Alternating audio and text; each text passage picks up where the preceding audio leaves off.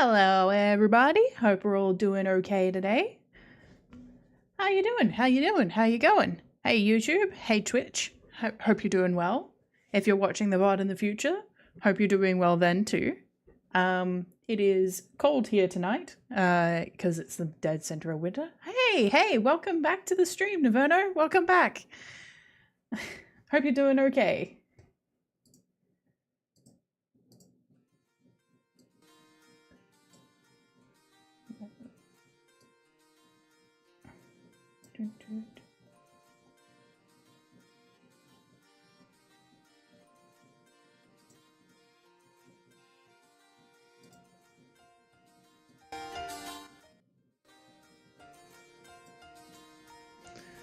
Actually gonna try and have some audio for once. Ah, that sucks. Make sure you're drinking plenty of fluids. Keep up your citrus intake. Strawberries are a very good source of it, if you can manage it. I think if I recall, it's a stomach bug, so you might want to try ginger, because even if like your symptoms still persist, ginger will make you feel a little bit less crappy. I don't like the actual flavor of ginger, but I eat quite a bit of it because I'm pretty prone to nausea. So yeah, it's just one of those things I kind of keep around. Trying to find a balance here. Okay.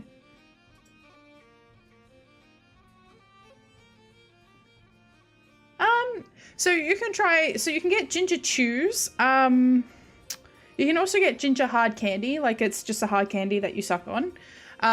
Ginger and tea also works. It depends on whether or not you're going to be able to stomach having a whole cup of it.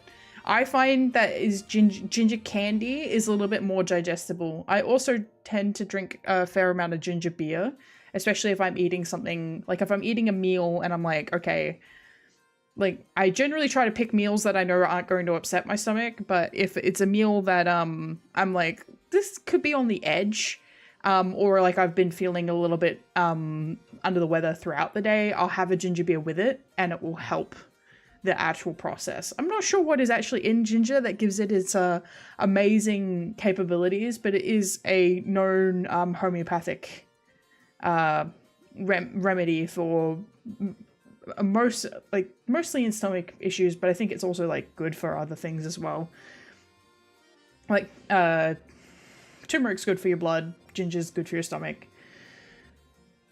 Or maybe it's a placebo effect, but it seems to be working, so I'll take what I can get.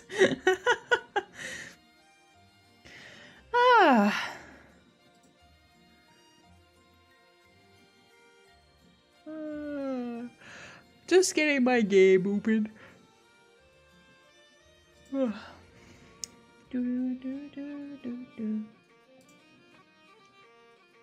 Yeah, try ginger tea then. Mint is another one. Peppermint is also good. But I wouldn't recommend combining them. Like, just pick one or the other. Do it like you can do a peppermint tea or a ginger tea. The warm water should also help. And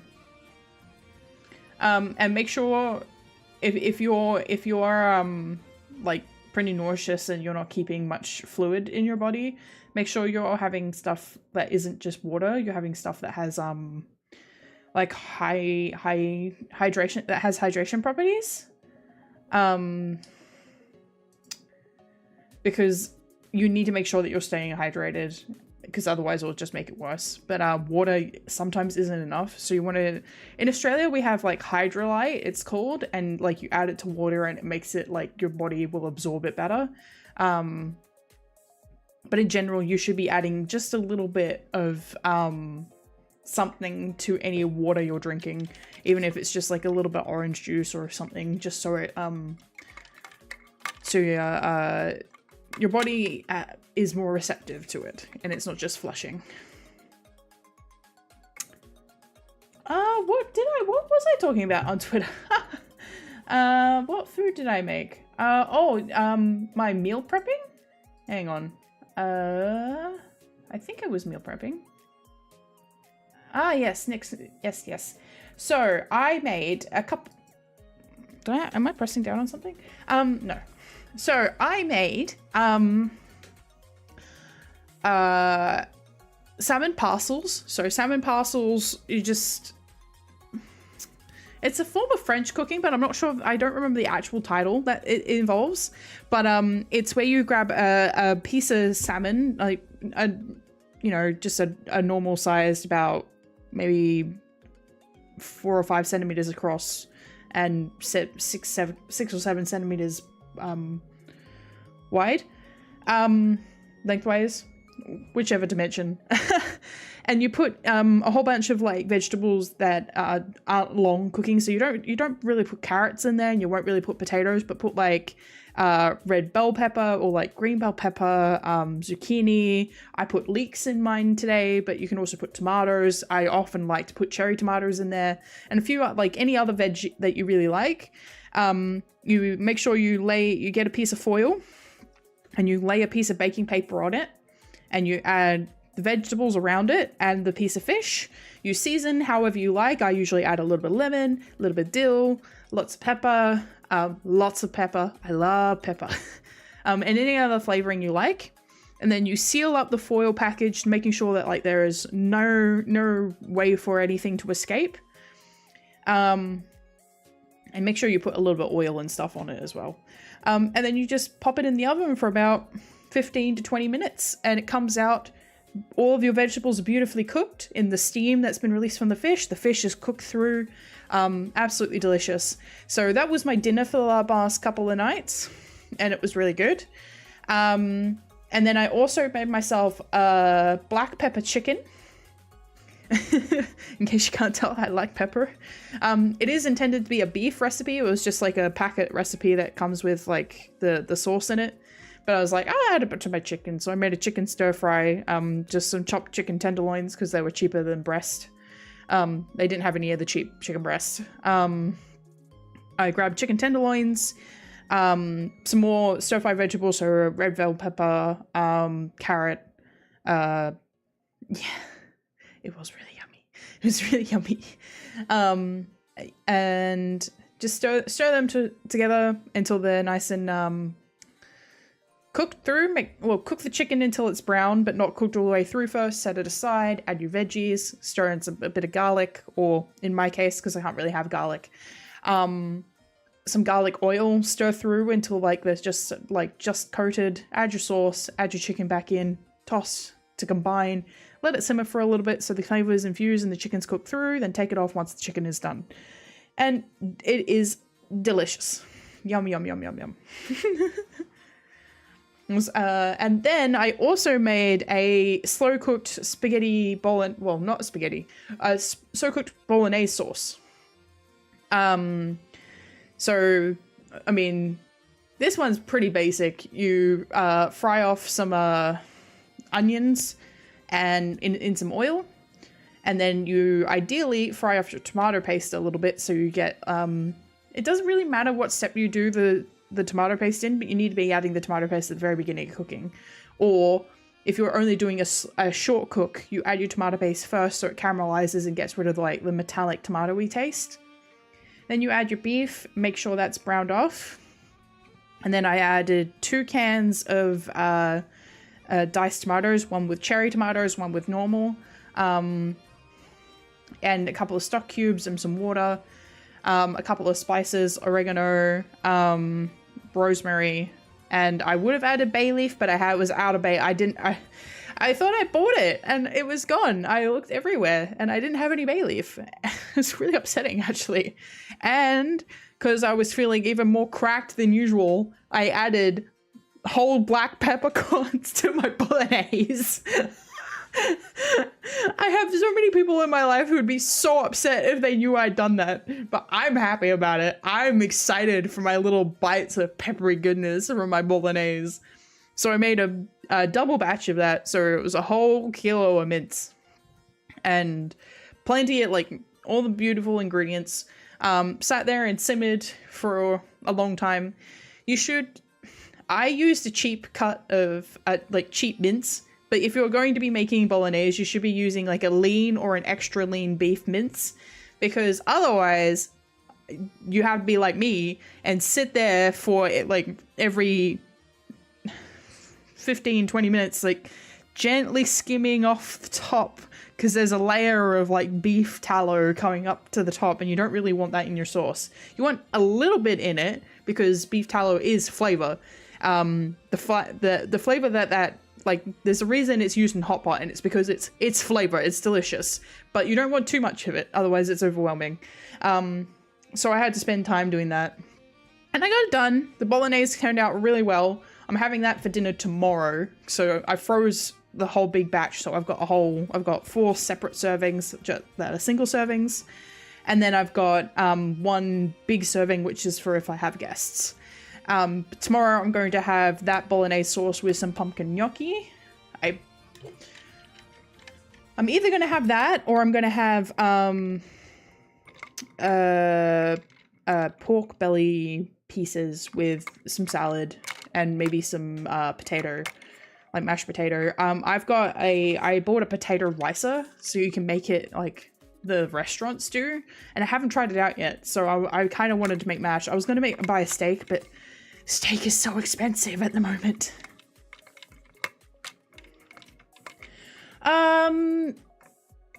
So in Australia, if you're making a bolognese sauce, in Australia, if you're making a bolognese sauce, it's expected that you cook the meat with the sauce. Like if I were to order a spaghetti bolognese at a restaurant, I would expect it to come out with as a meat sauce. So we refer to bolognese as a meat sauce in Australia. It's the same sauce that we use in a lasagna as well. Yeah.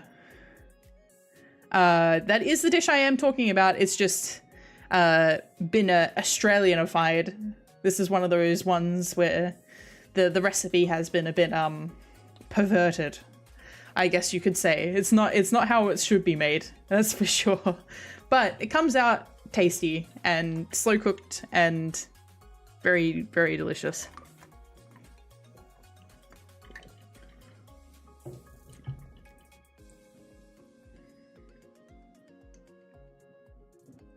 But I haven't made any pasta to go with it yet. It's just a meat sauce. Oh no, it's all good. It's all good. I wasn't sure if maybe it was like bolognese was like how it's spelt in other parts of the world. So I was like, okay, I'll just roll with it.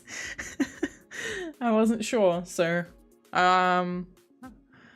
yeah, it's just a meat sauce. It's very tasty. Australians like their meat sauce. Like we in fact, this is a crazy thing. Most people that I know, and like I can't speak for every single family, right?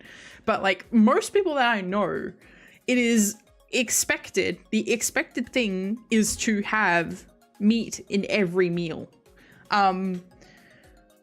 Which doesn't seem to be a thing as much in other places of the world. Like it is expected that you have a protein in every single dish. And like, I guess that's better for your nutrition overall, but like, it sort of ties into like our snacks and stuff. So like if you go down to the shop, you're almost always going to have a place that is selling snacks that have meat in them.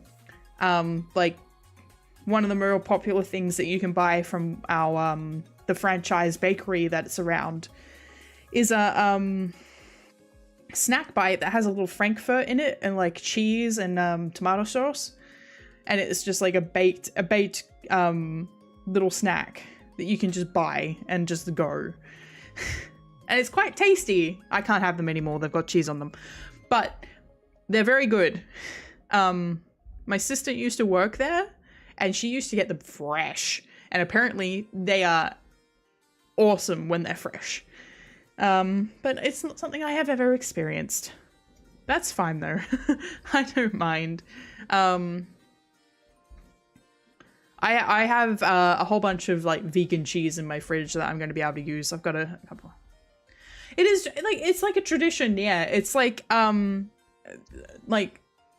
think this carries on from the fact that we're part of the Commonwealth, and I think it's sort of similar in the UK, where your expected meal is meat, like meat and potatoes, right? You're expected to have some meat, a carb, and some veg on your plate.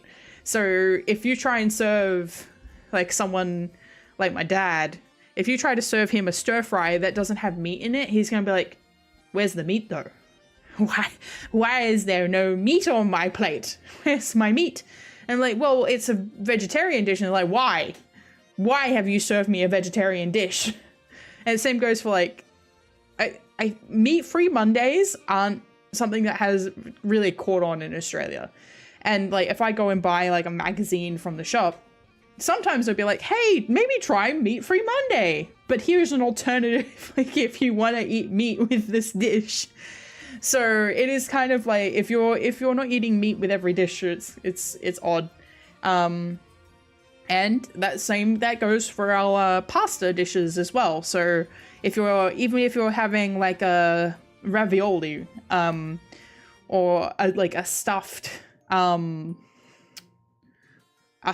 pasta, a pasta that has a filling in it, it's usually expected, like, even like that the sauce is going to have a meat sauce in it if the pasta itself doesn't have, like, if it's for example, a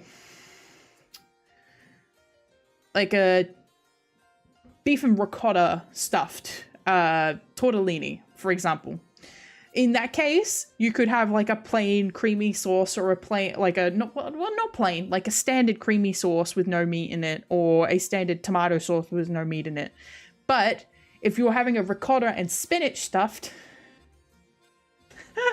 Thai lobster, you don't begin long in this world.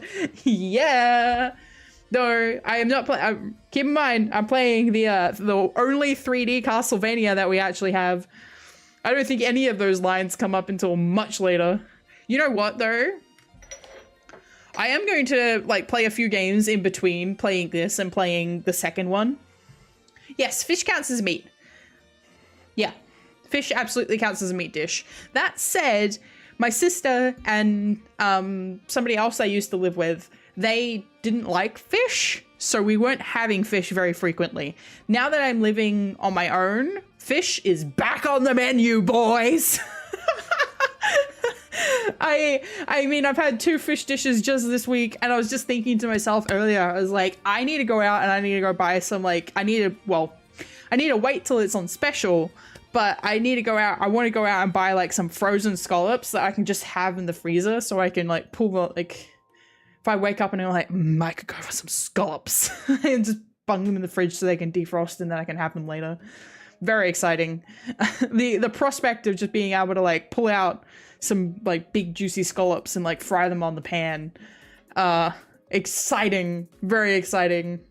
That one of the things I'm most excited about in terms of being by myself is like the freedom to make whatever food I want to eat. Because there have been a lot of restrictions and like, hey, don't eat that, or you have to eat at this specific time, or because for example, if you live with other people, you sort of have to come to a compromise on what your time frames are. So it's like, we're going to have dinner at this time because it suits us most. And it's like, well, that doesn't really suit me, but I don't really have a leg to stand on in this race because it's like, it's 2 against 1 or it's 3 against 1. So for a long time, a very long time, what I've been having to do, and I try to avoid this, but sometimes it still happens, is I was having lunch, breakfast, because I get up at that late. I was having lunch at about 2 o'clock, 2:30, and then I would be eating dinner at about 6:30. Maybe. Sometimes I was having lunch as late as 4 and then having dinner at 6:30, which is not great because I wouldn't be hungry for dinner. And it'd be like, and then I'd have this massive gap in time where I was like from 6:30 till like 4:30 in the morning, I was not having another meal, which is not good for me. Like that's not eating, like that's not enough space between meals. Like I'm eating meals too close together, that sort of thing. Now I can sort of regulate that a little bit better. And like if I'm not hungry, I don't have to eat. Like I still like need to keep in mind that I need to, you know, fuel my body, but if I'm not hungry, I don't necessarily have to eat.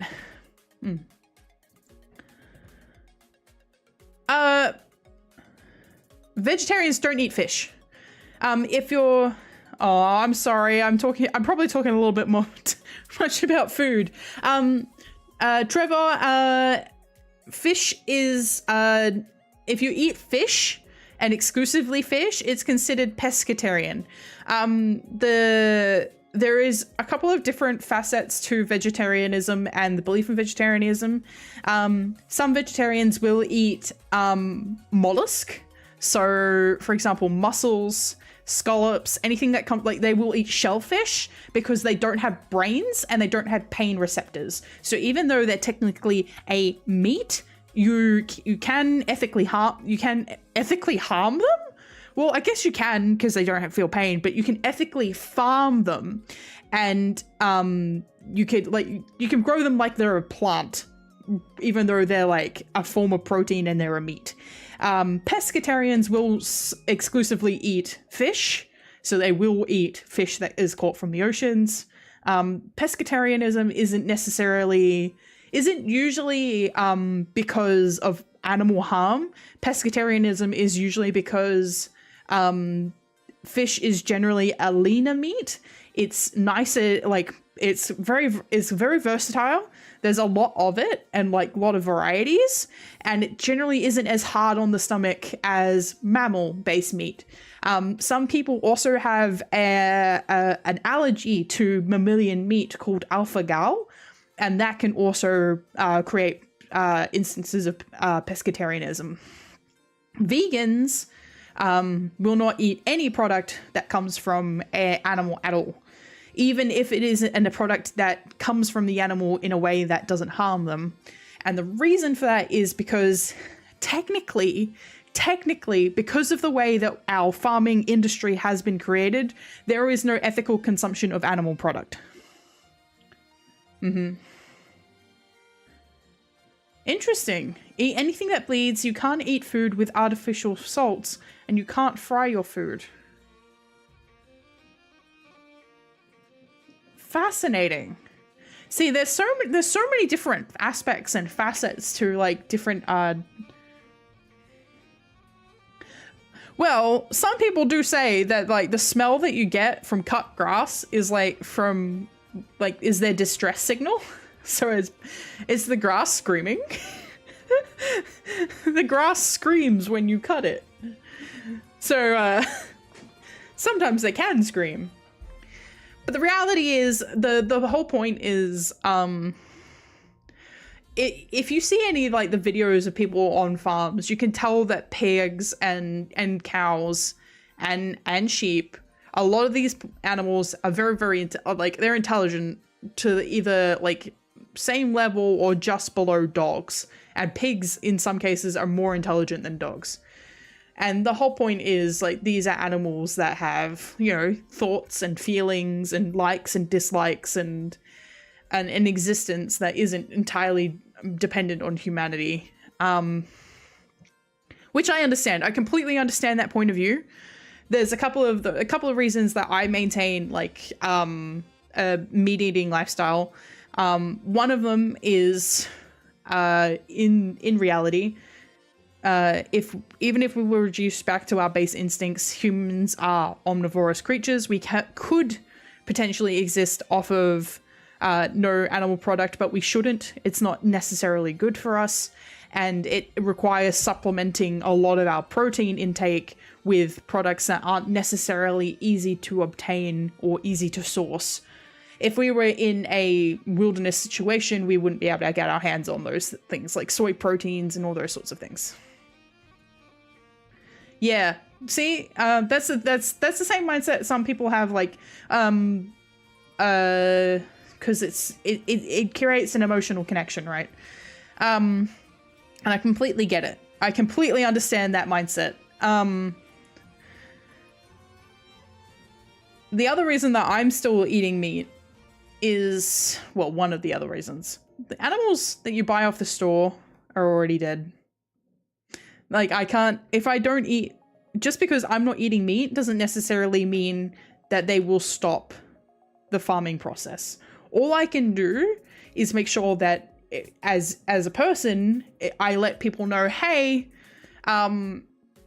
if you want to support better conditions for animals, you need to support the causes that are lobbying for those better conditions.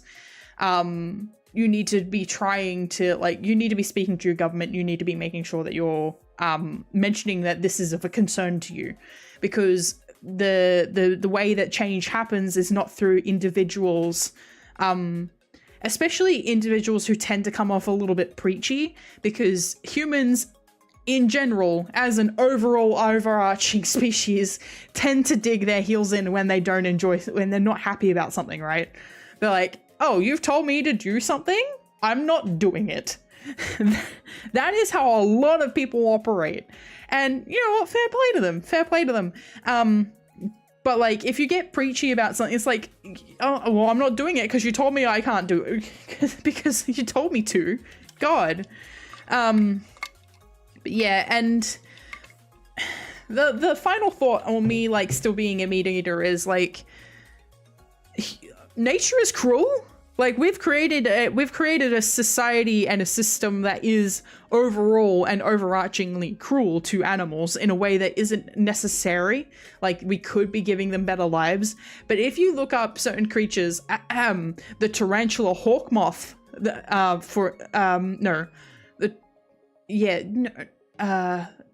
tarantula hawk wasp. Sorry, it's tarantula hawk wasp. If you look up the life cycle of that creature, or you look up the life cycle of cuckoo birds, or you look up the life cycle of many other creatures in the wilderness, you're going to find instances of obscene cruelty.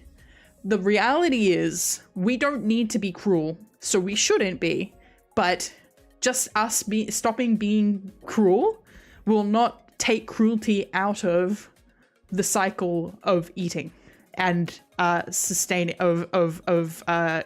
energy from others, because nature is cruel and it's not going to change any, like, I don't want the tarantula hawk wasp to go extinct just because I don't like its practices. I think clearly it serves an important part of the life cycle of the delicate ecosystems it lives in.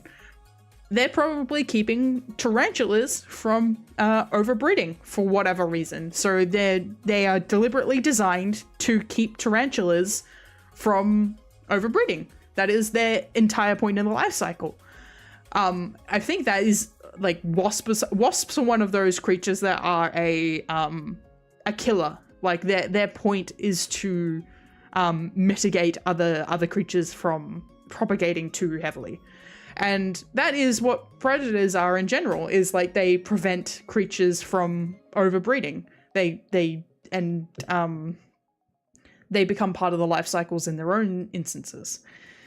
Humans have kind of disrupted a lot of those, like, proper cycles of existence within our world.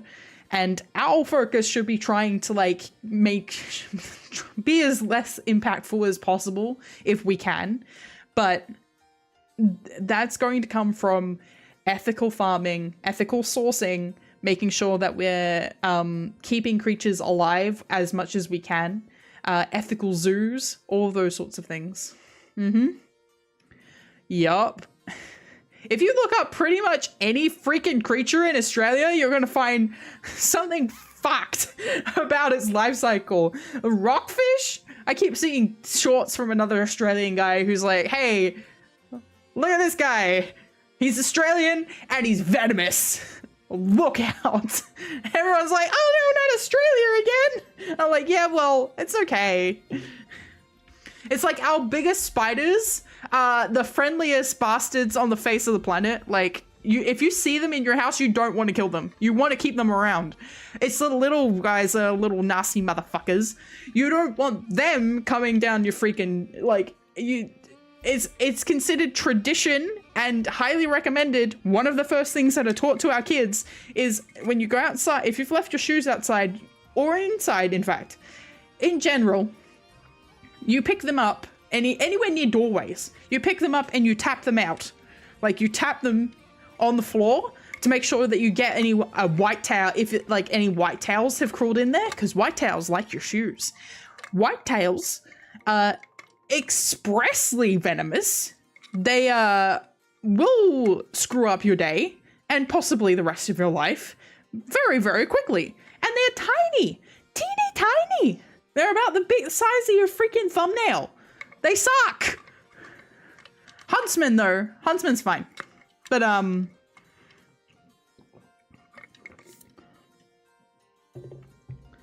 there's quite a few animals that have like really screwed up like methods of hunting, or in some cases screwed up methods of protecting themselves, such as the caterpillar that will pretend to be a snake.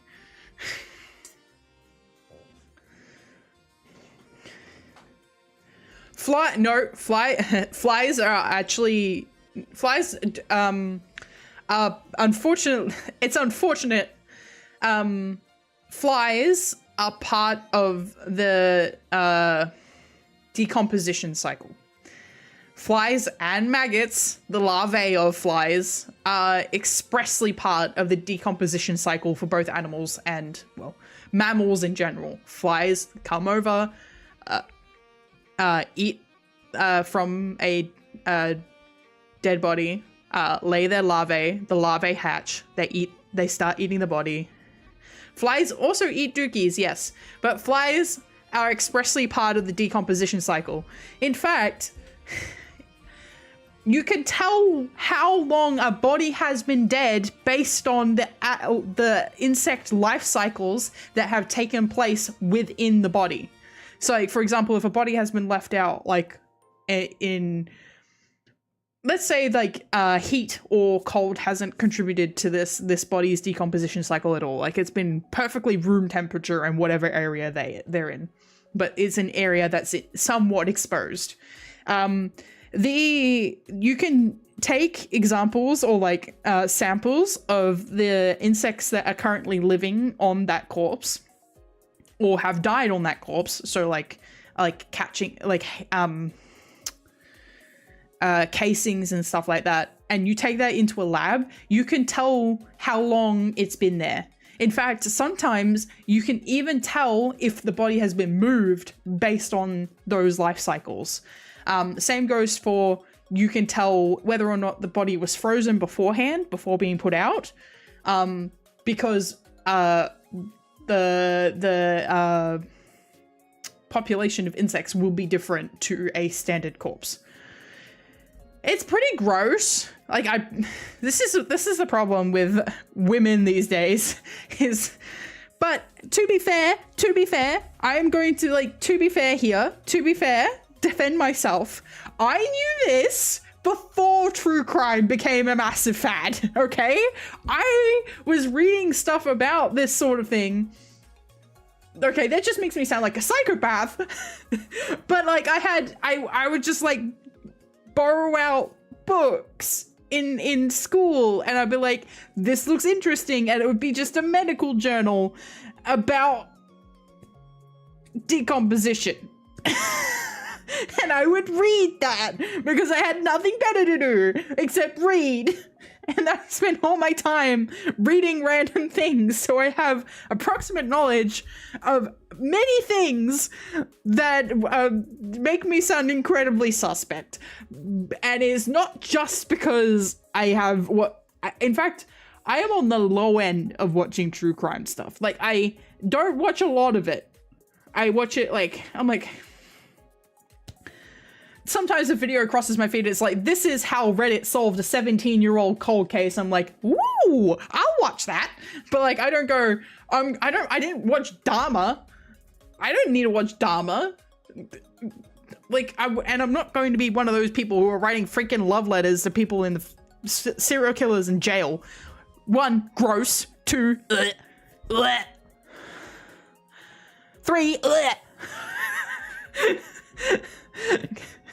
get some freaking standards, God.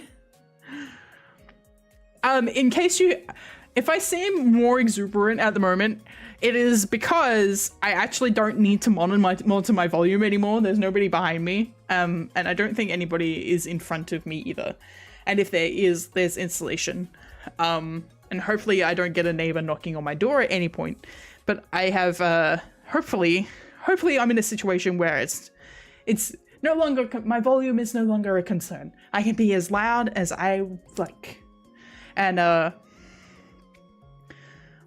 that said, I may have peaked my mic a couple of times there, so sorry. Sorry. Okay. Moving on from,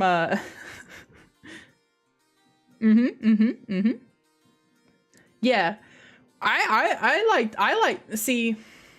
I learned that from watching CSI as I think I was like 10 years old, but it was like, oh, I'm gonna go watch, I got home from school, I've eaten dinner, I'm gonna go sit down and I'm gonna watch crime scene investigations.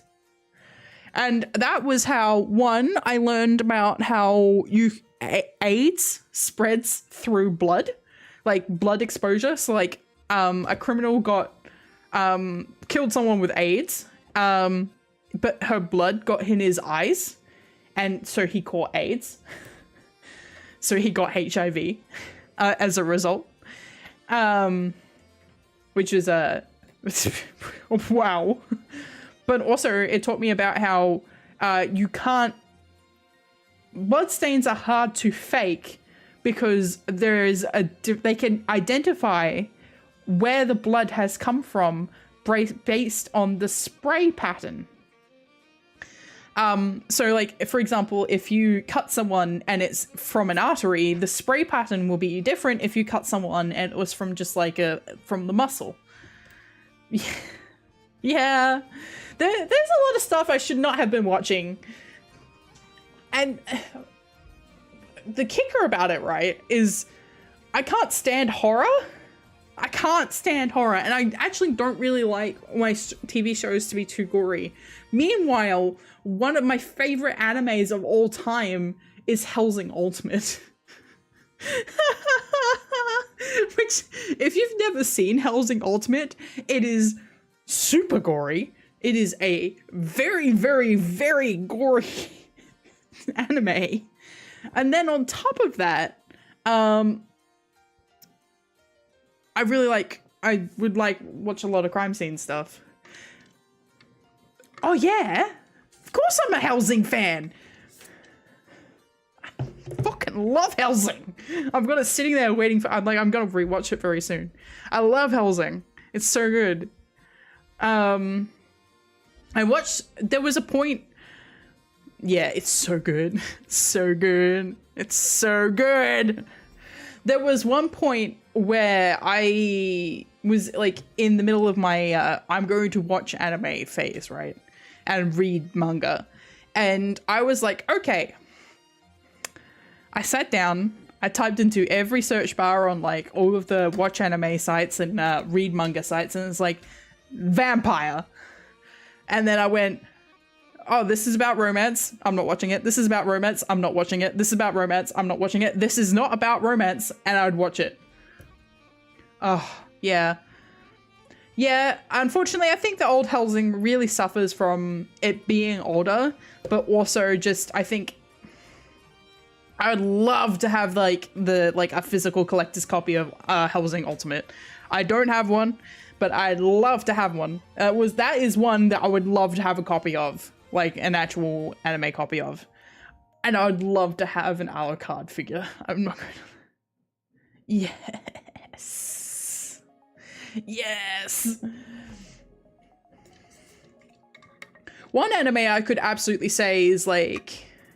See, a lot of anime, like the first run of the anime is like, oh, they're not sure whether or not it's going to do well, so they don't, I'm going to my ahoge keeps getting caught, like, cut off, so okay, now I won't get cut off.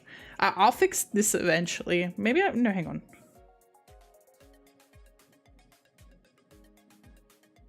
There we go. All right. I'm slightly smaller. Like, the first run of an anime is kind of like average, usually because they were running them before the manga was finished. They're like, oh, well, like, we'll give them, like, you know. Yes. I love the whole thing. Also, I'm a big fan of Abridged too. But see, a lot of Abridged go really off the rails, but somehow Helsing's works. It just works. It's just correct. I don't know how to explain it, but it's so good. Just thinking of the vibes that Helsing Abridged carries just like gives me like a happy vibe. It feels good, man. Yeah, I think a lot of animes, like, their first run is kind of average, and then they have the better run later.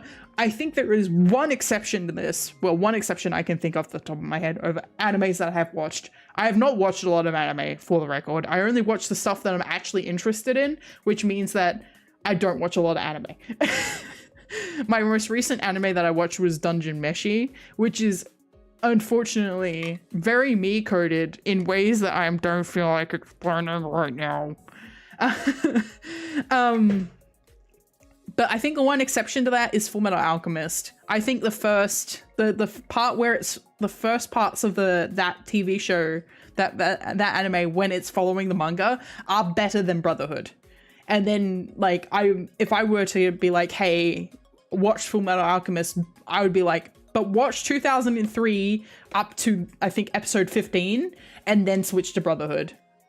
And because, unfortunately, I will say, I mean, there's so many spoilers out in the ether for this particular one I'm about to say, but don't spoil me on it. I started Evangelion, but it was just like, man, this anime is depressing. It's one of those ones where you gotta, like, be in the right mindset. You gotta be in a good headspace to watch Evangelion, because it's going to make you miserable no matter what. So you gotta make sure you're in the right headspace for it, because if you're not prepared, oh boy. Nah, I've had a couple of recommendations. Like, I really need to sit down. And the problem is, right, and judge me for this all you like. Yeah, absolutely. I saw a screenshot comparison too. It's like, it felt like 2003 really made a point of emphasizing Arakawa's scene work, because Arakawa, as a manga artist, has amazing eye for set piece and creating a spectacle in a still shot. And 2003 seemed to understand how to really capture that properly. Whereas Brotherhood was like, okay, we have 2 seasons that we need to get through. We're going to not blow our budget on each scene. We're going to blow our budget on having everything coherent.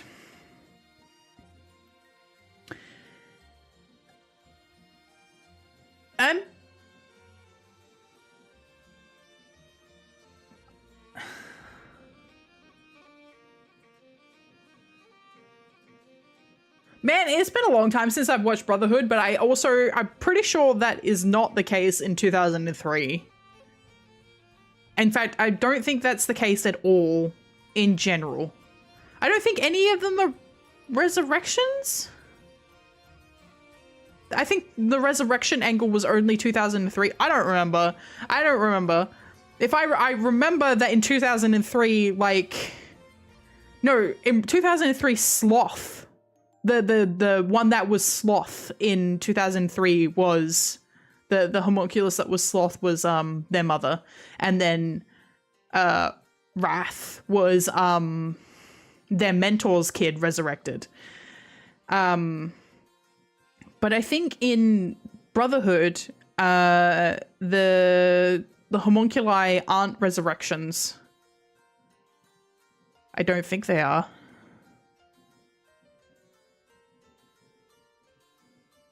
I don't remember. I think there's a point in 2000 in Brotherhood where it's like it's proven that they didn't even bring back anything human. No, that's 2003. I'm certain that's 2003, and she was Sloth. It's been a long time, but I'm certain that's 2003. That's the 2003 plot. Is that all the homunculi are from resurrections? Sloth is their mother. Lust is Scar's partner, Scar's wife. Why do I remember this with such clarity?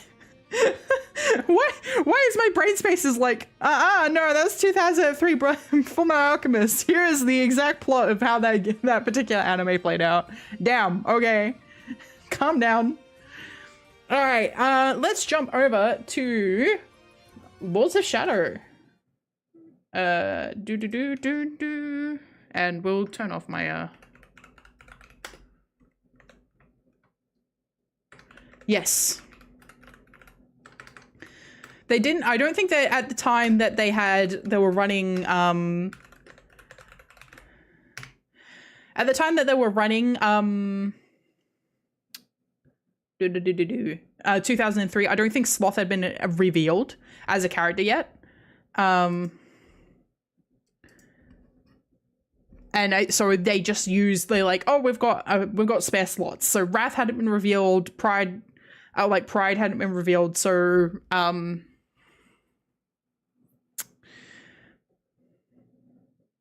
yeah. It's Sloth.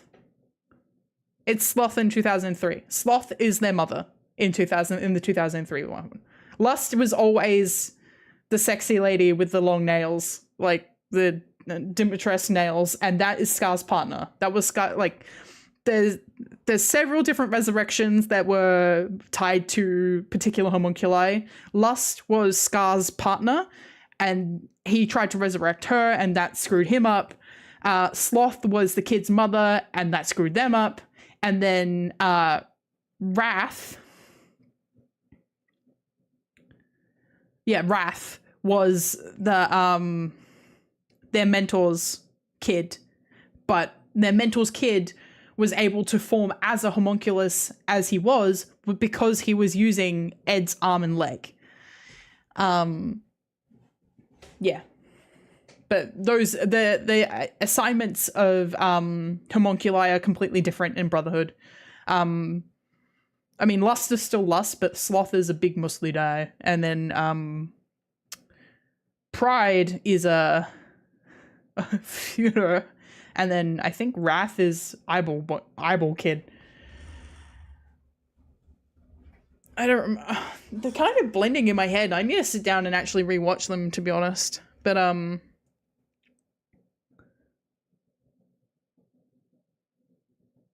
remember. I don't remember.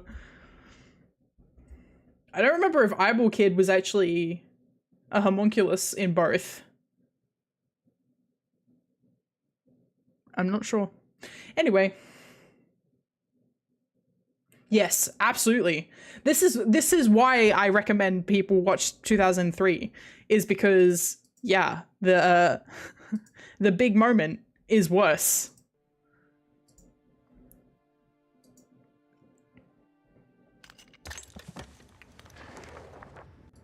Here we go. Hello. All right. No more music. Shush. Shushy, shushy. Hang on. Anything? Okay. Cool. Yeah. I think the emotional... It's not even just more disturbing. It is more emotionally impactful because You spend more time with them as a group. You get to know Nina better in 2003, so her loss is more devastating in the 2003 version, which is why it is very, very hard to create and write something with a character that you don't spend a lot of time with and have them die and have it be fine and have it be like impactful. Expedition 33 was very good at this. Expedition 33 did a fucking fantastic job of doing it, but it's not every game, not every story can do it. Not every, a lot of times stories don't, like they give way too many death flags, way too many death flags. They're like, haha, we're being coy, this character's going to die. And it's like, yeah, I know this character is going to die, so I am emotionally distant and I don't give a shit. Right? So, because you don't want to get attached to a character who's going to die. Like, it's part of why I think character death spoilers are kind of devastating in general. Like, you don't want to tell people about Final Fantasy VII's particular twist, because if you don't know that twist, the game does not set it up. Like, it doesn't death flag that character, except for when you are literally on the cusp of it happening and you start getting death flags. You're like, why do I have so much of this character's equipment now? Why do I have this super powerful weapon for this character now? Why does nobody else have one? Why does this character have all of their limit breaks now? Right?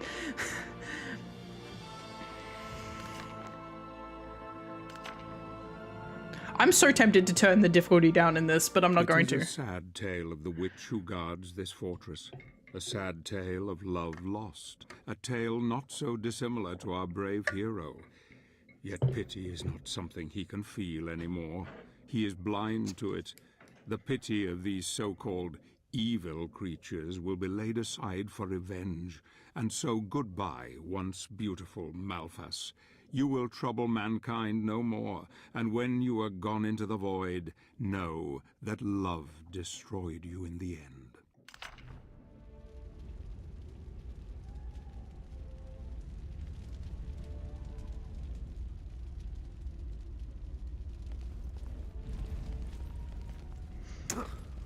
They really did pick an interesting angle for this particular game.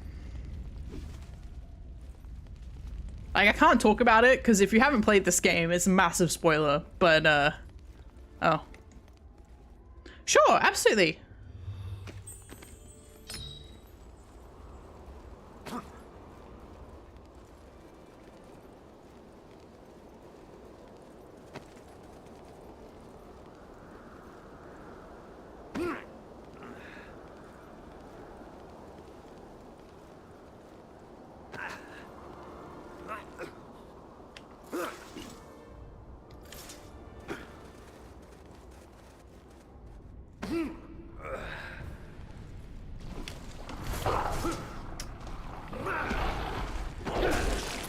Yeah, I think he's the VA, the narrator VA, but he's also a character.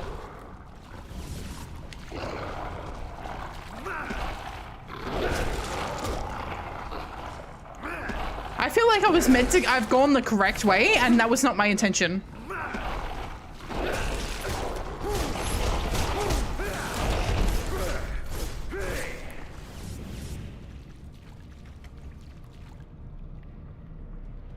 Ooh, Shadow Gem.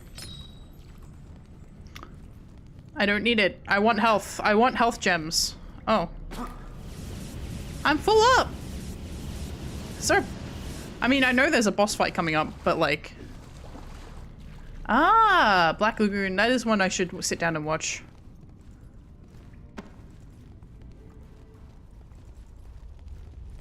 Oh, okay. Is there a lever here? Lever?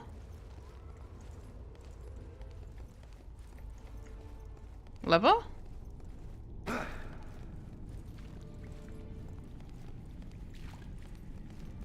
I guess I'm going down here. Okay. I guess not. Am I stuck?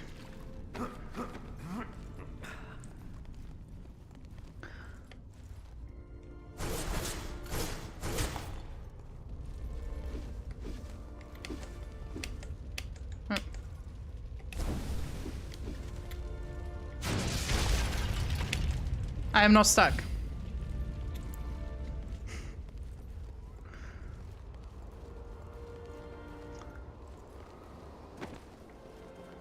And it was not the direction I was meant to go! Haha! My exploration! It paid off!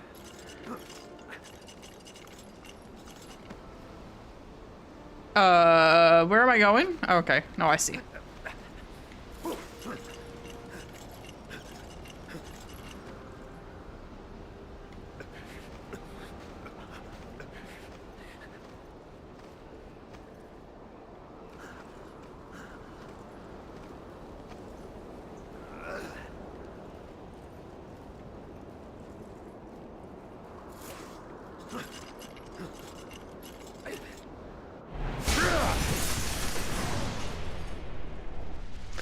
Man, my ankles! Oh, my ankles!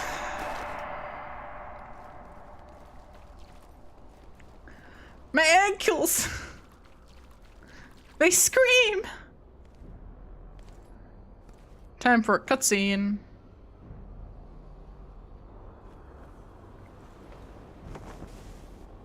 The art direction behind this game is so good.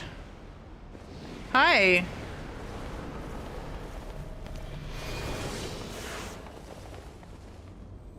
Uh-oh.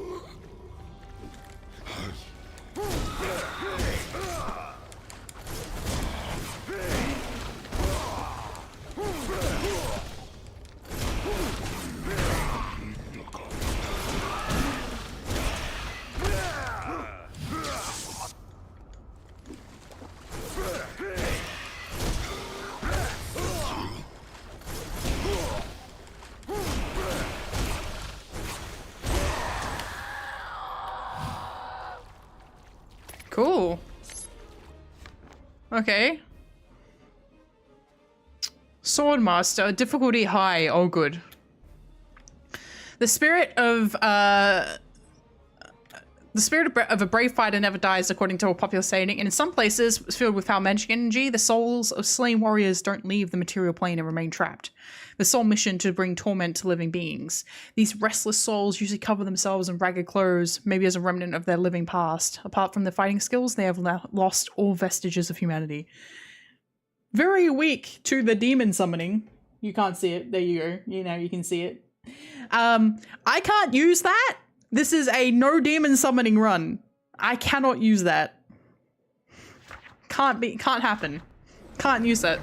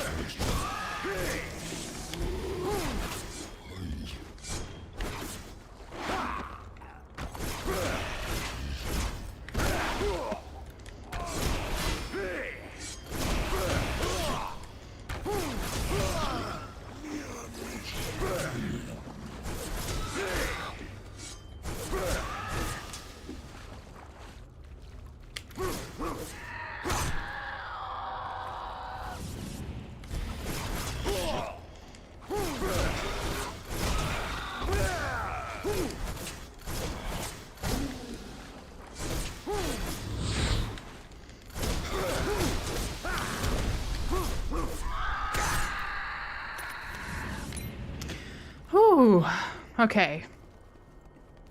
Oh, I don't like how the camera spins in here. Hello.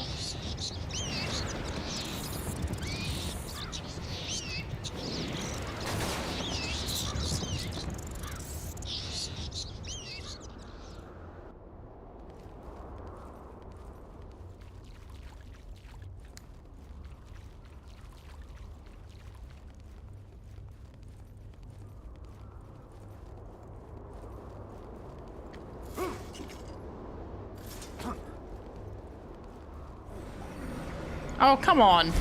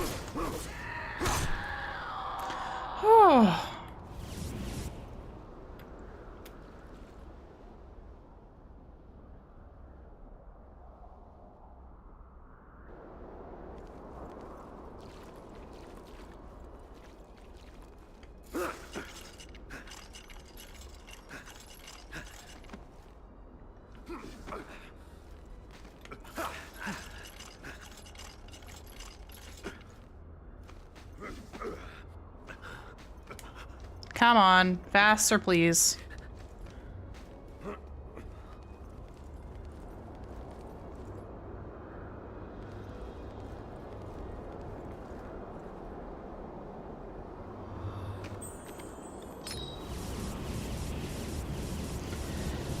It's never a good sign when they're like, hey,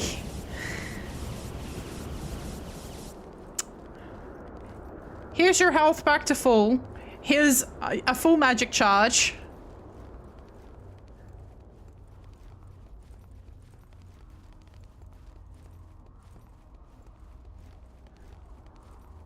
Oh god.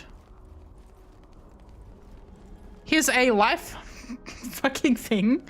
Oh god. Look, if I die too many, look, this game is hard.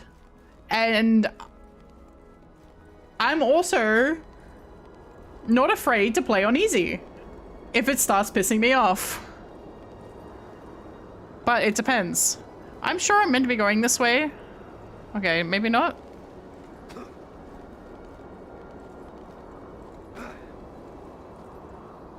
There is a death wall here. Oh no, hang on, I am going up.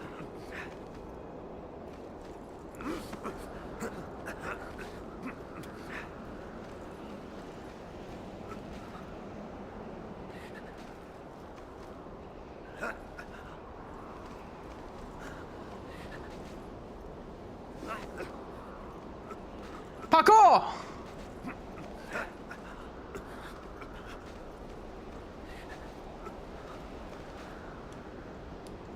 No! Parkour! Okay.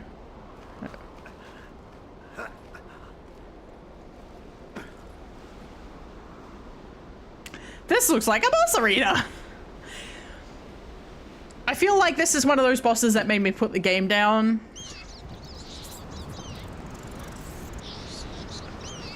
I think I was getting mad because I was like, where are the vampires? I know when I actually did finish playing the game, and it was after the vampire bit. I didn't do the Necromancer Lord of Shadow. But I'm determined to finish it this time.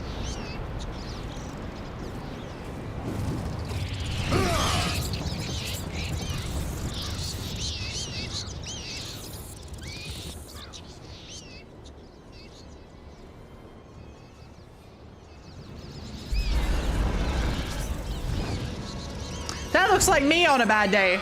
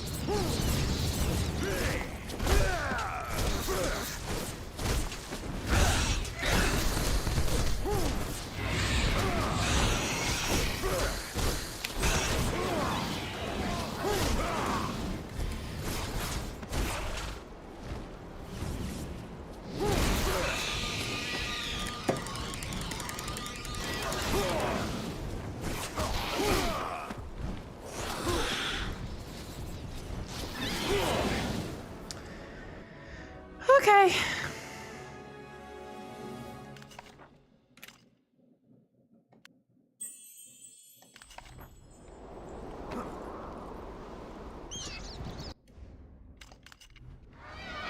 All right, fine. Yeah, I see them.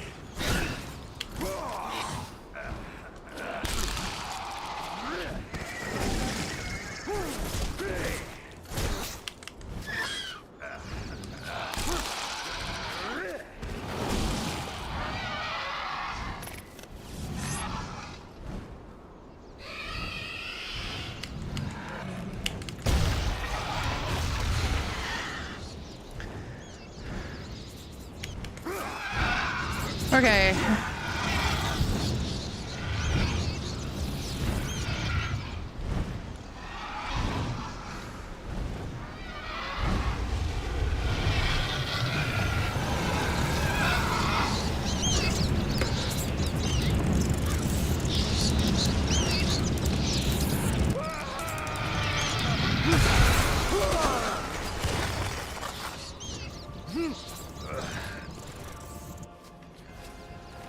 Is there an enemy right behind me?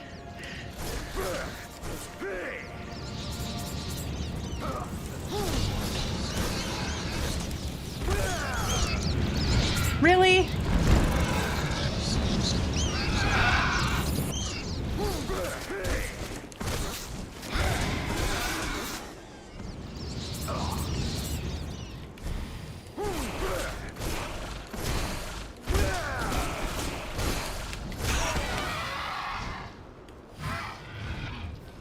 Here we go again.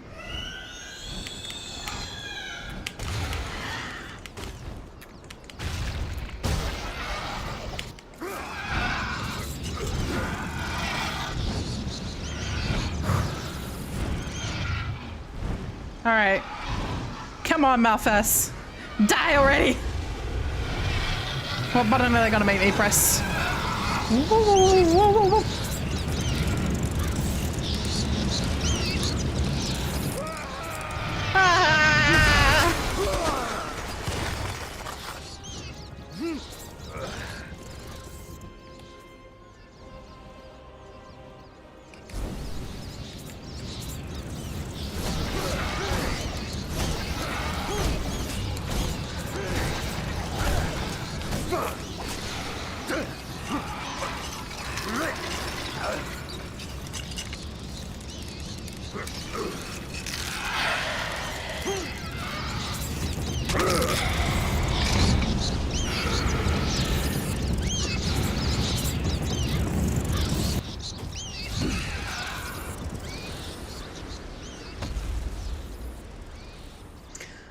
Sad.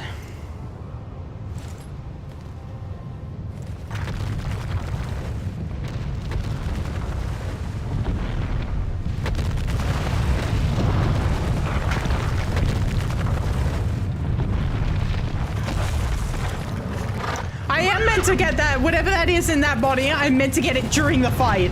That's bullshit. That's ass. Asinine, even.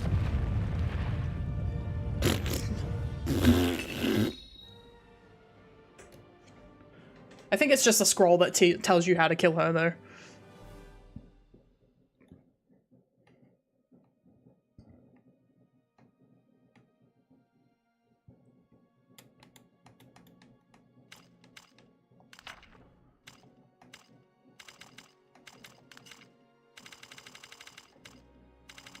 What can I unlock? Sprint thrust.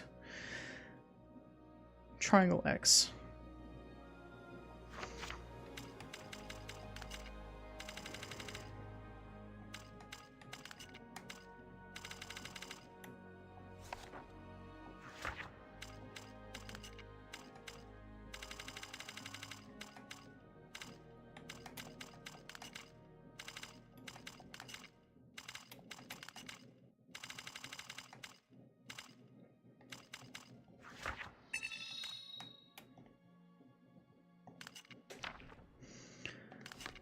Here we go. So it seems Pan has saved Gabriel once more.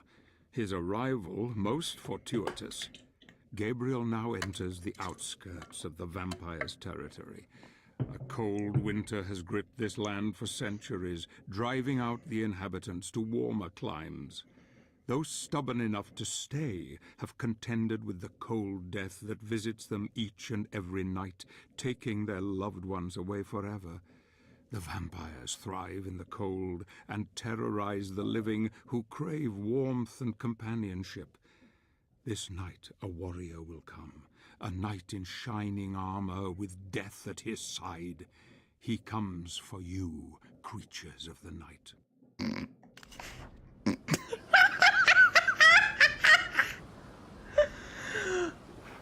Sorry.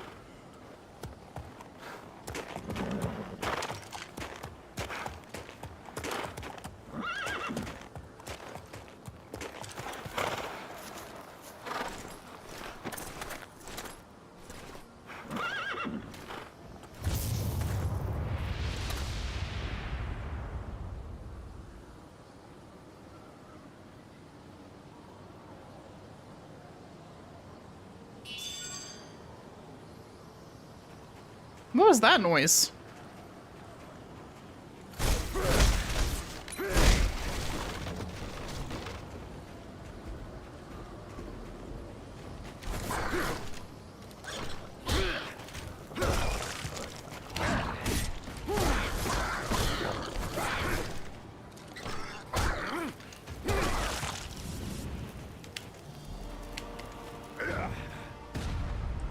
Have a good night, Naverno.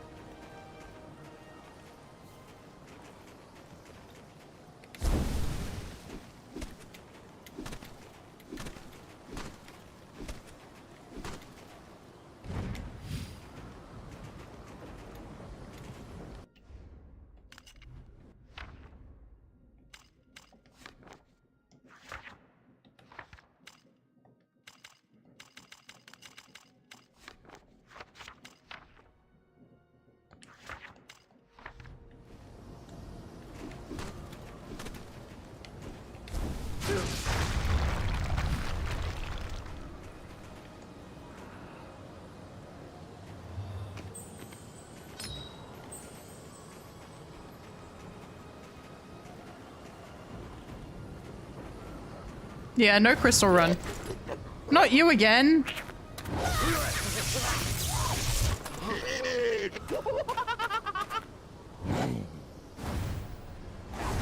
Rude ass.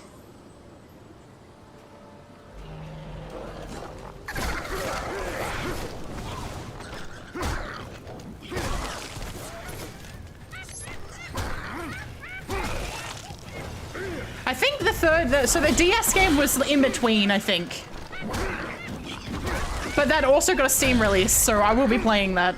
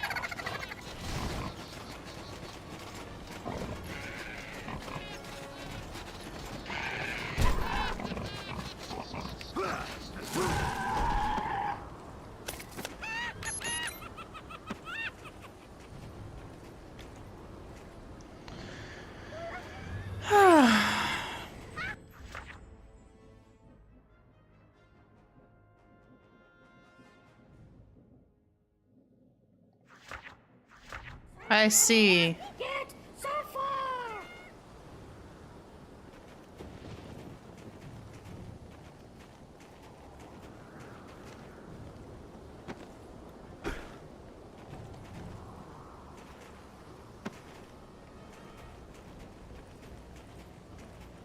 Warm.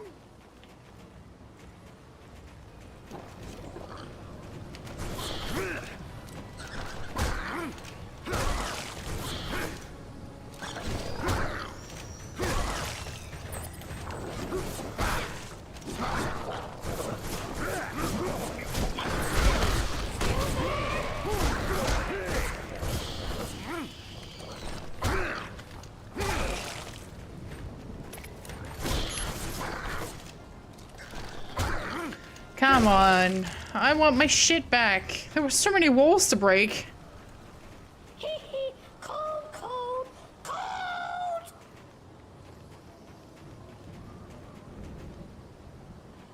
Am I not meant to be going this way? Probably not. I need to loop back around. Go to size.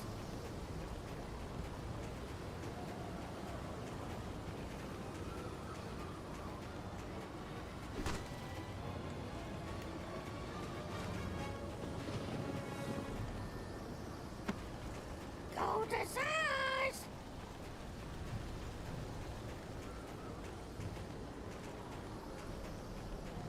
I think he's up there. Oh, okay. He's up there. Found me.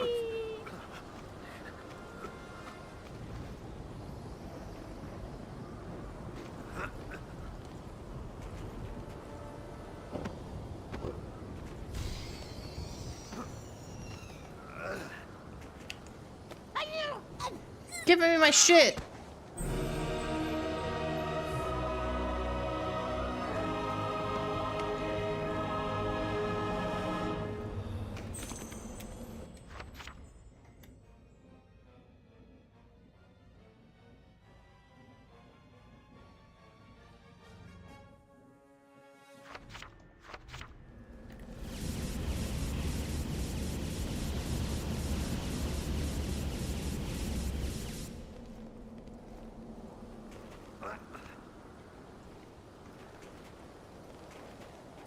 Alright, time to loop back around again.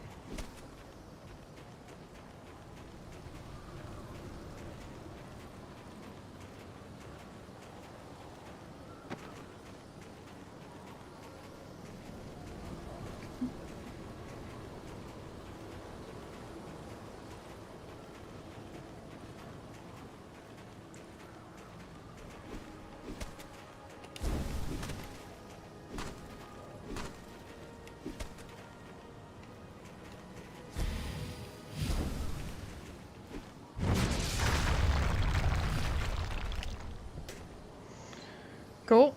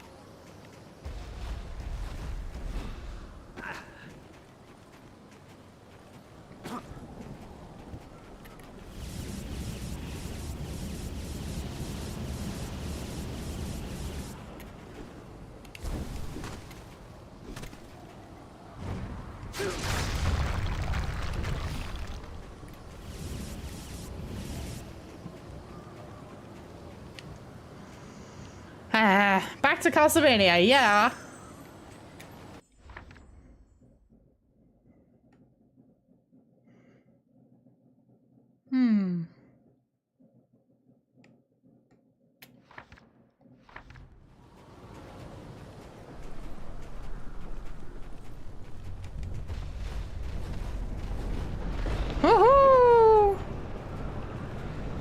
that castle!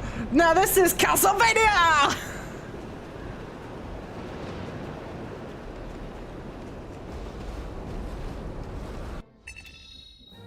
Haha!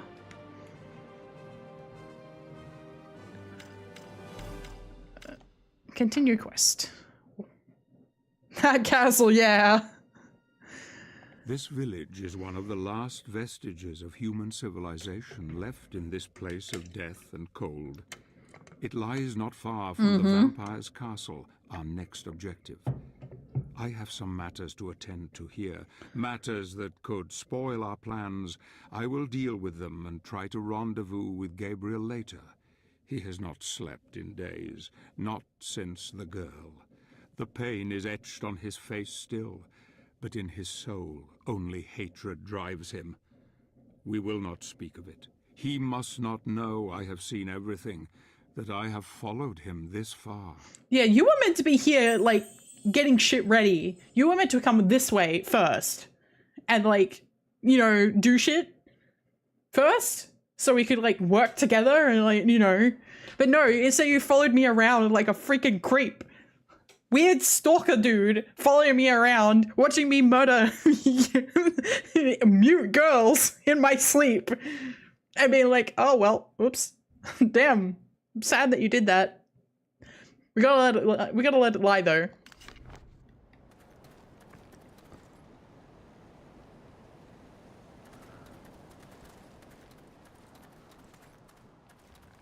Hello?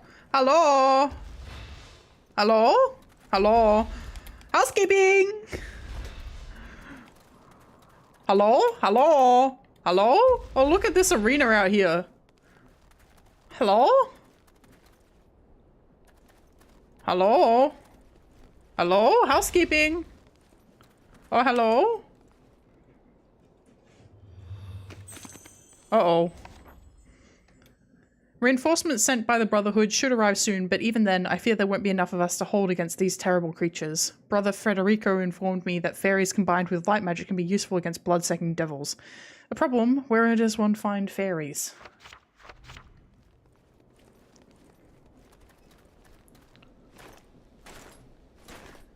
Yeah, I can take your trash out! Watch this!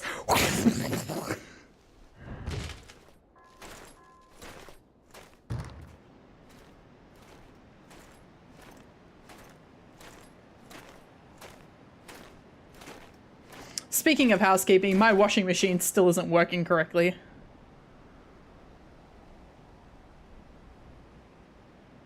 No!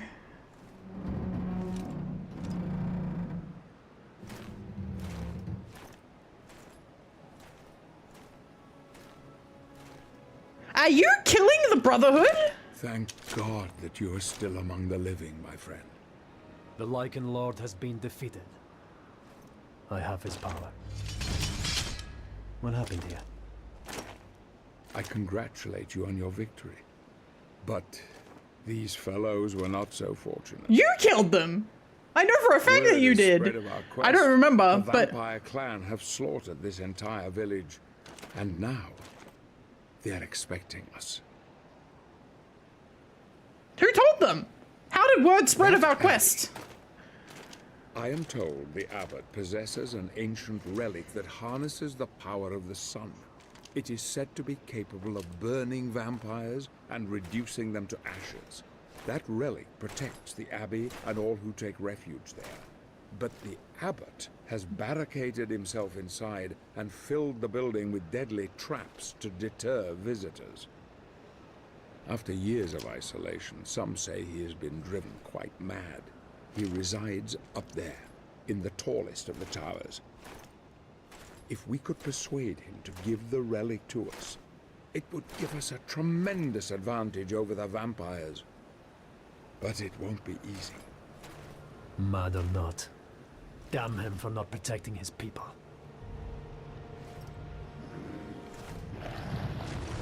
Ghouls! Oh, cool.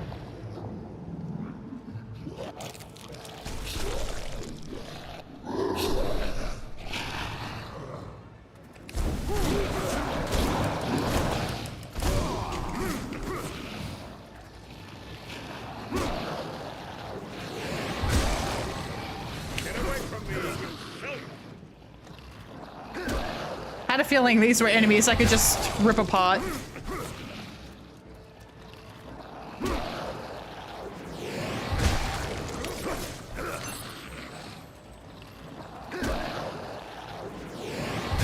will return if we don't block the hole.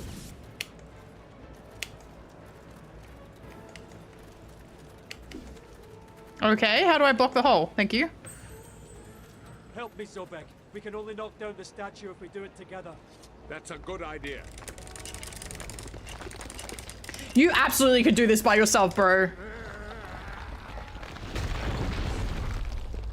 That was a deep hole.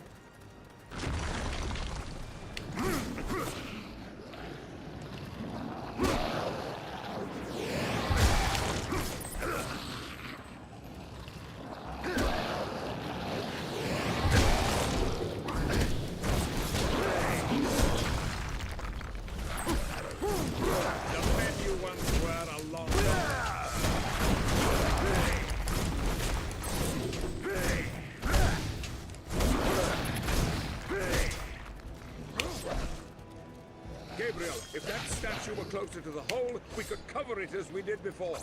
Gabriel, if that statue were closer to the hole, we could cover it as we did before. They will return if we don't block the hole. Gabriel, if that statue were closer okay. to the hole, we could cover it as we did before. Okay. What do you want me to do here? I can't push in this game. Wait. Gabriel, if that statue were closer to the hole, we could cover it as we did before. Gabriel, if that statue were closer to the hole, we could cover it as we did before. Me too. Me too. I think people were just not happy. I'll give it a go. Maybe.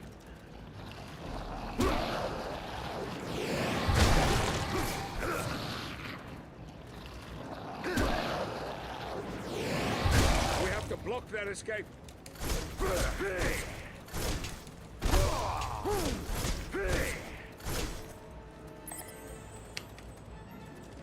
Gabriel, if that statue were closer to the hole, we could cover it as we did before. Gabriel, if that statue were closer to the hole, we could cover it as we did before.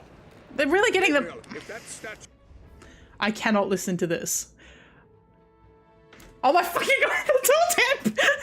Why? Gabriel, if that statue were closer to the hole, we could cover it as we did before. Fuck! Motherfucking... Shut up! I'm going to look up how to do this. Shut the fuck up. Oh my god. How to move the statue in Weigel Village, Castlevania, Lords of Shadow. I need to use my shadow magic to punch it. Fuck me. How do I punch again? Please stop. I'm begging you. Sir. Sir, please.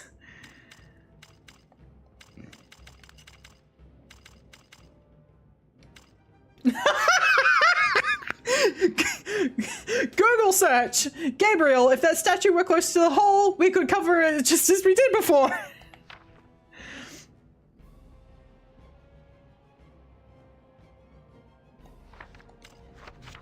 We could cover it as we did before.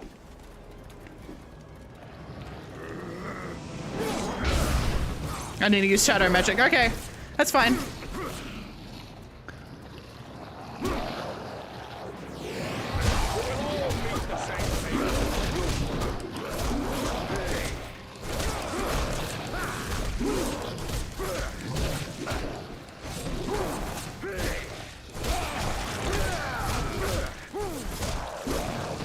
See if we can use that statue to block the hole.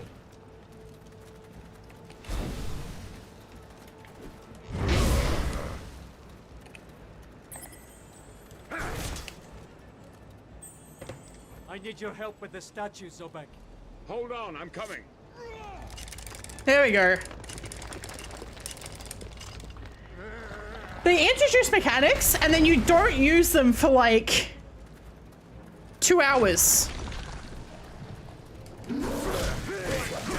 Or like 3 hours of gameplay and they're like, hey, can you use that mechanic, very specific mechanic right now?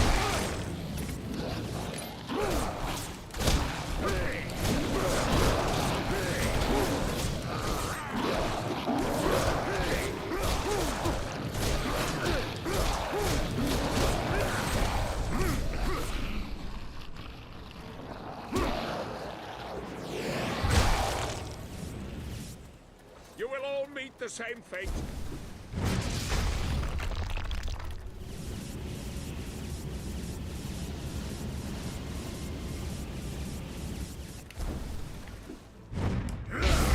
The men you once were are long gone.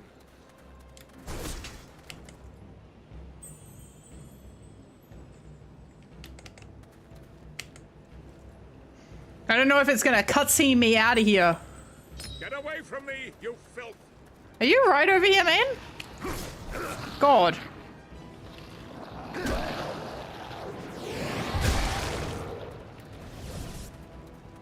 Alright. They will return if we don't block the hole. I want to read up on ghouls. I want to know what they're doing with the ghouls in this universe. I just like vampires. Ghoul. Despite most people believing otherwise, ghouls are not undead creatures. In fact, their ancestors were human, but a diet of corpses and rotten flesh transformed them into horrible monsters that dwell in burial grounds and cemeteries. Ghouls used to live underground, but sometimes venture outside in small groups to scavenge for carrion. The vomit of a ghoul is highly poisonous, but can be dispelled with light magic. So then they got nothing to do with vampires. Boring!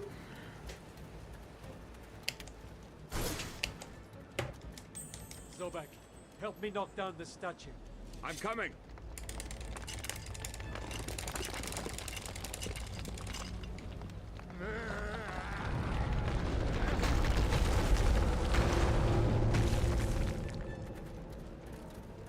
Cool, thank you. Just gonna give this place a thorough once over. Look at all these people that Zorbek killed. This door is shut.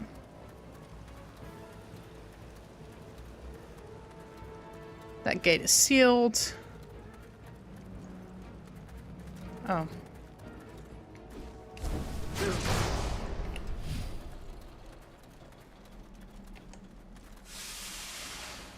Cool.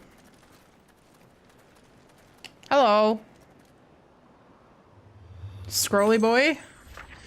We are supposed to meet here to prepare for an assault on the castle. I've not seen anyone yet, so I will rest in the mausoleum for the night. It's not safe here. Ghouls and vampires prowl the night for wayward souls, and I don't intend to be caught out in the open. The ghouls especially pose a serious problem as their vomit is highly poisonous, and I'm low on light magic, which is the only thing that can dispel it.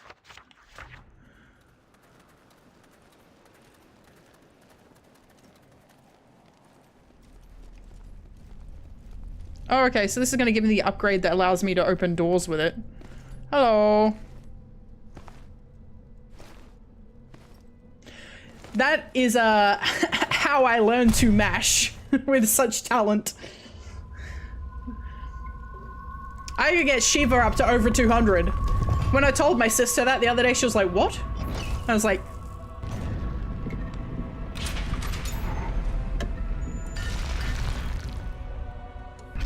I'm very powerful.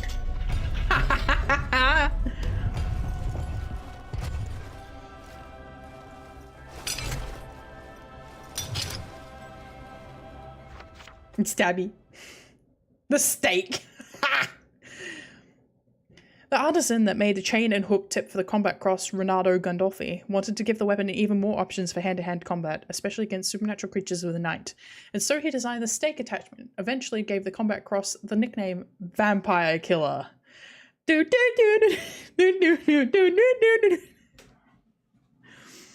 Yeah, my powers cannot be underestimated.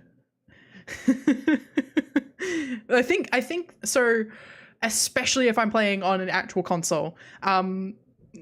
PC actually limits your button mashing abilities. It actually gives like a timer between mashes, so I don't think I've gotten over 200 on Shiva on the computer. But basically, if there is ever a button mashing minigame, there is never any instance where I have failed it. Yeah, I agree, dude. How? No. I know the song. Hi, Eve Petrichor. Welcome to the stream. Hope you're doing well. Close book. We're doing some vampire killing today.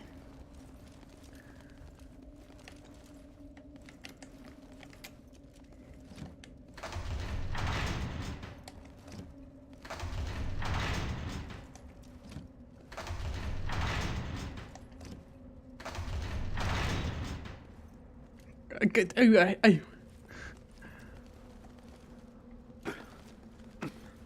Okay, here we go. Come on, Zobek. I found the steak. Steak. I could go for a nice steak. Yeah. That's... my name is PETRAICHORIA. I love that particular word. Yeah. That is, yeah, that's the origin. Weapon upgrade not found. The Abbey Catacombs. Ooh. We delve deep below the Abbey, ready to face the evil confronting us. The abbot, Vincent Dorin, was once a good and kindly man who helped the people of Wygol. But now he has become a devious coward who has holed himself up in the Abbey and rigged it with traps of cunning. The people, unprotected, have paid a heavy price for his treachery. Night has fallen outside, and we will be open to vampire attack at any time. We must be on our guard. We must work together if we are to succeed in acquiring the relic that the abbot guards. This will help us greatly in defeating the vampiric horde later. It's on the hard side. It's definitely, I don't know if you played any of the early to mid 2010s games and how they were basically all God of War likes. This is a God of War like. So it's like DMC, it's like Darksiders, it's like the original God of War titles. You have a, yeah, no, not DMC 3, DMC, the remake, the one that everybody doesn't like. DMC 3, good game.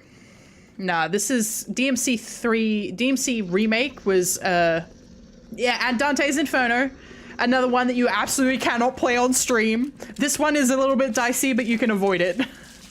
Mostly. Oh, hi.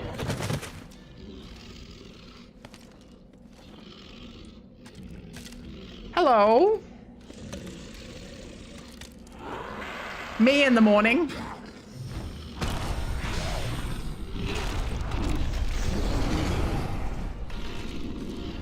Vampires! You will all meet the same fate.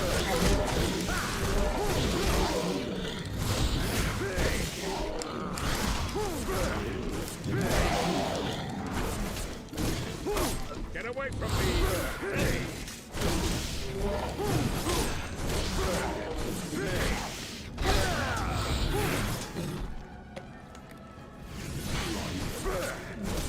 Yeah. You know what? I didn't mind it either. I thought it was, honestly, even though the story was stupid, but it was a fun stupid. Like, the scene where they're like screaming fuck you at each other, classic. I can see a device which may help us open the door.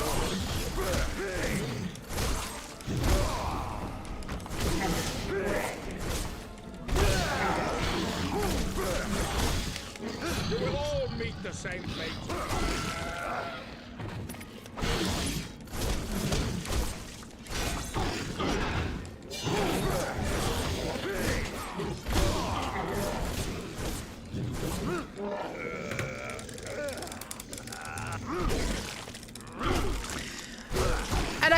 liked the way it was like, okay, these... Once were a long gone. Yeah. Personally, I kind of liked the idea that the brothers had known each other. Yeah, Infamous was from the same era too. I like that the brothers had no idea who each other was, and like they slowly learned as a result of the, well, Virgil knew. But I kind of liked that aspect of the story, but I felt like it had no subtlety. It was like, corporatism is bad, and here is all the reasons why.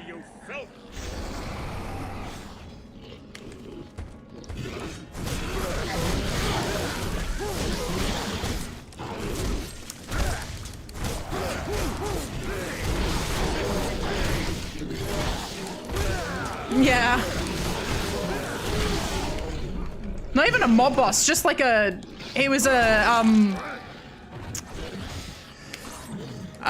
corporate dude. It was basically freaking Jeff Bezos. Thanks, I was going to kill him. Okay, it's always in that, okay. Hoi, hoi. Who designed this? Hey Zobek, can you protect me while I do this, please?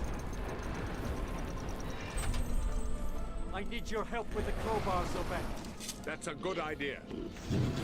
Go through to the other side, quickly!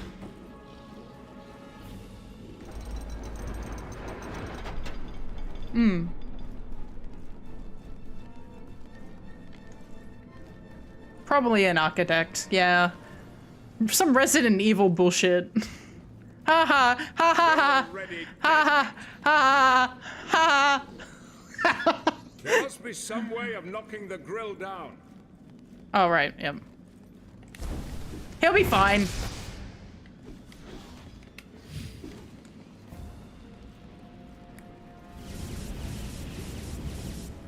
Don't you dare touch me. Oh, I see. He'll be fine. What about the statue? Yeah, I know, man.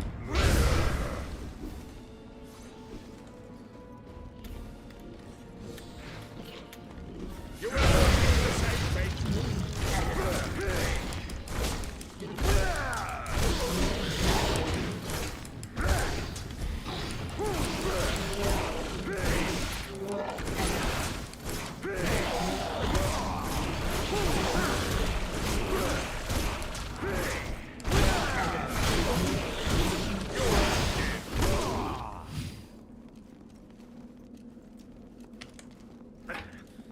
Sweet.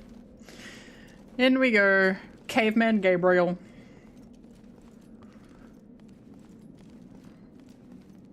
That bastard abbot has protected himself well. We need 2 keys to get out of here. I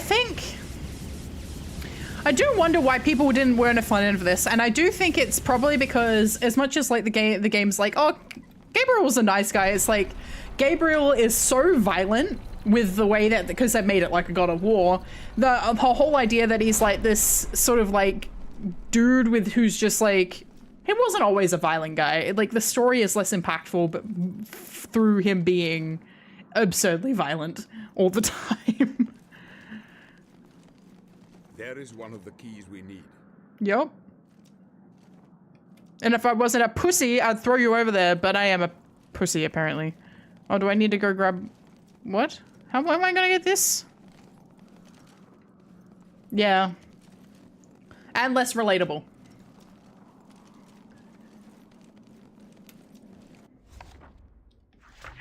Can I... Do I need to...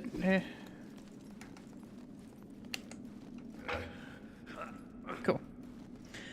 Yeah.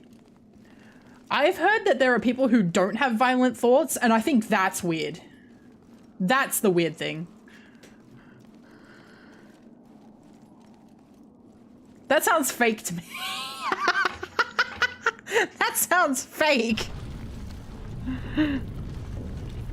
Yeah. Zobek, help me with the crowbar. I'm coming. Thanks, Sobek. Go, go! Cross over now!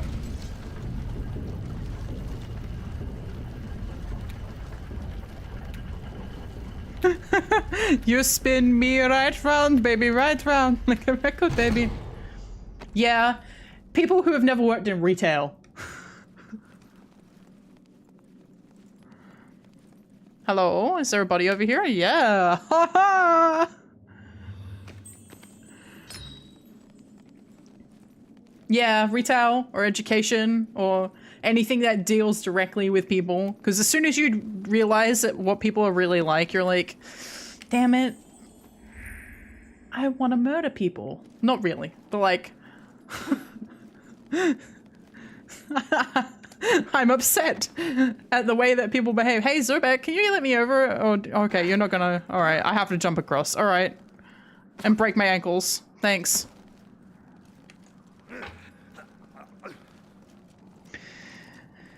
Okay.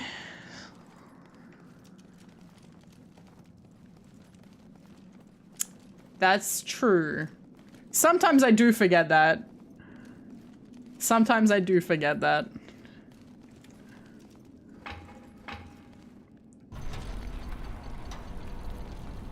But then you go and you drive and you end up behind people who are like doing 40k in a 60 zone or 50 or 70k in a 100 zone. Well, okay, this looks like a trap. That looks like a trap. All right, you're just gonna stroll into the trap. Quickly, support the next slab or we will die here. Hurry! What about the next slab? Support the next slab before we are locked in here.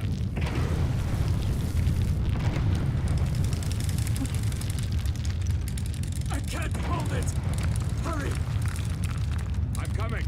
I can't hold on much longer. Get out of here. Holy shit! A trap. There is one of the keys we need.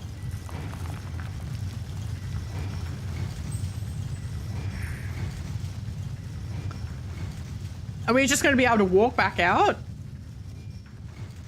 If it were me, I would design it so like it slowly like ascends back up and it'd be like, oh yeah, it's safe, we can go back. And then I would just have them all come back down all at the same time.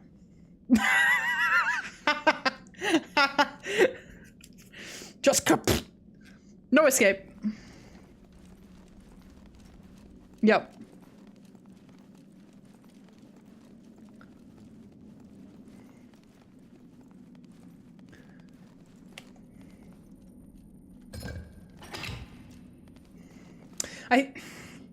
So earlier in one of the earlier streams, right, there was a point where Gabriel, he's not sure whether or not he did it or not, but like he wakes up and the girl that he's traveling with is dead and he dreamt that he did it. And I'm pretty sure he did it. And then like, you gotta go steal the guy who's guiding her's arm. He's like, I don't want to do that. And the guy who's guiding her was like, well, I'm gonna fuck you up because you killed her. And so you have to kill him anyway. It wasn't a dream. She's definitely dead. But now he's got like one clawed hand and it's like, I want to see that clawed hand all the time actually. And it's the reason I can do this. Yeah, you should back up, bitch.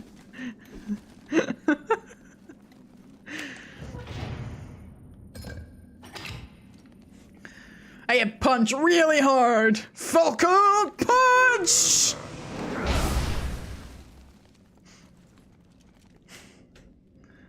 Oh my god. Cats are so cute. I'm in the market for a cat. I'm thinking about going to the pound tomorrow, but I wouldn't mind. See, the problem is, right, one, I have a dog coming over in a couple of weeks. I'm going to go to the pound and I'm going to have, I want to find out what their pricing is like, to adopt. Because I would like to get a puppy and a kitten at the same time so they grow up together and so they're cool with each other. Because I want both.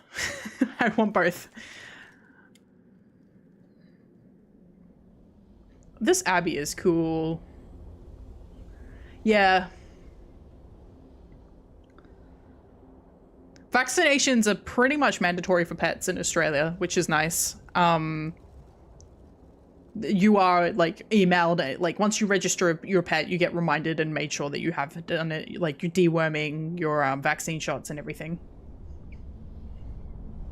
Yeah, it's definitely like I'm work from home, so thankfully I'm home enough that I can, but like I know that it's a privilege that I'm in a position that I could just go out and get a pet tomorrow if I really wanted to.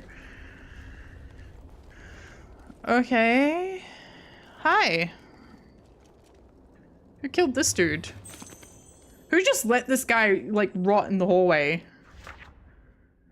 I heard that Gandolfi went in search of the vampire that took his beloved daughter. This was what motivated him to create the combat cross and its upgrade relics in the first place. I passed a mausoleum earlier that could have housed one of the cross upgrades, but the weapon itself is held in a secret underground vaults of the Brotherhood. But the relic has no purpose or value for me. I wonder if we will ever see it used in combat. I wonder if the prophecy will ever come to pass, or we'll ever discover what happened to Gandolfi. I thought only a few people were able to... I thought only a couple of people... There's a strange device here. This is a sundial.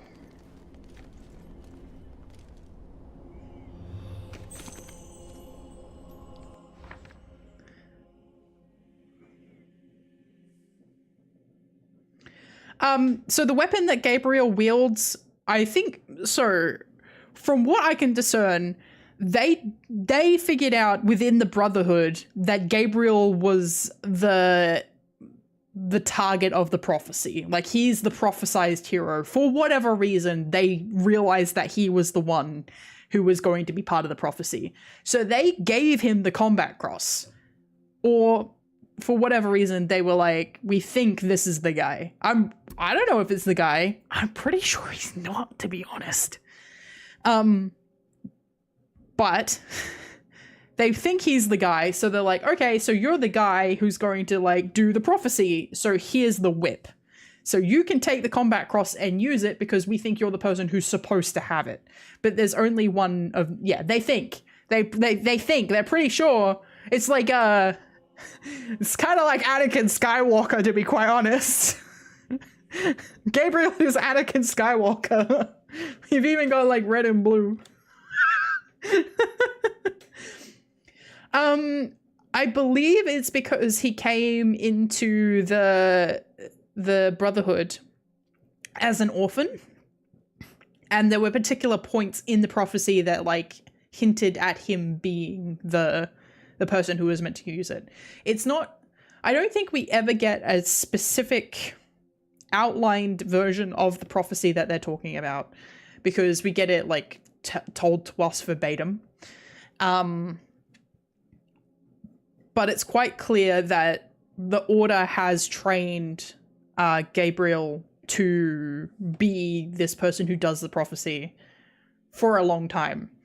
In fact, I can't really say, but I've gotten like this vague inclination in the back of my head. Like, I think there's certain things that the Brotherhood has done and that Zobek has done that are very sketch in order to put Gabriel onto this particular path. So I think it's not even that they think, it's like Gabriel has been chosen by the Order to fulfill this prophecy. You were like, you're the one who we're going to send into the gates of hell, basically. Wait, hang on, I didn't read that. I didn't read that. I didn't read that at all, actually. This device and the portal that keeps sending me back are connected, but I cannot figure out how. They're forcing the prophecy, yeah.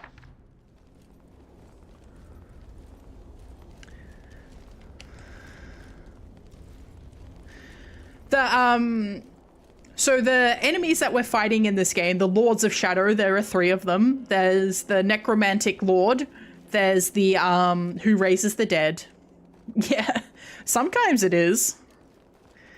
Oh.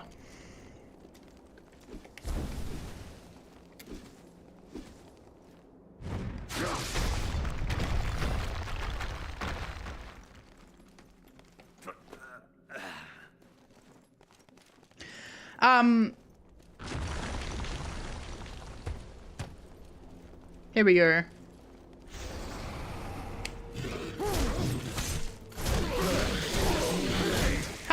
It's sunlight. Come over here. Come over here.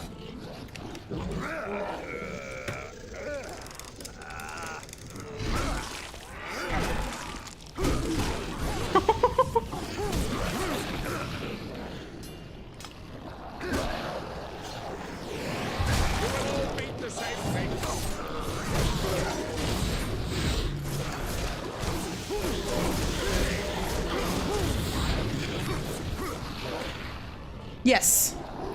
And then the first one was the lycanthropic one.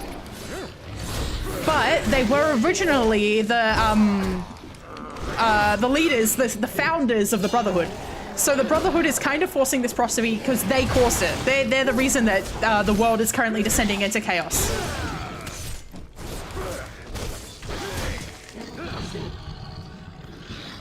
So they're kind of running out of time. So it's kind of like this kid kind of fits the profile. We don't have any time left. Let's just go for it and hope for the best.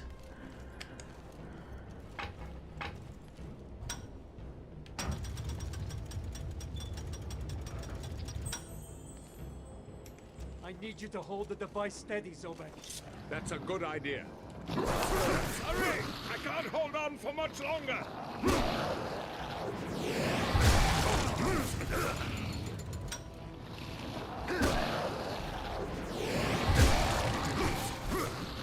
Useless NPC.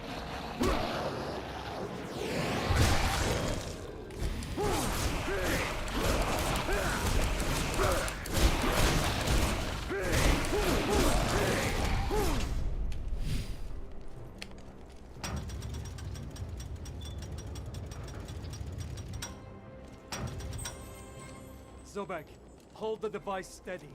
Hold on, I'm coming. Go! Go! Cross over now! Okay.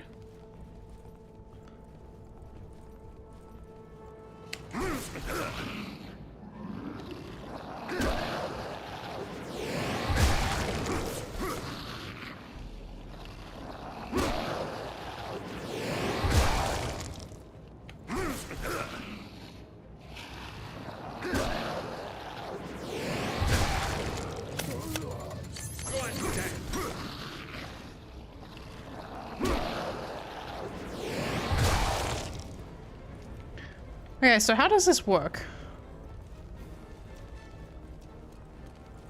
I cannot carry any more fairies.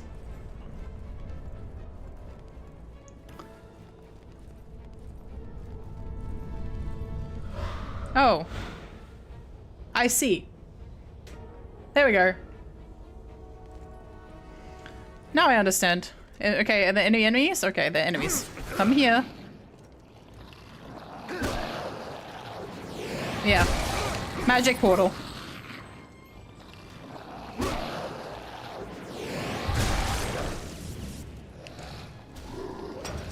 No.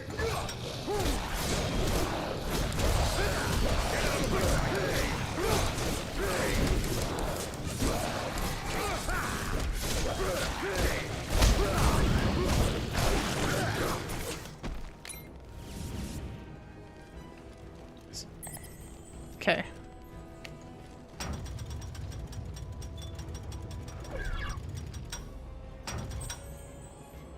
I need you to hold the device steady, Zobek. I'm coming. Okay. Go through to the other side! Quickly! Woohoo! We did it.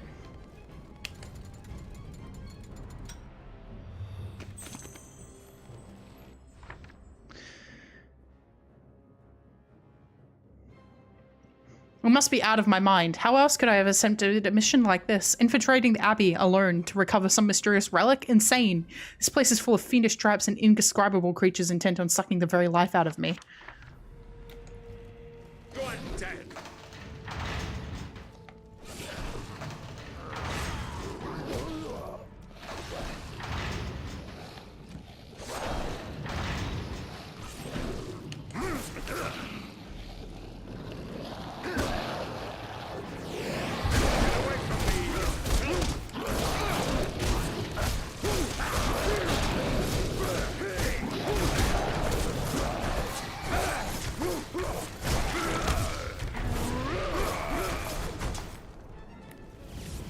Okay, so we've got this open now.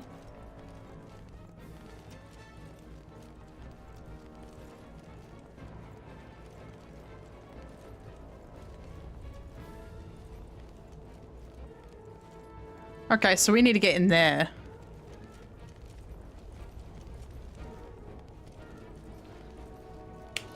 Go away! I hate when they make you do puzzles while there's enemies around.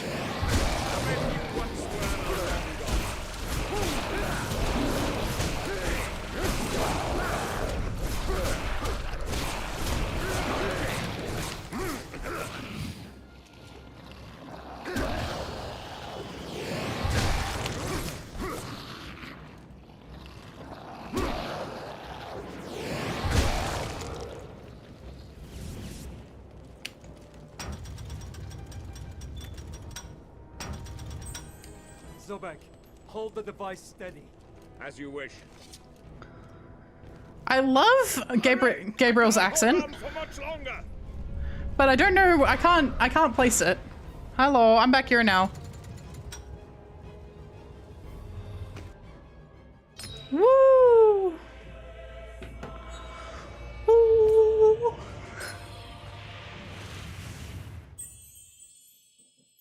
Nice. Even more light magic. Am I meant to be? I'm meant to be back here, right? Get out of my sight.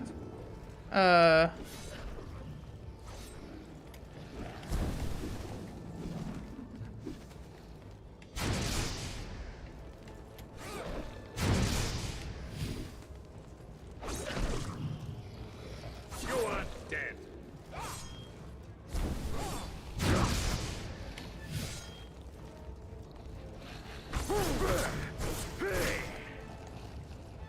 Oh, here we go. I will destroy you all.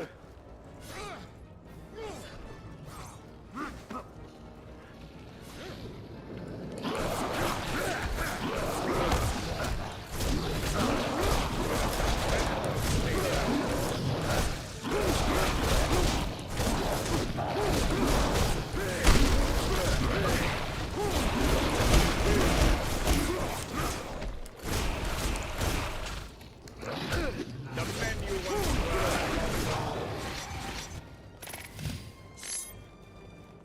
Okay.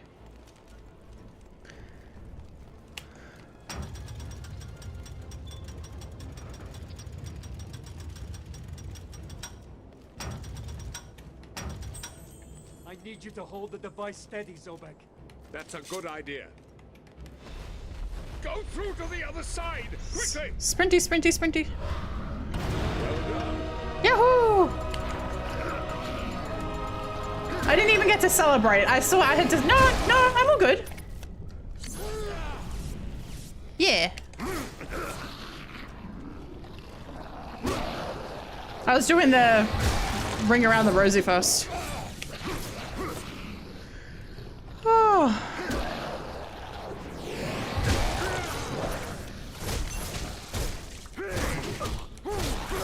Get away from me! Come on, Zobek. Da da da da. No, no, no. Okay, I'm gonna upgrade some relic powers, shall we? Okay, what does this one do?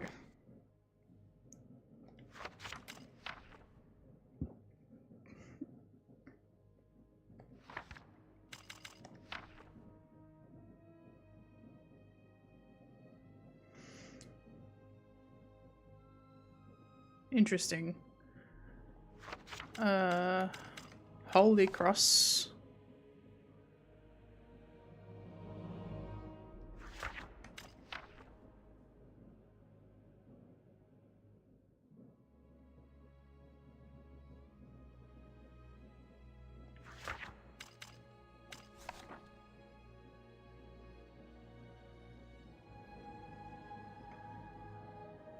Yeah, let's buy the skill.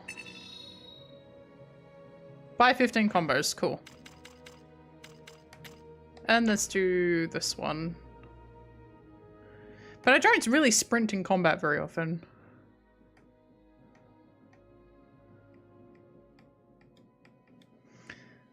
Double tap the list stick and then press triangle followed by X when you're close enough to the enemy. The closer you target, the more effective this will be. Okay.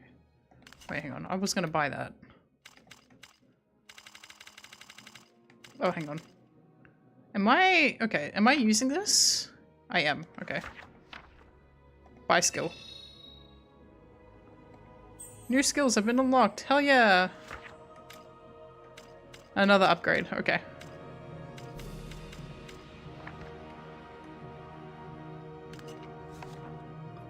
The traps laid by the abbot have Here we proved go. tricky, and yet we have managed to break into the inner cloisters, and the library is close at hand, if memory serves.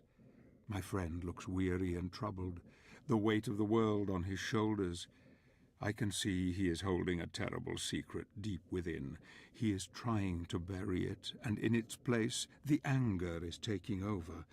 We must not delay. We must find Dorin and take what we need before we are dragged down with the guilt. The need of the many outweighs those of the few now. We can shed no tears for those lost. We must be strong, and we must destroy the Lords of Shadow at any cost.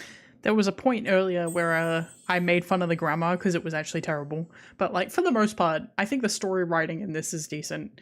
That said, they're really sending Gabriel in like a pig to slaughter.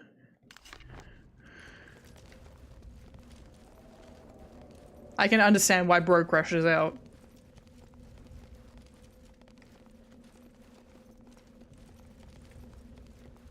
Is that the way we're meant to go? Yes.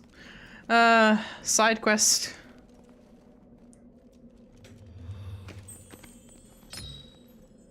He does need a sanity gauge. The sanity gauge is how much of the dark magic I've actually unlocked, to be honest.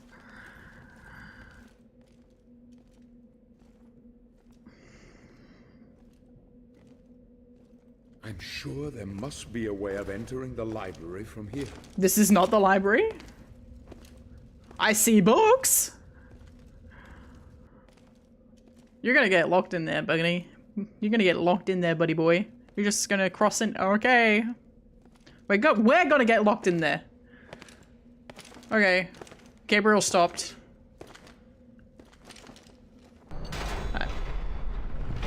Saw that coming. Oh shit! Like, no help for you, boy. Look for an exit. I'll hold it back.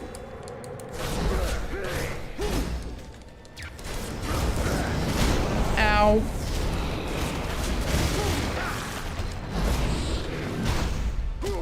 Oh, come on. There's two of them.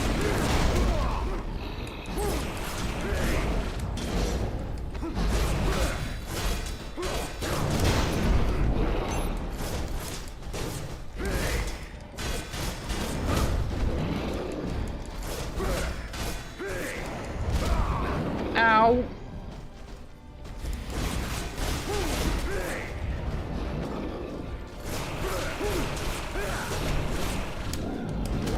Ow.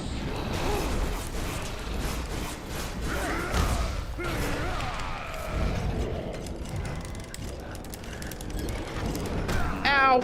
Wrong button. I'm playing on a PlayStation controller. I forgot which button A was.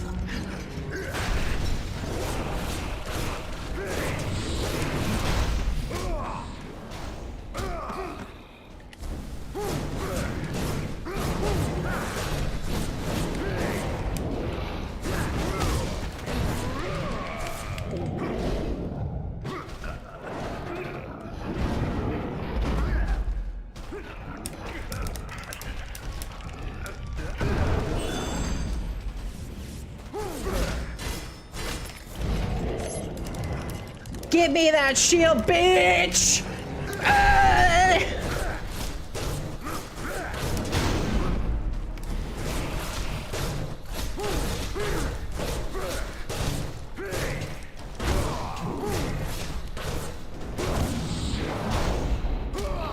Oh, come on.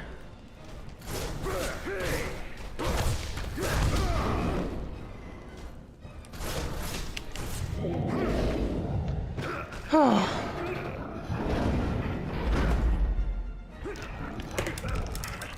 Why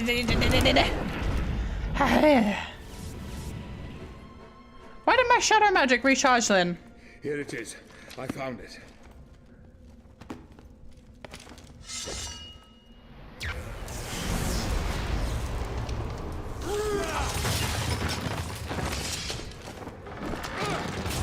Get out of here.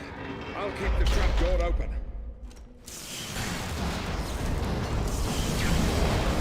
You're gonna have to just go, man.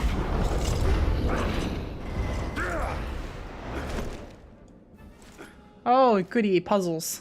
More puzzles.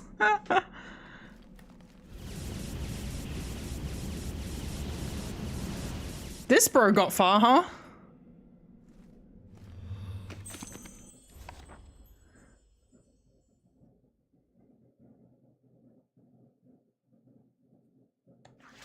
Uh-huh, okay.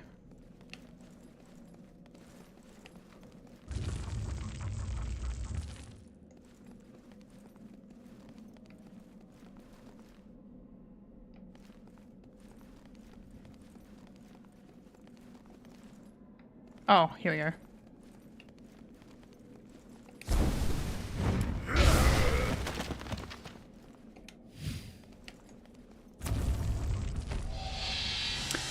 The poor guy died because he couldn't punch.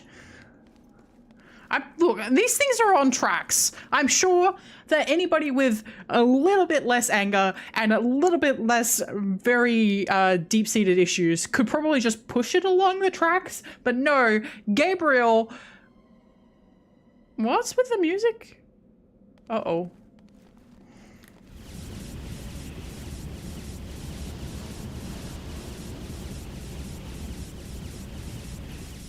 Thanks.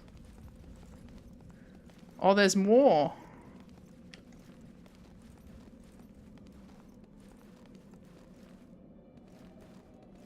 Hello, another one. Damn him, the abbot has littered this place with traps. One interesting thing to note is that I've discovered fairies can really help with distracting enemies here. I've been using my supply of fairy blossom. The wonderful little creatures have been taking care of any enemies. I just hope I don't run out, otherwise I'm done for. Yep.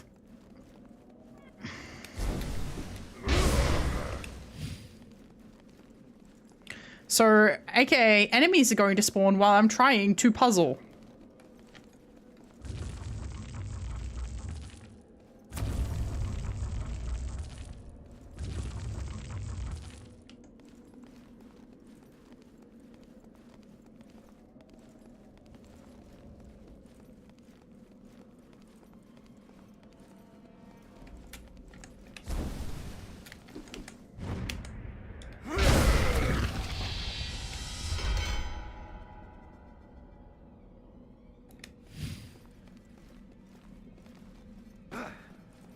Hello.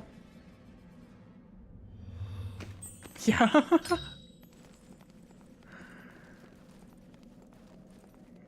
Well, see, this is kind of like Resident Evil, right? Where, like, all those doors had, like, fucked up keys, and it's like, this isn't meant to be a functioning police station. How does anyone get any fucking work done here?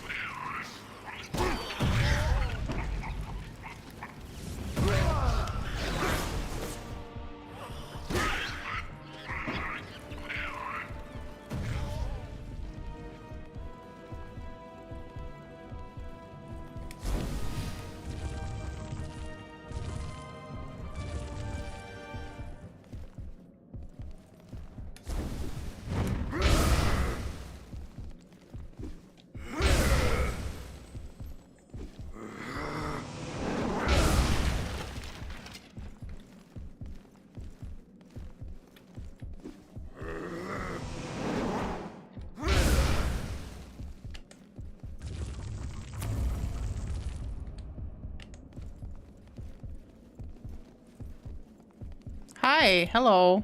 There's a guy crushed under some books here. Ooh, he had Shadow Magic Gem. Yay!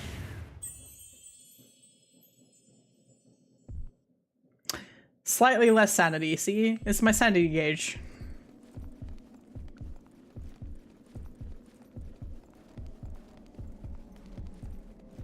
Okay, but where am I aiming this one?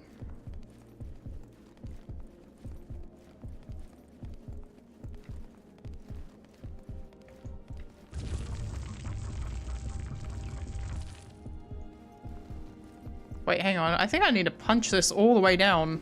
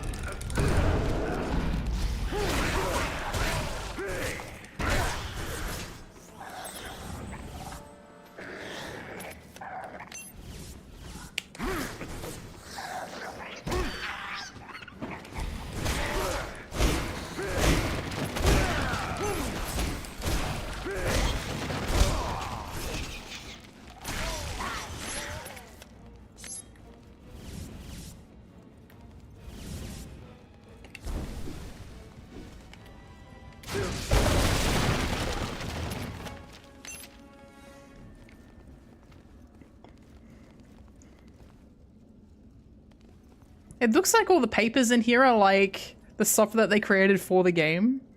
Like, I think this is like character artwork, which is neat.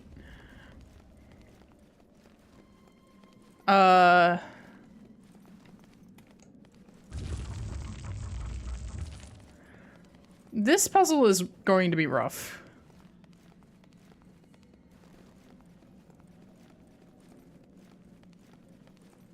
This puzzle is going to be rough.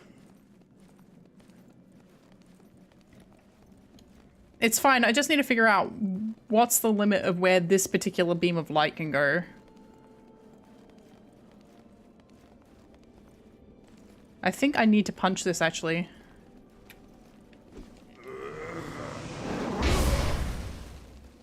How far does it take it? Okay. Here we go.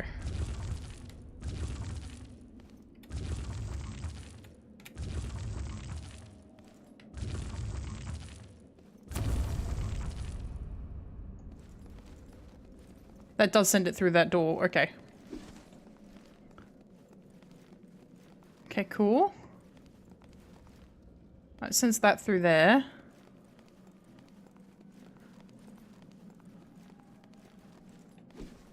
Oh.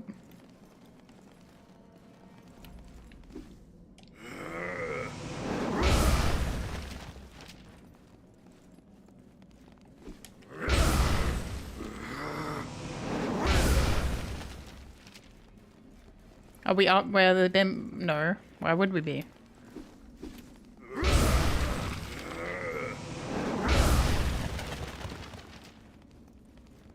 Okay.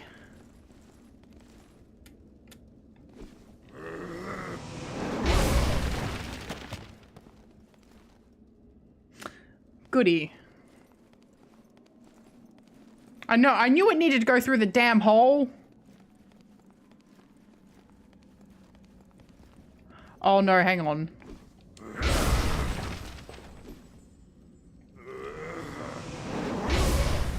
Yep.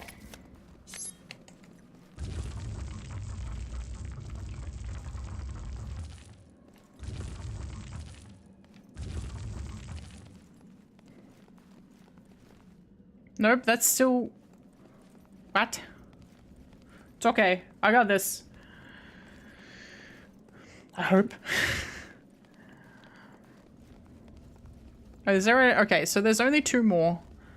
So I need one that's going to be able to aim into this door, and one that's going to be able to catch the light from outside. But this can only go this far.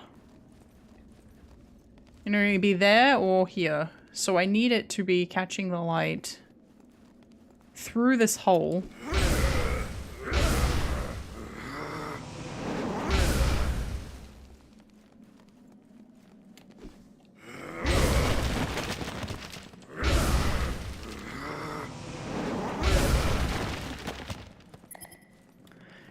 You're really telling me that nobody would be able to push this normally? Bullshit. There we go. Okay, so I'm pretty sure this is the correct positioning. I just need to get the light outside into the correct position so it goes through this hole.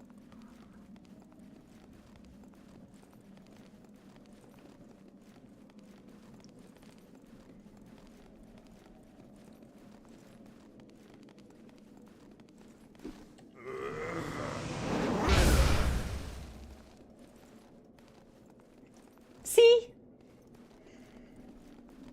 Hang on, I need to recharge my magic before I head in here. I think this abbot's gonna give me grief. Or at least there's gonna be a vampire who shows up who's like, you can't have that! I'm like, I do what I want! I'm Gabriel fucking Belmont! I do whatever the fuck I want!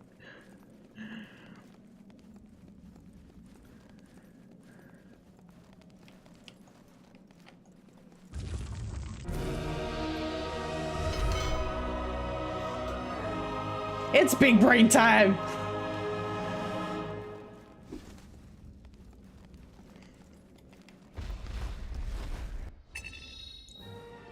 Woo!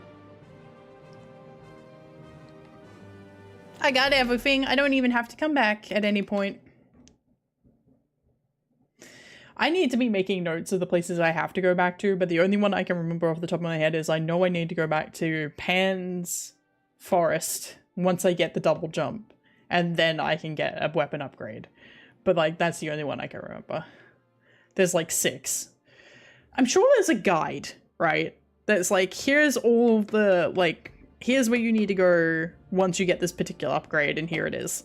I'm gonna look up that guide. I don't give a shit. I'm not going through every damn level looking for the freaking things that I've missed.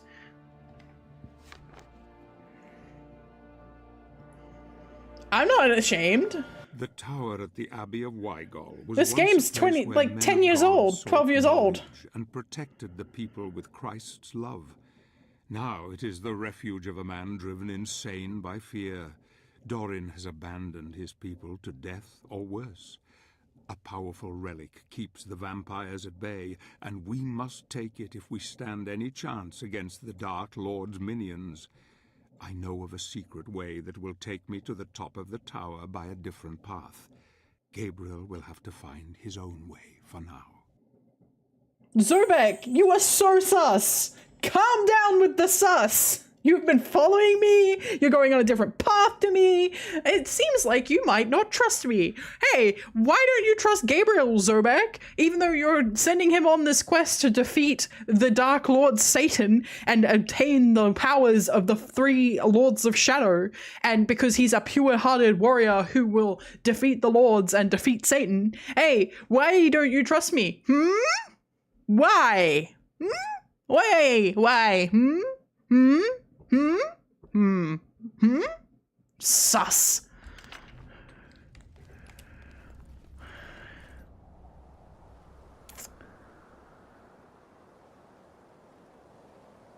I know they're like super drafty and the tiles would be super cold, but I'd love to live in a castle. It just seems so chill. I go the wrong way, you give me item. I'm glad that's our agreement. I have infiltrated the abbey, but at a heavy price. 2 of my brothers lay slain because of Doran's evil traps. Damn the selfish coward. The relic he possesses could save so many, yet he locks it away for his own protection. Yet he claims to be a man of God. I find it hard to forgive such behavior. So many lives lost because of him. Damn his soul. Sister Laverne, Brother Bernard, I will avenge you. H. And then, yet you died like a scrub. Hi.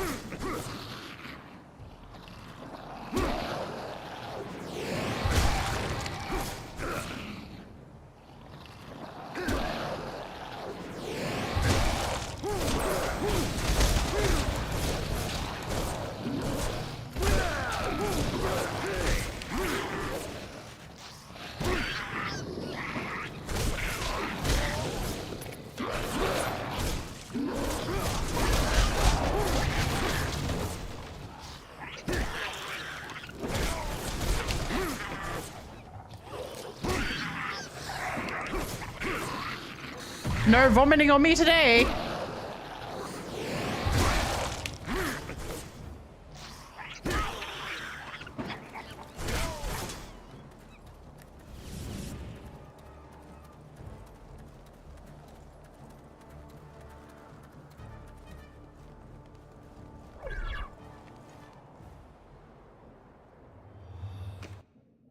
Yay! Health upgrade!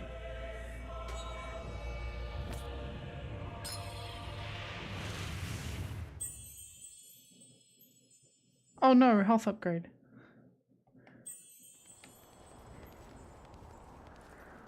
That means enemies are gonna hit harder.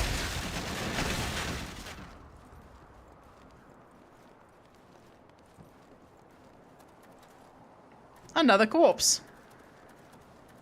This one looks too out in the open to be... Oh, hang on. No, they're not gonna just throw enemies at me. I thought it would be a squirrel. If one is running low on magic, it's important to become focused again, as this is what makes the enemy drop neutral element orbs. Simply slashing away doesn't work. One must be patient, strike the enemy and dodge, strike then dodge, slow and deliberate. Once focused, absorb the orbs into your magic container. This is the way to defeat the creatures of the night.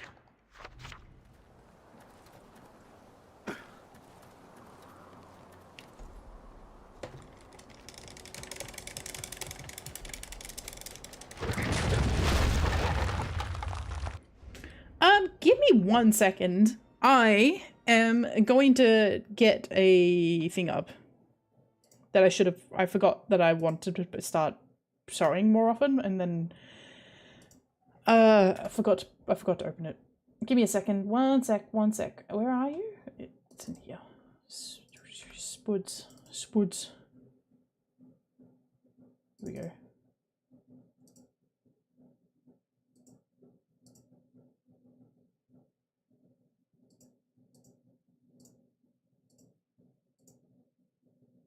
Here we go. Here we are, haha. Now you can see what my fingies are doing. Because this is animated. There we go. Hello. Yeah, gamer hands. I need to customize this, I haven't had time. But, gamer hands.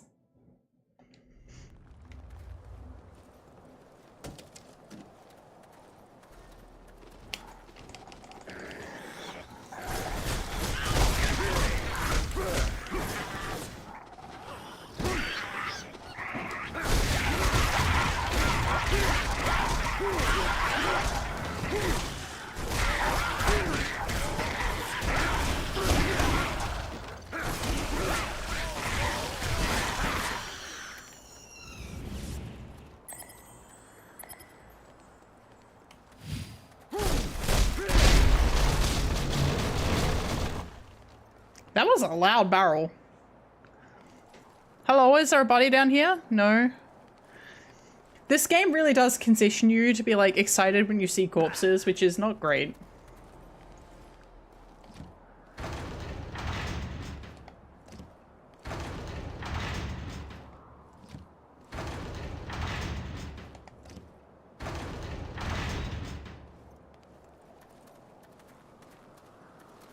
Camera? Can I see my character, please? Thank you. Whenever you're ready.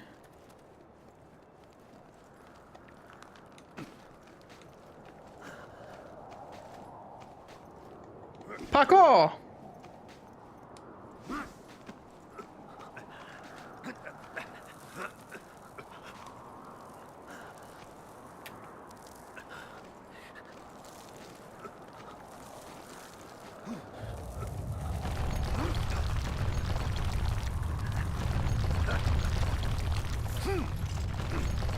Oh.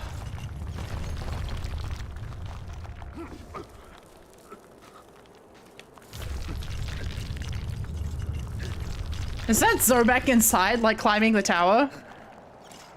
Oh. Making a mess of things while I'm trying to climb it too? That sounds like Zobek. Zobek sucks.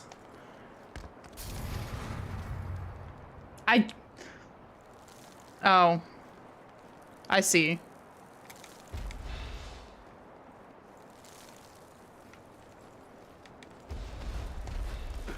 Here we are. Is that the way I meant to go? Or is it this way? It's this way. Okay.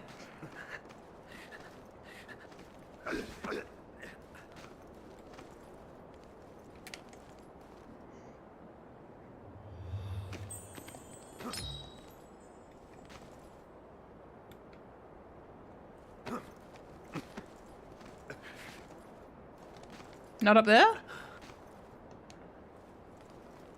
Okay, I think I'm gonna die.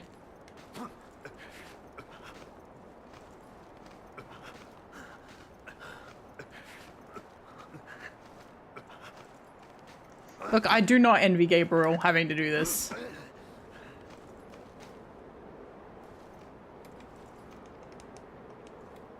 Goodbye. I don't know where I'm meant to go. I'll figure it out in a sec. This is why we have yellow paint. I don't think Gabriel skipped any day, and that's part of why they like, this guy can do it. This guy can do the prophecy. Okay.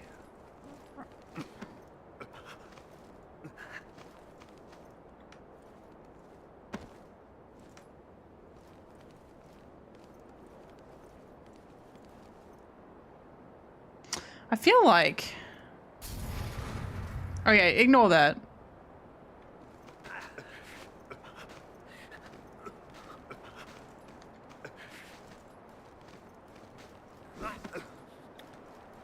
No.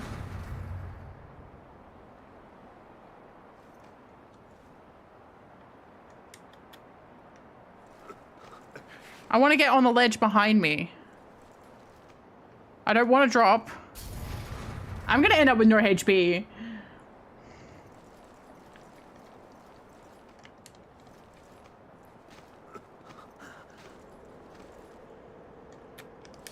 Thank you.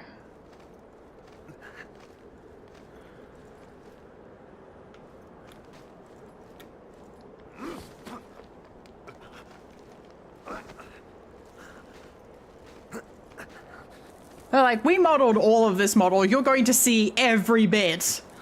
You're going to see up his gooch, whether or not you want to or not. Why did you let go?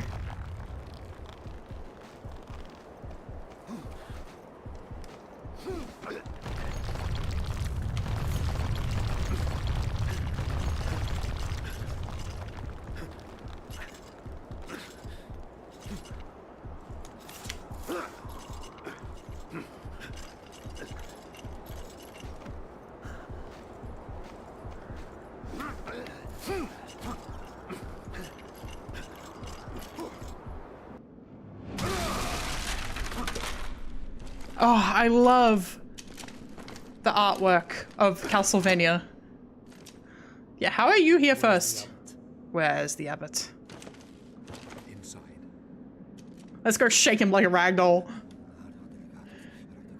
Shake him like, just grab him and like...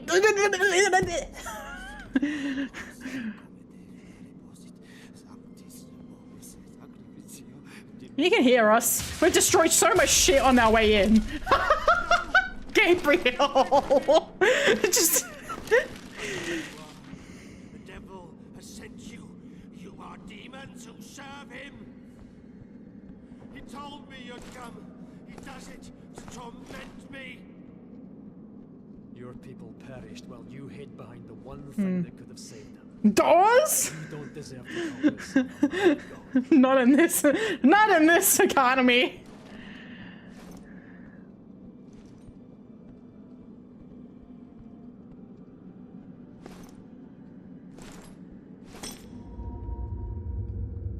No, it's mine.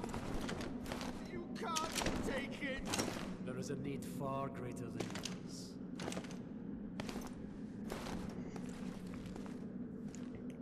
You cannot take it. You are not worthy. Are you blind? Don't leave me here, you dogs. Curse you. Damn you to hell. Bold words for a guy with nothing defending himself.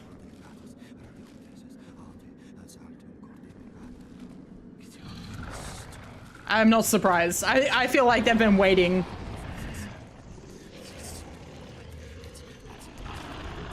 Yeah.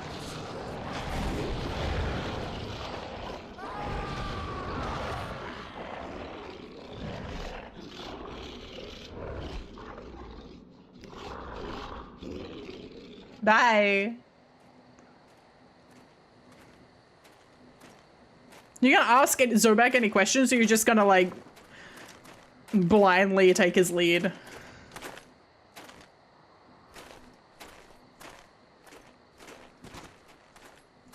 Please, help us.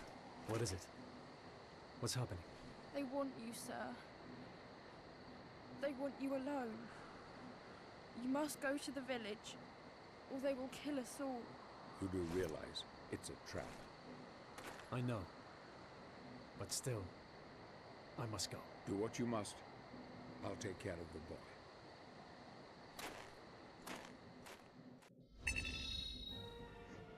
Nice. Relic found. Holy water flasks. Cool. New skills have been unlocked. Cool. Secondary weapons. Holy water flasks. Divine shield. Okay. Throwing a holy water flask will create a magic barrier. Cool.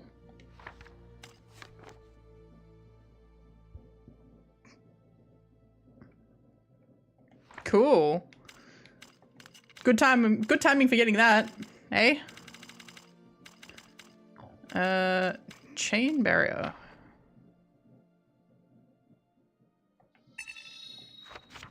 Cool. Continue quest.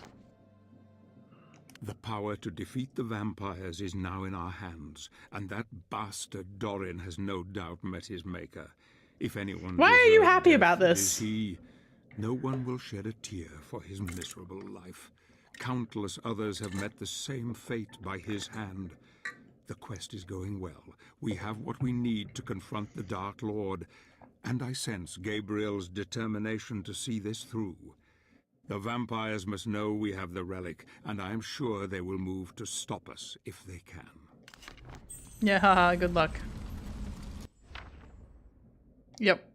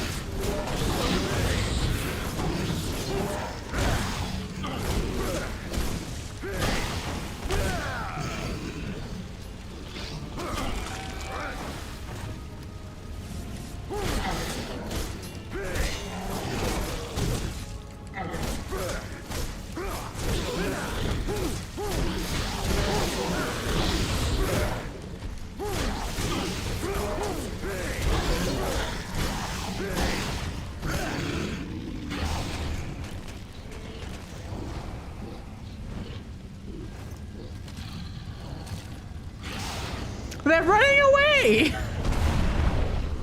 Hi, big boy.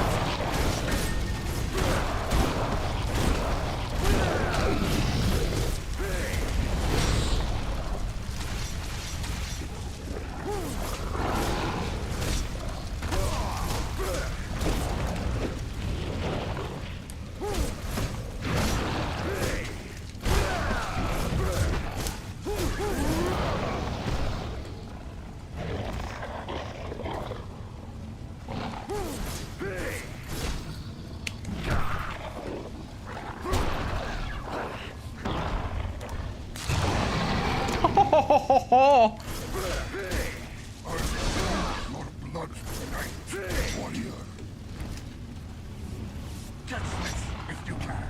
okay. I tried.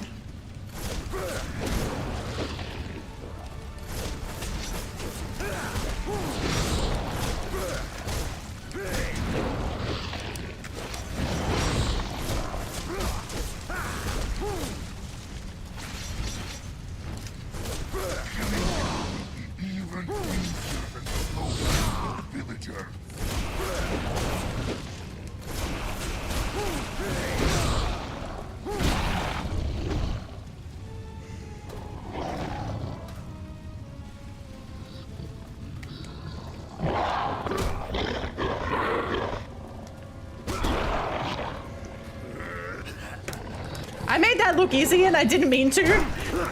But I guess I was just like, you know, locked in. But he's gonna be a normal enemy in like 10 minutes.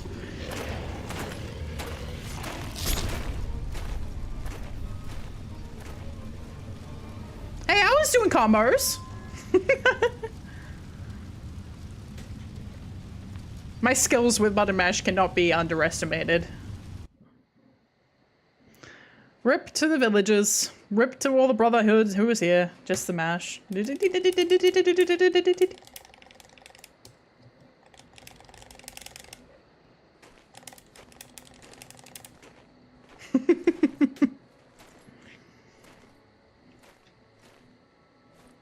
saved some of you. To be food. For later.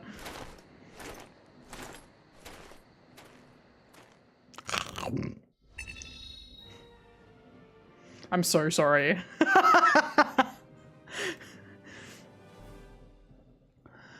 I'd love to be better at doing combos. I really would. I'm just not. Lieutenant Brawner was his name. Cool. Castle Sewers time. Wygol village is safe for now. For now. The vampires have lost one of their commanders, Brawner, and news will travel back to the Dark Lord quickly. This is a blow, but it won't take long for them to regroup. Luckily, one of the villagers has revealed to us a secret path into the demon's castle. This will lead Gabriel into the sewers, and then up into the very jaws of death. The villagers called him God's Savior, and his weapon they called Vampire Killer. Ah, Gandolfi, how that would make you smile. As for me, once my business here is done, I shall follow my friend and aid him where I can. You keep saying he's your friend, but some of the shit you've done is not very friend-like. Example, stalking.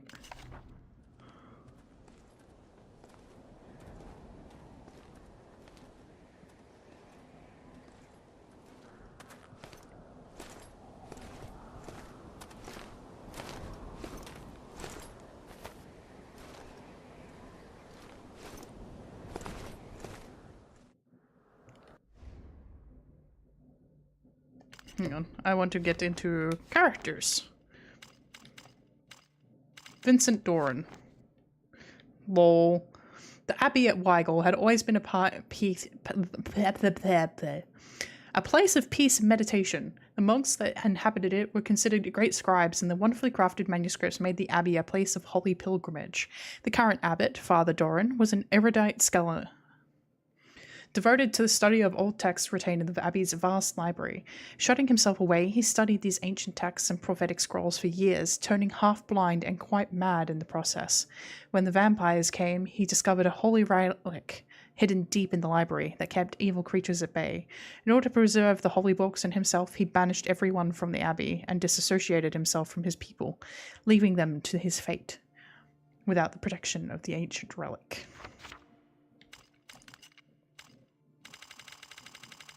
We've been busy. I wanted to read about Lieutenant Brawner.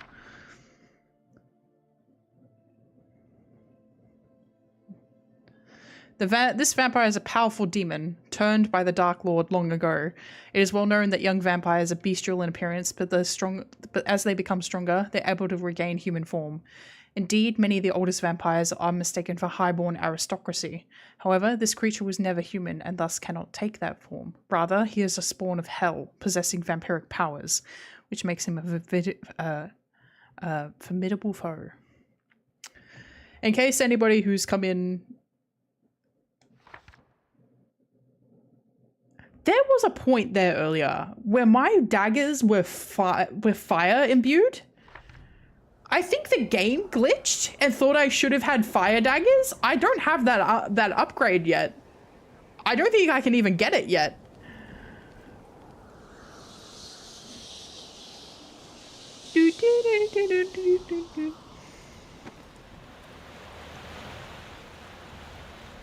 Nobody? Hello. I'll take that. Yeah. That is the ideal. It's breaking in favor.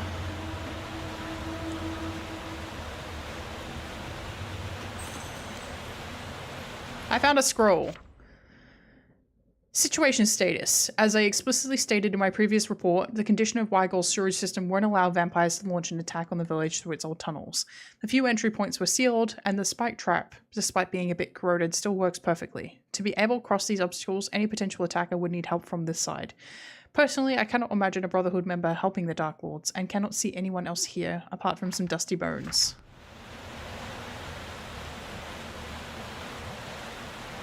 Oh no, not waiting.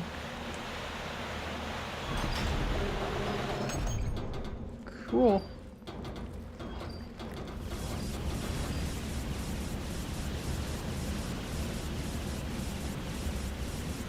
I need a switch off of that crystal. I cannot use that crystal. I will get banned from Twitch.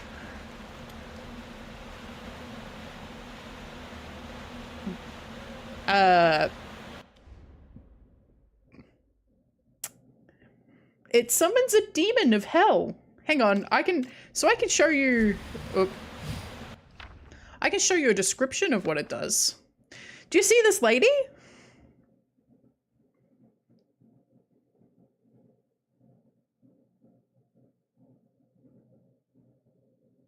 Yeah, I mean, she's kind of cool, very cool looking. She's a demon from hell. But you see her ample bosom. They're not pasties. That's just dark nips. And when you summon her, it's a whole full frontal of nips. I will get banned from Twitch.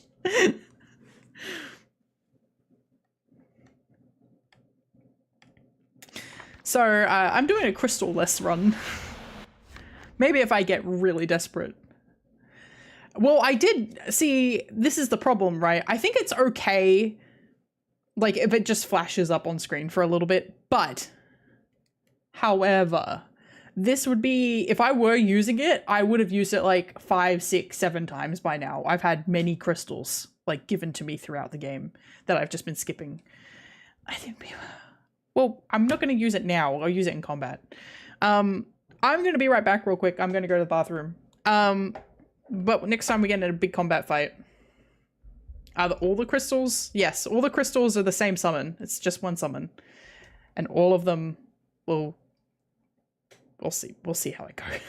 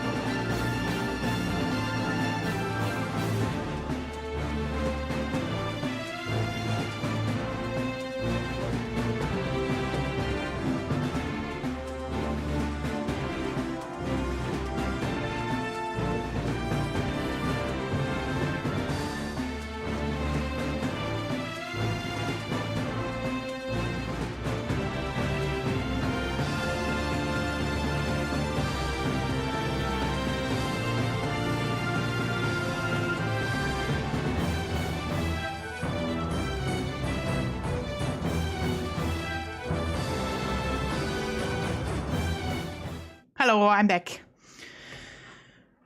Well, just looked in my fridge and I had a moment of I've only had one meal to eat today. I'm gonna have to make myself something once I'm out of breath because I just ran up and down my 15 flights of stairs.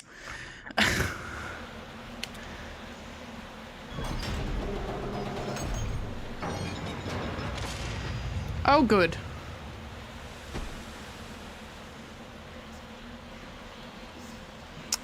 Why are there naiads in the sewers?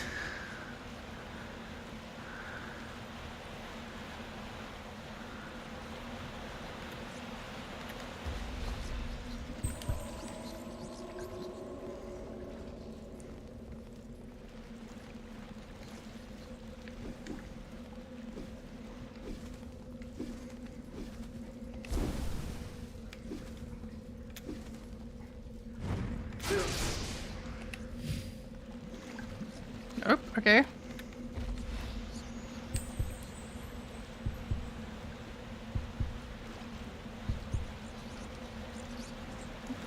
Goodbye, health. It was nice knowing you.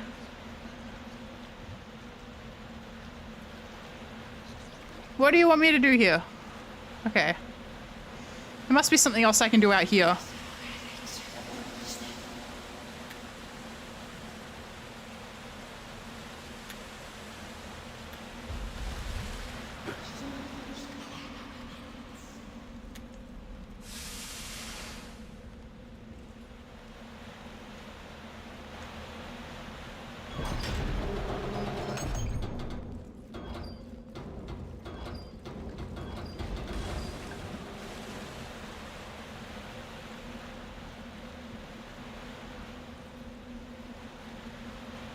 That's not enough time to reach that door.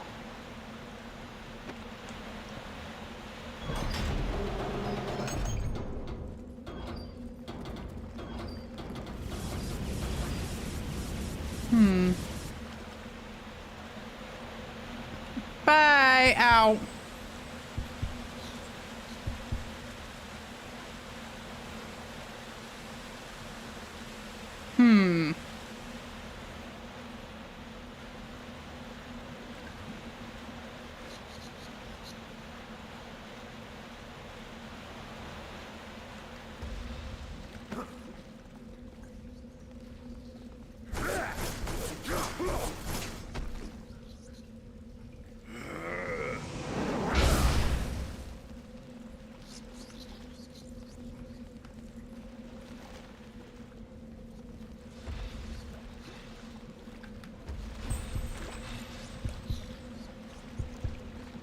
Yeah, there has to be. There's nothing in this room. It must be out there. So it must be. I think it's up here. You can't see me pointing, but in the the back room that you can see the windows into, the switch must be up there, and I've got to get past the other fountain somehow. I'm not in the fog. Does this look like Dead by Daylight to you? Sorry, that was a bad joke. Here we go.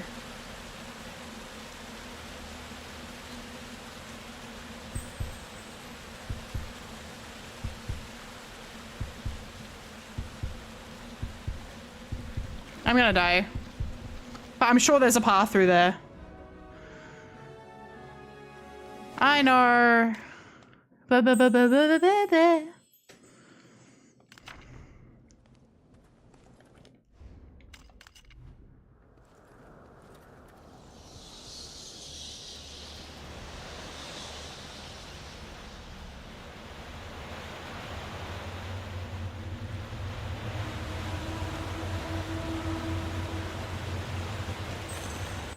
Okay.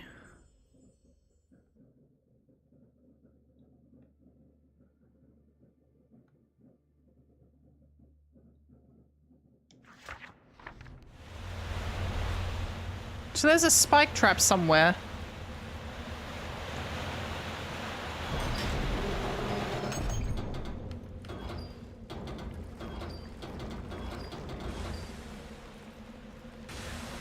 Oh, okay. I see.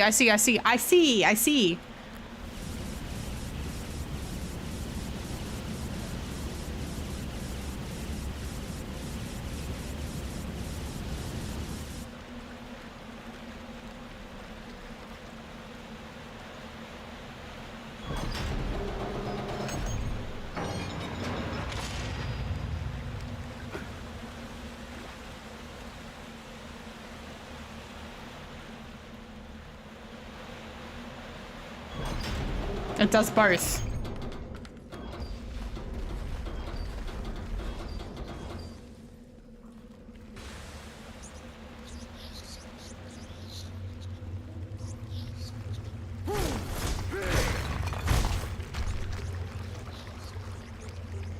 So a bunch of enemies are gonna come in here, and then I'm gonna get banned off Twitch.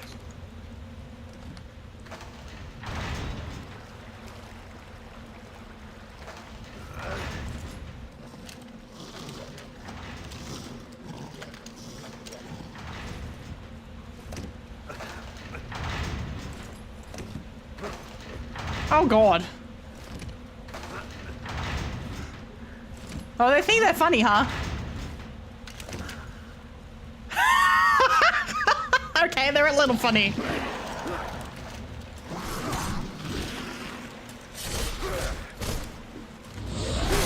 Ow. Alright.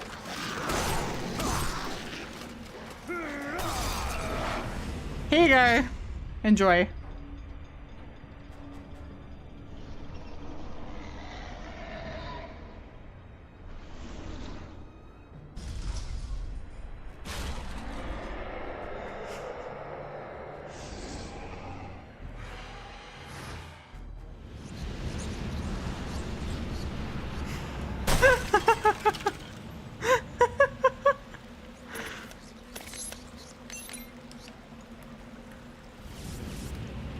It could certainly be worse.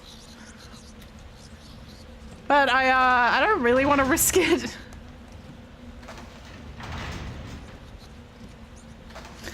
Bro, you did so much of this before. Why was it not mostly open?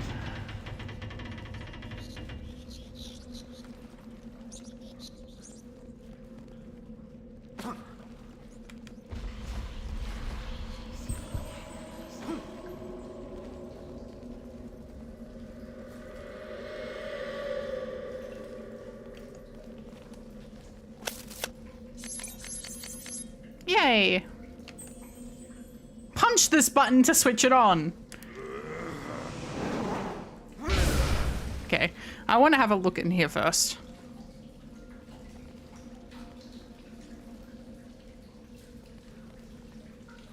Is this going to activate the moment I touch it, or what? No?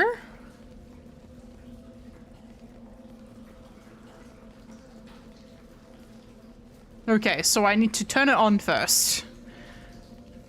So I'm opening all the doors for the vampires to get back through? Is that what I'm understanding here? Stupid. Fucking hell.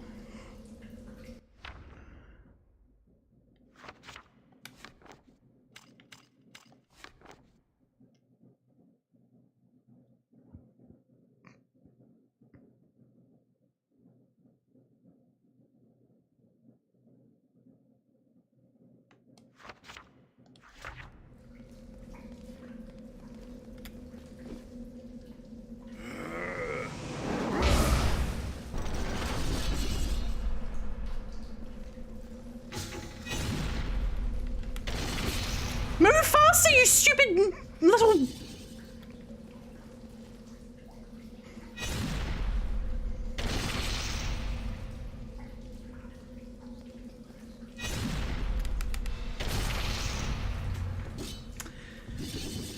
Uh-huh.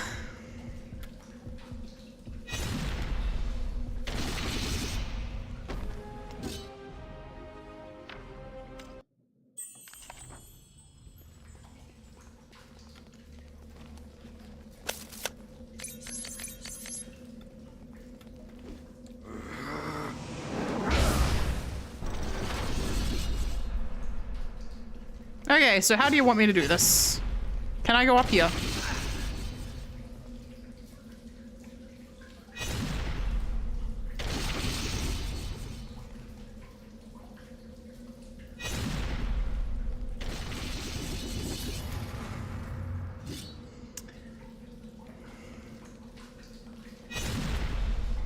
Yep.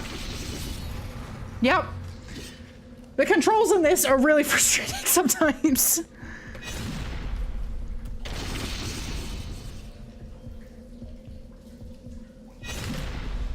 Yep, okay.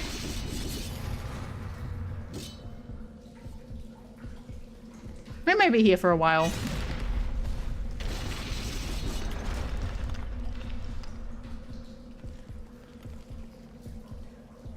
Are you kidding? Are you... You're...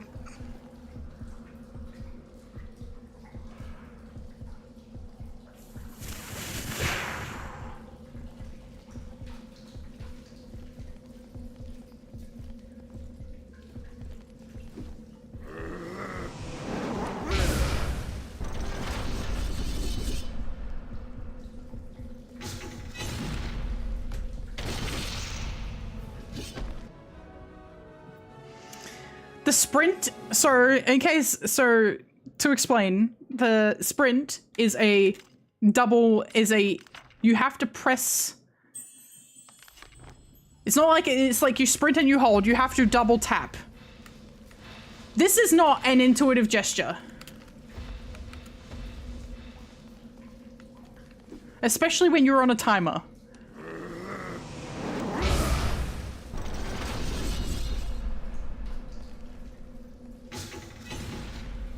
And it keeps turning off.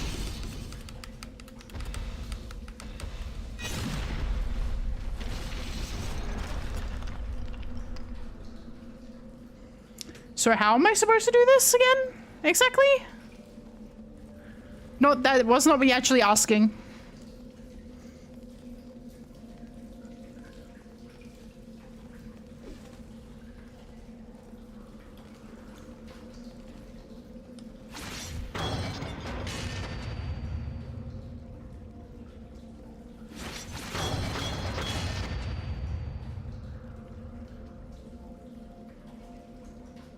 Okay.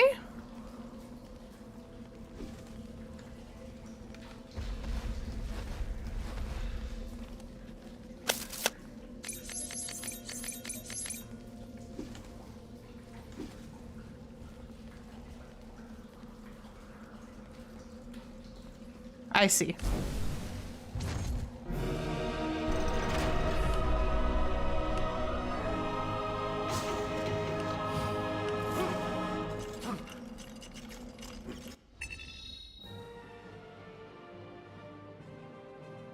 That was it? Okay.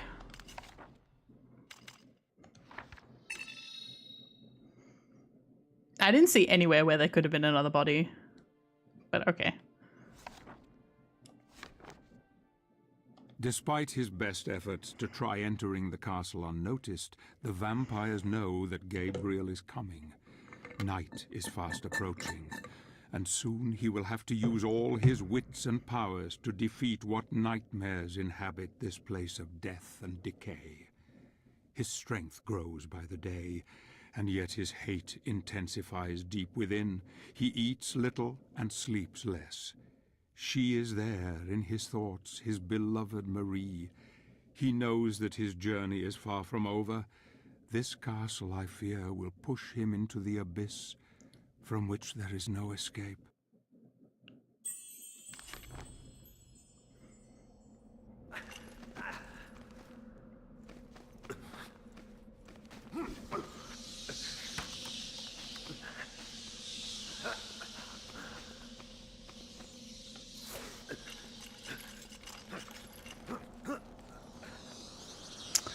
Here we go. This is what I like to see.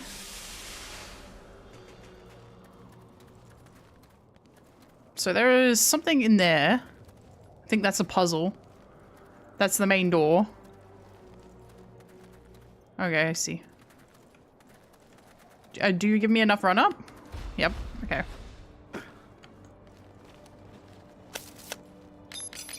I'm gonna need those. That's for sure. Oh, hang on. Oh, no? Okay. Not that then.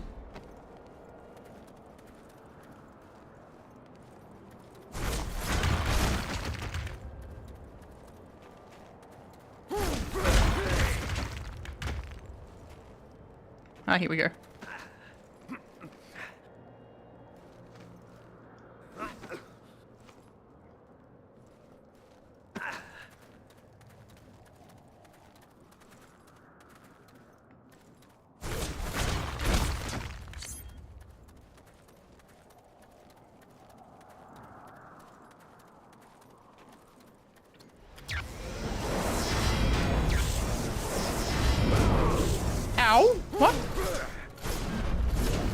screen didn't come back?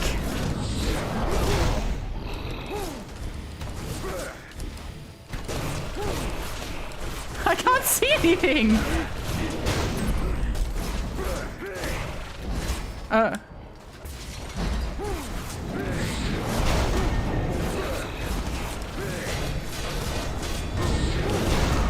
don't know. I can't see what's happening. The game has glitched.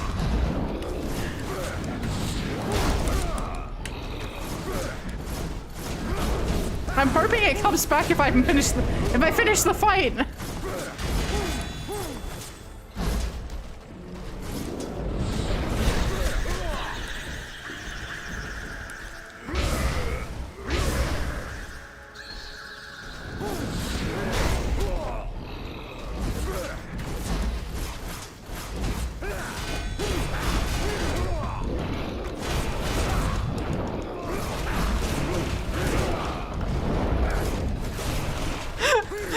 I can't see.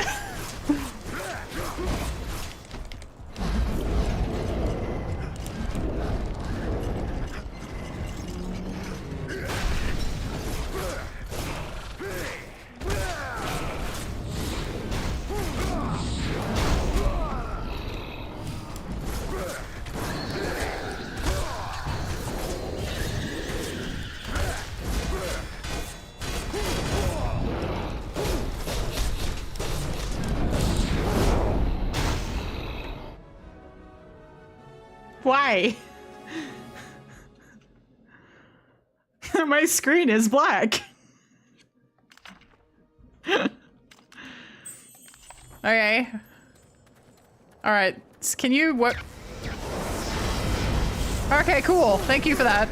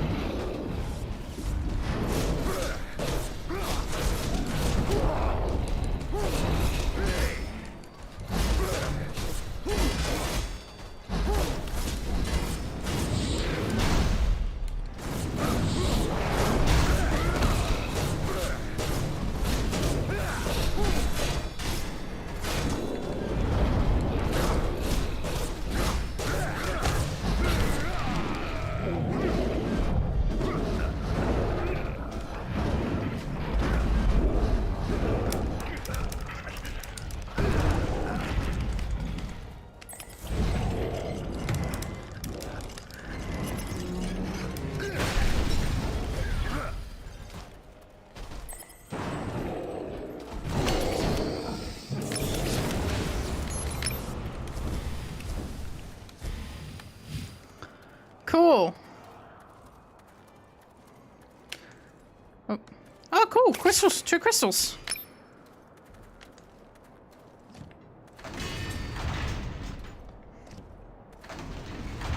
It's not the main door? They won't let me in the main door? That's so rude. How uncourteous.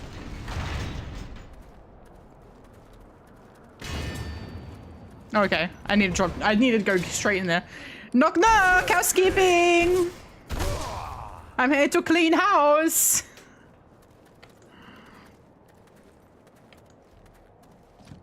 I'm just a butler. I'm just like a maidservant. Let me in. I touch a dusting, like a feather duster to the end of the whip, and it's just like, yeah, I'll clean your curtains.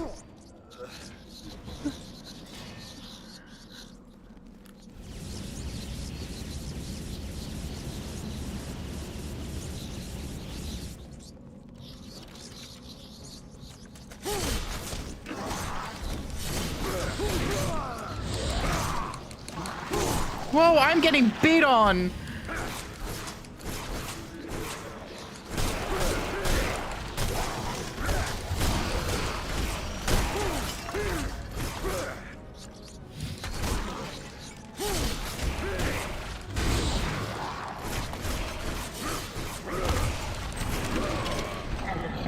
Uh-oh.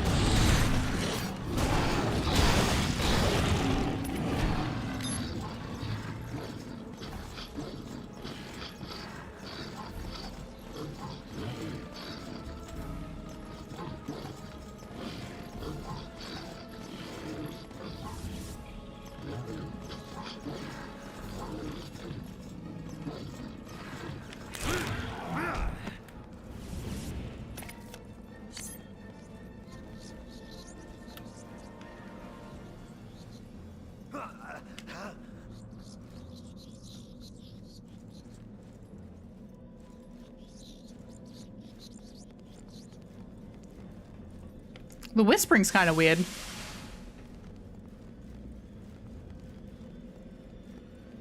Hi.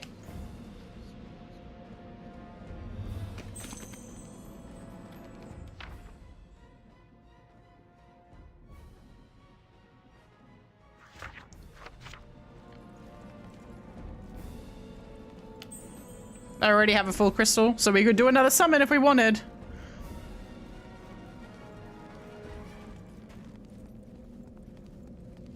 Okay.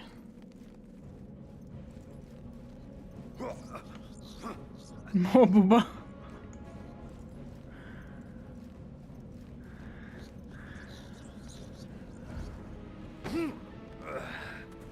So I can get up there myself.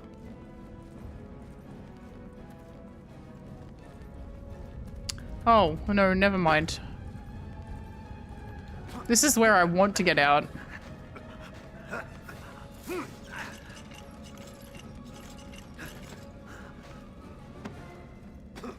Is there any way for me to open this door now? Or am I going to have to fight more werewolves down here? I'm going to have to fight more werewolves down here. Yeah, hi.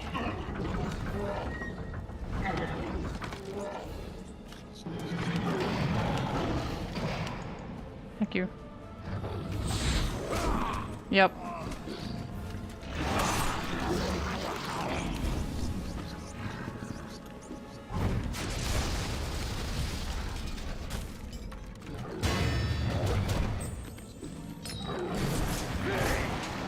Come out here.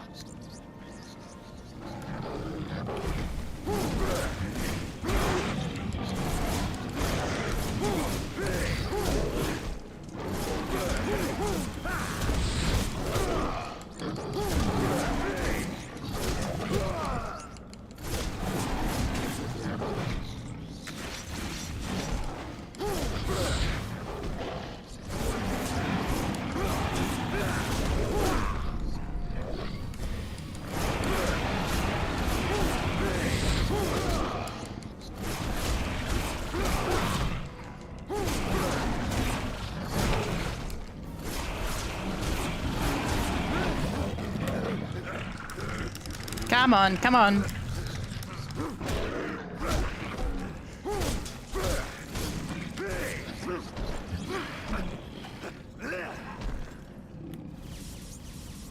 Give me my magic back.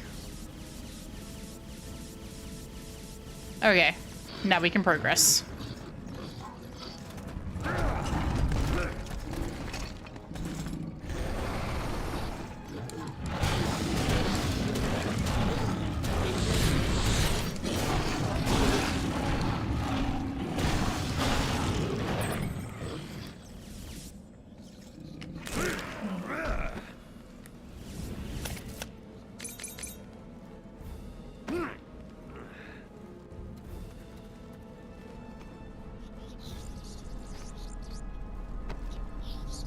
Well, this looks bad.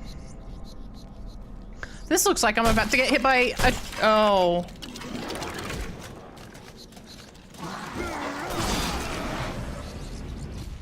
Can I skip this? I can. Okay, we're all good. I'll show you next time again. I think it's too close together.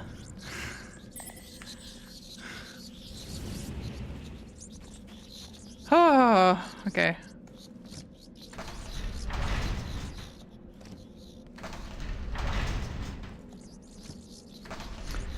That does make doing mobs a lot easier, though. I think you're meant to save it for boss fights, but boss fights are usually pretty scripted anyway, so... It's fine. Shut up! Jesus Christ! Rats! They're loud!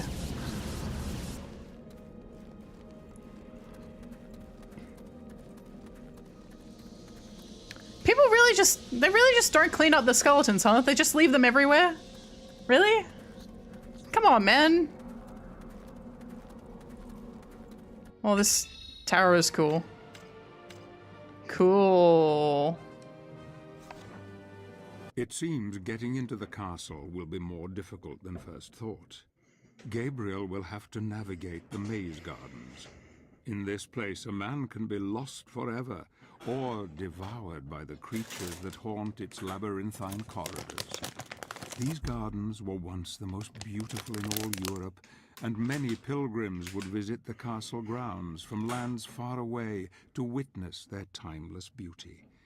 Now they lie wasted and rotten, decaying as their master lives on.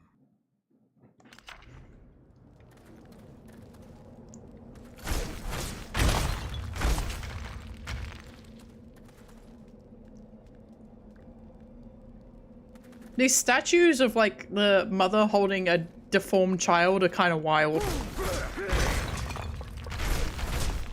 Like an eldritch abomination child.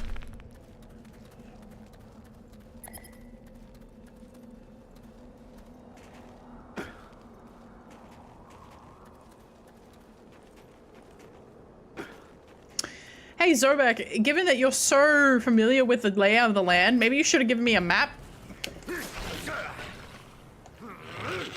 Oh god, what is this? Uh-oh. Mandragoras, okay.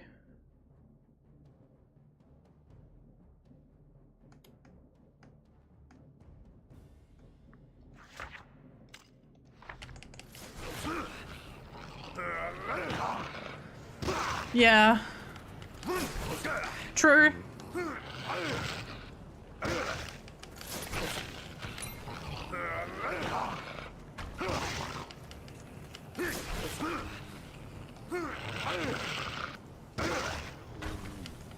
There's so many of them, Jesus.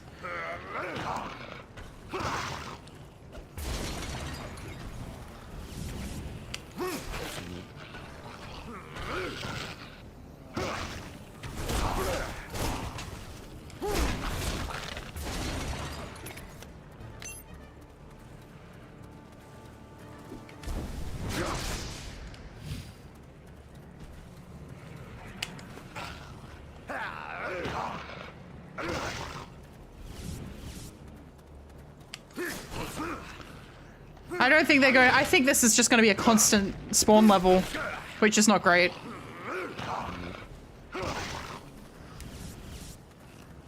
Okay.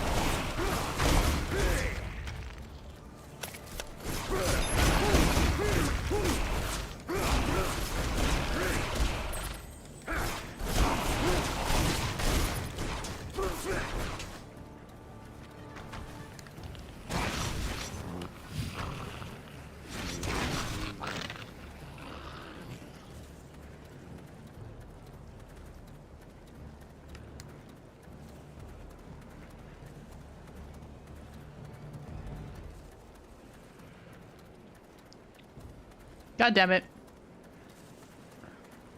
Yeah, he just stomps. He's a stompy boy.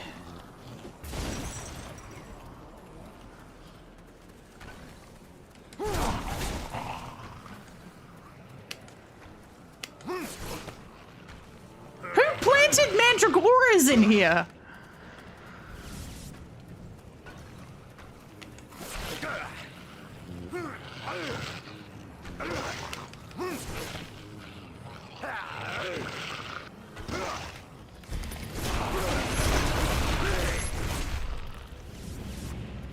Yeah, still.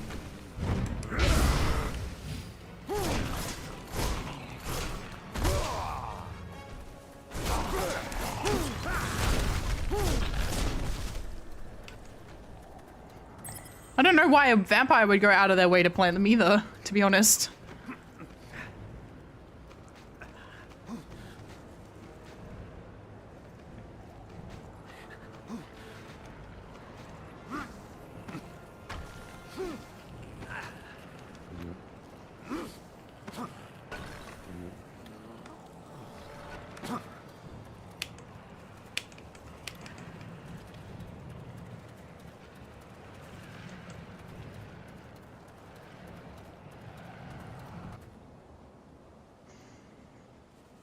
Oh god.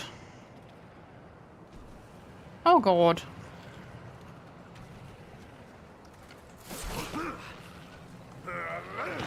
No.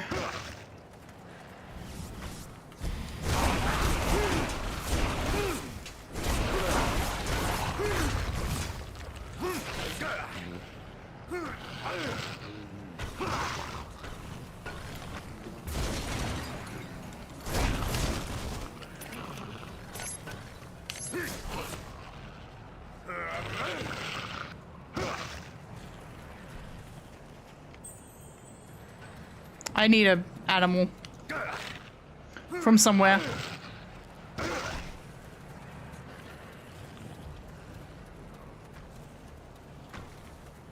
Oh god.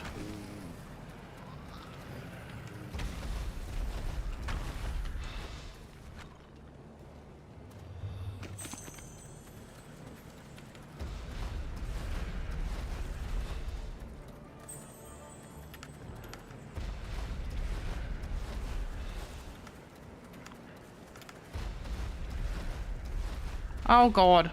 Okay. Whenever I get this creature that I'm looking for, I gotta make sure I don't kill it too early. Hi. You're who I'm looking for.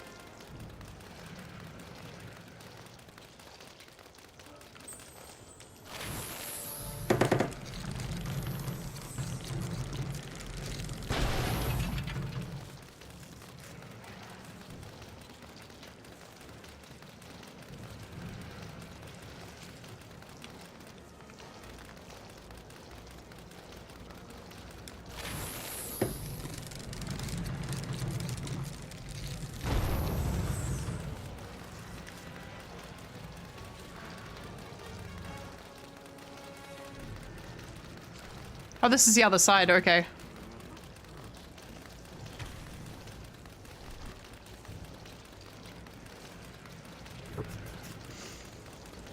These camera angles are pretty confusing.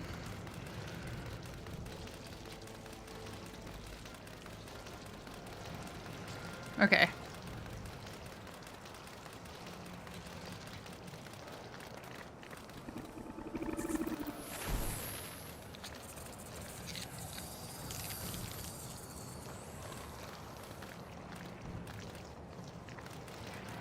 There.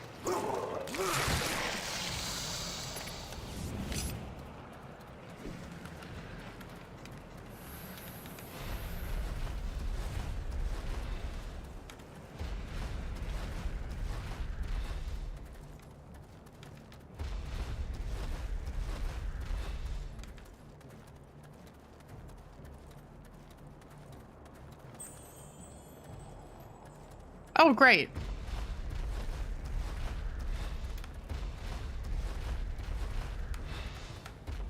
So I don't think this is a secret area. This is an area I have to come back to.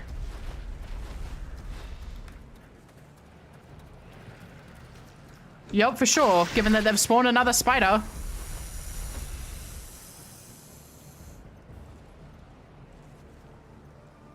Made it. Cool. Scroll. Only when 3 look at the center, the vampire queen will allow you to enter. Okay, what's the other one?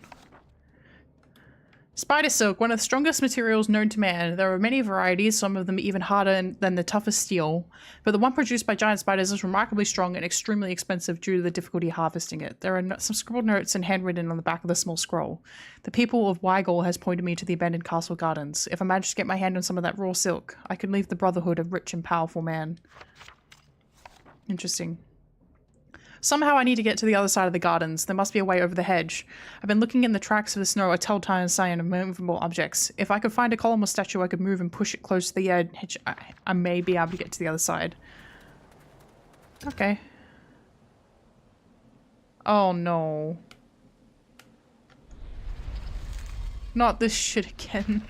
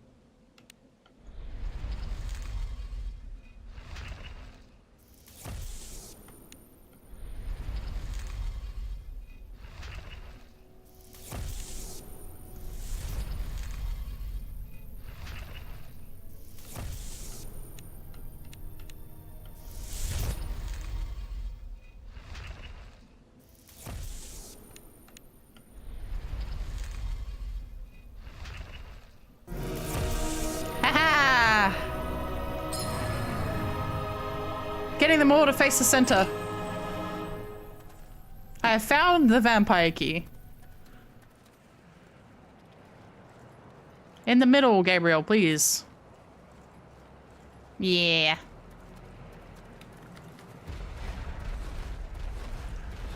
Now keep in mind there is a spider around here that's going to try and eat my butt. But we are ignoring him. We don't need him.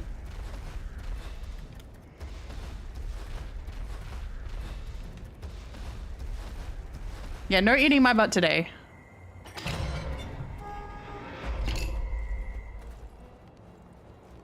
Cool.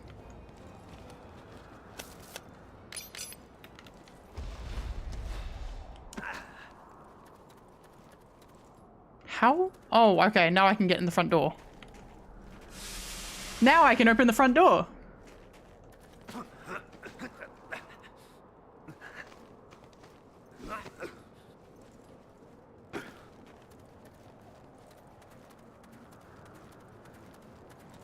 Oh no, here. Hello. Let me in, please. Housekeeping. I've come to clean your house. Of vampires.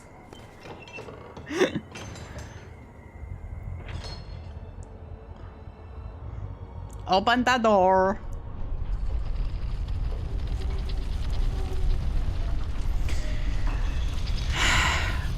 Not to be critical, I have a game made 15 years ago. Yeah, One Housekeeper's Crazy Adventure. Not to be critical of a game made 15 years ago. However, the modeler who worked on Gabriel, somebody should have let them know, like, hey, we're going to have like really tall structures all the time. So put a little bit of extra geometry in his neck. So when he looks up, you don't get a lot of stretching textures on his neck. And like take some of the make some of the geometry on his back like flat texture instead for geometry economy. Like I'm noticing I'm doing a lot of 3D stuff at the moment, so like I'm noticing that like his facial stubble keeps stretching, and I'm like, come on. Somebody in the chain of command has made a grievous error. I think they have plenty of budget. I think this game was pretty budget heavy, to be honest. Castle Hall. Time is running out. Night is almost upon us. Soon the castle will be swarming with vampires. Those who are the most powerful of their kind are able to take on the appearance of high-born humans. Gabriel must be on his guard now, for appearances can be deceptive. I have heard that in this place one may face one's deadliest foes without realizing it until it is too late. Finally, we are in the castle.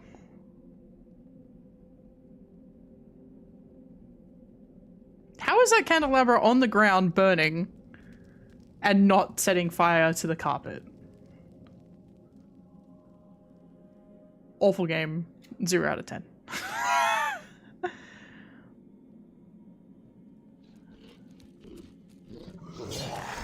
Hey!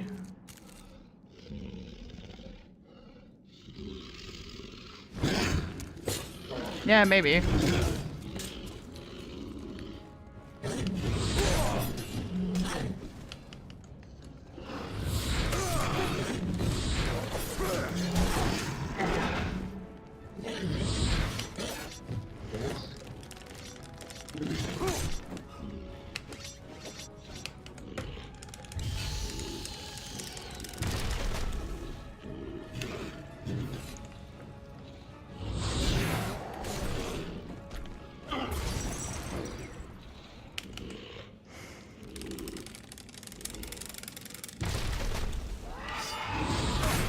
Oh, fuck off.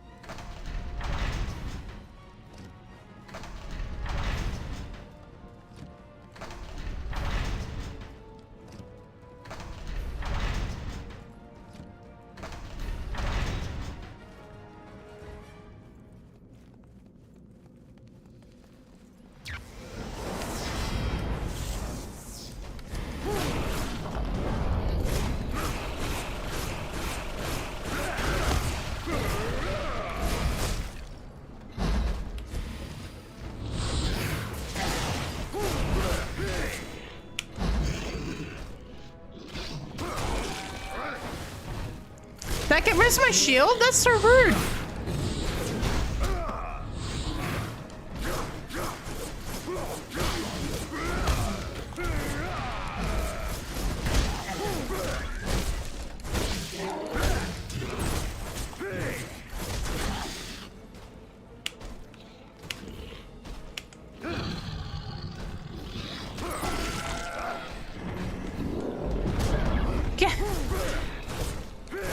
Makes me stronger.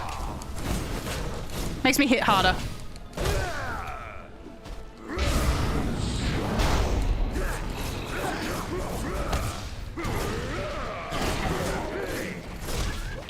I need to get this freaking shield guy killed. I'm all out of items.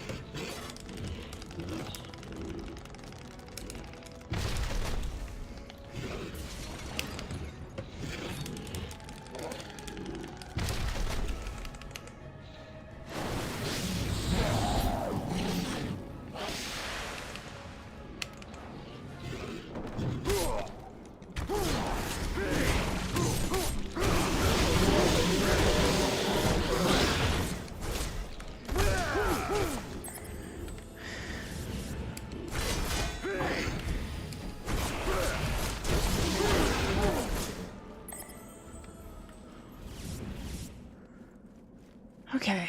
Whew.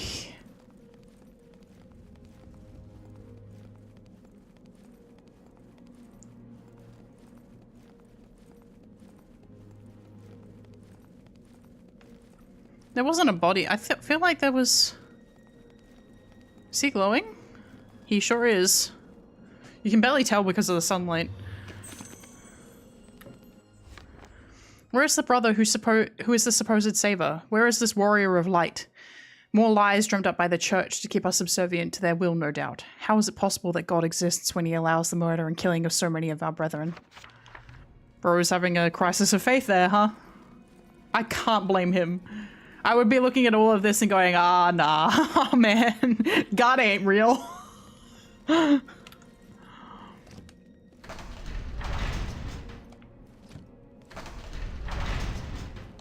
But also I'd be like, but then, why are all the demons real? I wonder, like, would you find the existence of demons reassuring in that respect? Because it's like, if there are demons, then there must be angels. Or is it... Hello, more puzzle.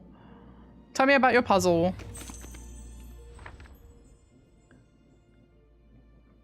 There are 5 runes total, 2 of which are blue.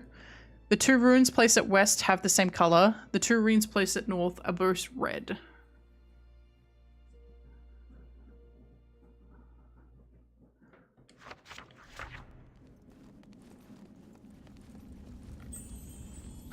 Ow.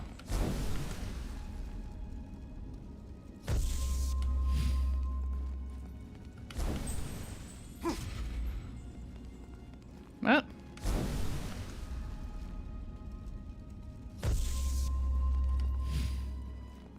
How do I get more magic? Just, what if I run out of magic? How am I meant to do this?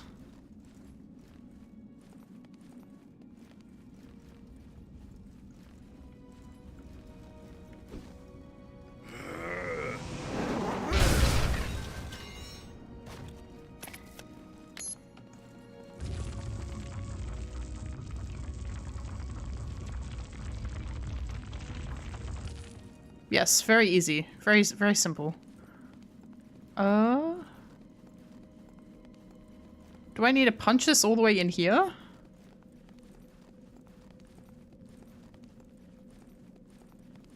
Okay.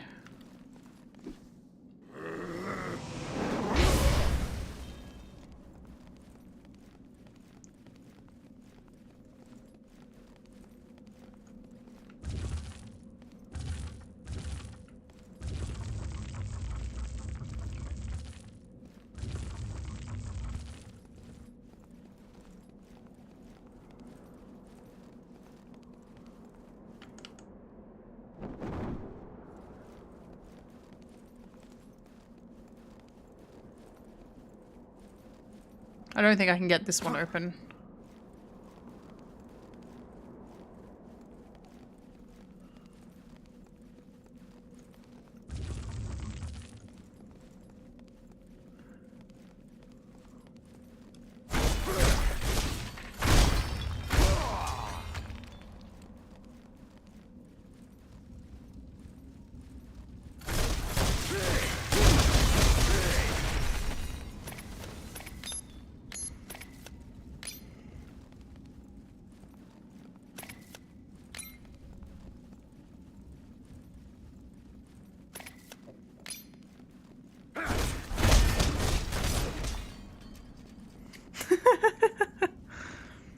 Wait, can I get up here?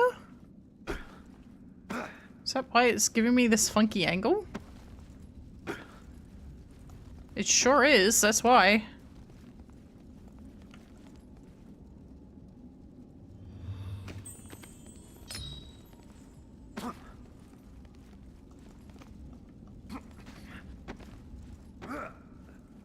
What about on this side? No? Okay.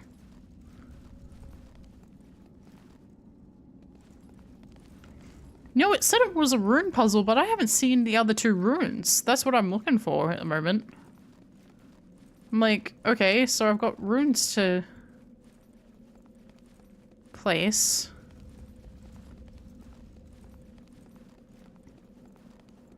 But where they be?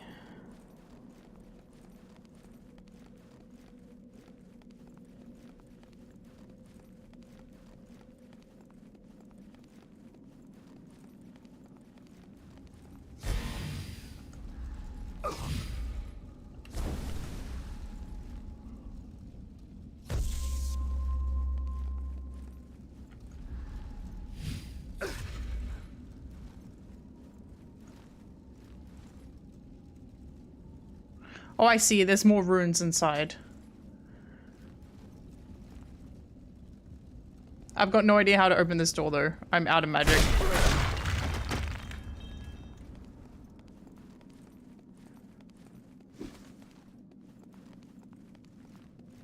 Okay.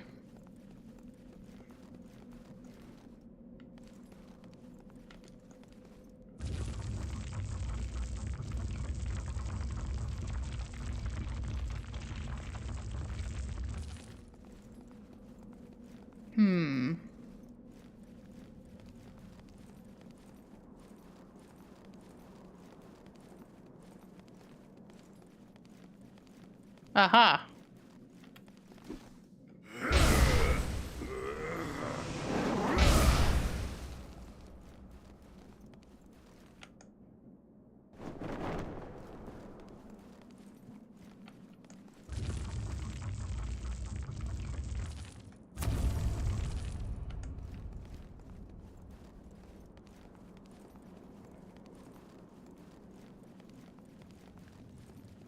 Can I, like, blast this into the sun, into the vampires? Like, if I was doing one of these puzzles and, like, a vampire was trying to attack me and they ran into this light beam, would they, like, evaporate or not?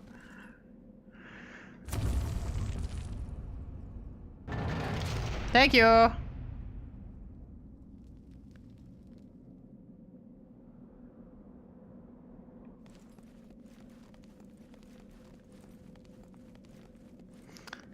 I kind of miss when video games, like, didn't feel like they had the need to justify the fact that they put a really insane puzzle in the game.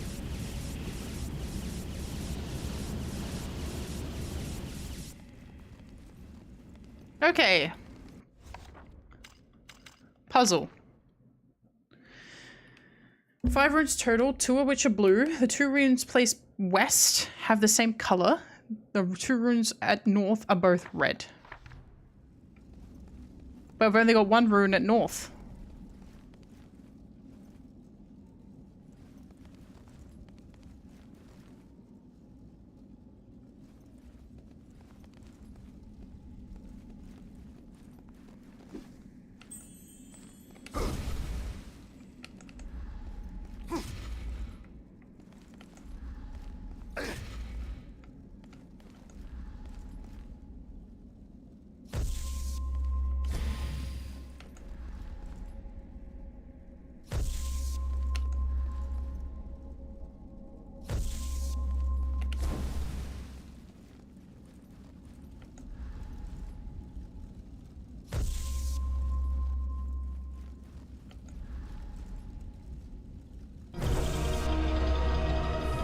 Done.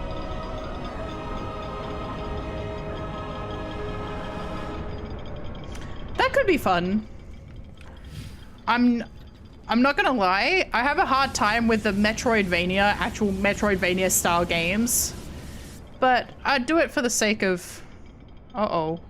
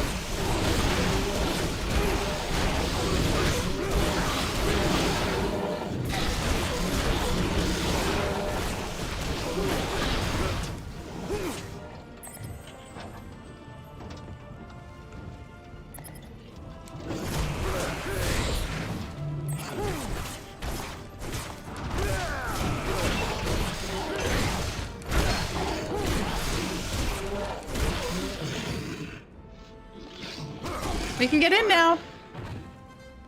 And we go. Done. Welcome to the vampire's castle. In the middle of the night. Good job. You should have gone to bed. Yes. Hello. Have you come to play? The board is ready for you. You like it? I'm looking for. Don't you want to play? I'm Gabriel? Dark Lord. That is a vampire. Tell you where she is. If you play my game. She. Mother doesn't like visitors. But I'll show you where she is. If you play. I don't have time for your games. I must find her now. God, he's stupid. He's so thick. His hair is as thick as his damn neck. You won't ever find her. Only I know the secret way. I'll let you make the first move.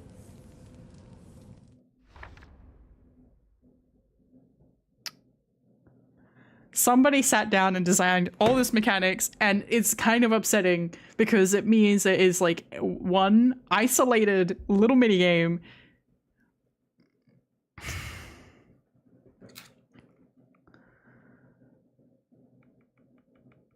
Okay. Who designed an entire fucking my game? My phone is dying.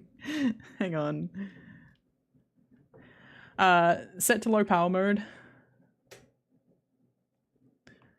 I may have to stop streaming soon. My phone is going to die.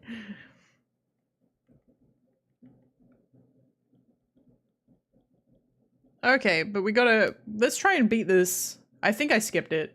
I'm not gonna lie. This is a board game similar to chess for 2 players. The objective of this game is to annihilate all pieces of the opponent. During each turn, players determine which pieces can be moved during a spinning wheel. When they lose 2 pieces, they'll be granted a second spin per turn. After losing another 2, they'll receive a third spin. All pieces can move to an empty square or attack an adjacent enemy piece during a turn. Apart from having different statistics, each piece has an extra power. Lycanthropes can move 2 squares instead of 1. Vampires can drain life from an adjacent piece, dealing less damage but healing themselves in exchange. Necromancers can summon a zombie anywhere on the board.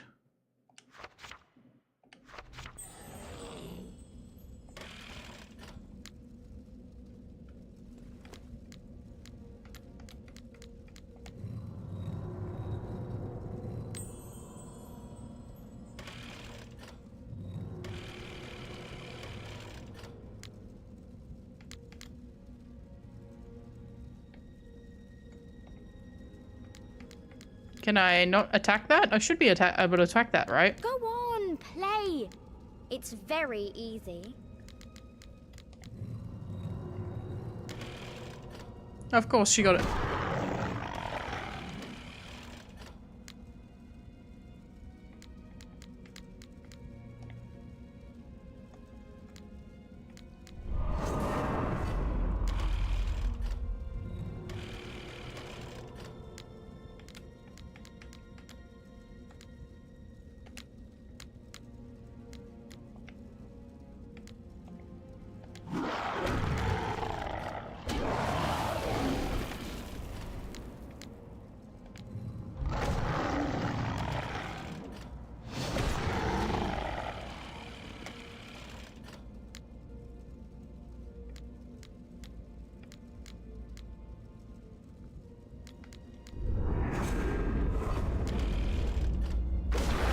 Oh, my werewolf.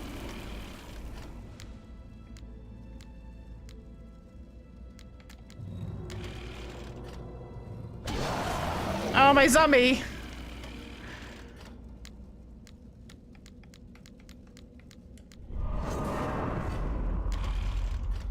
I wish this was triple triad.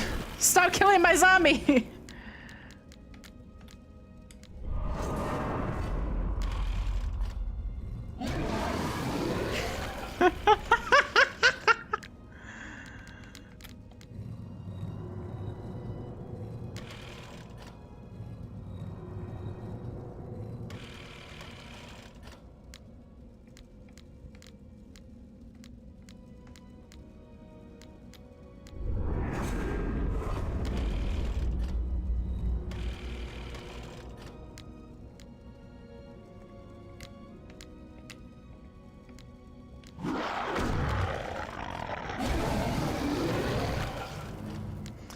It is a really weird chess game.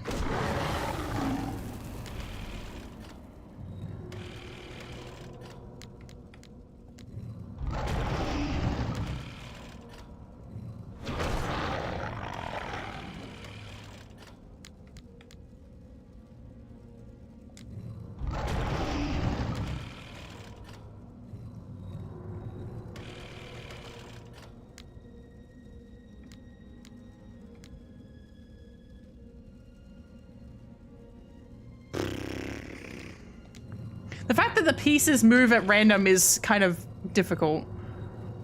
Oh god. Of course it's my vampire. Okay, hang on. I'm just gonna attack. Hopefully I can kill it. Damn it. My werewolf.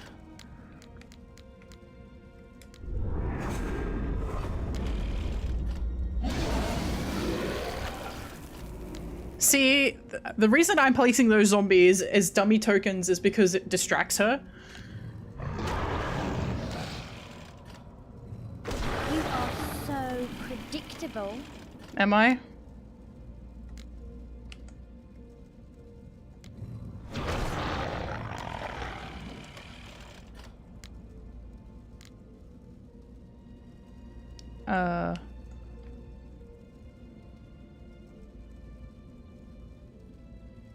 I'm losing my patience.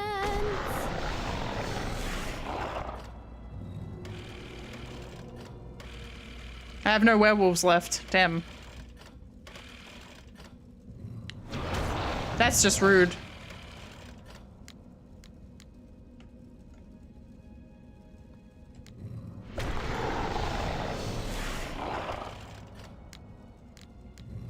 I never liked that piece anyway.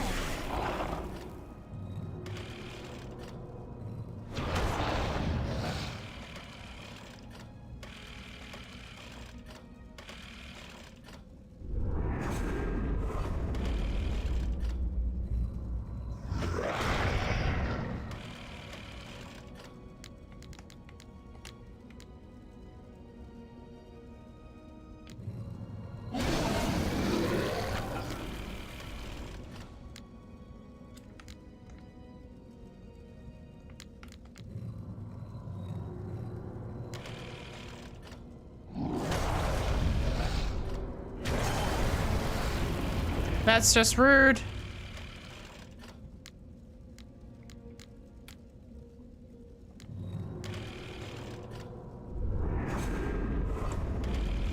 My phone is dying. I'm trying to.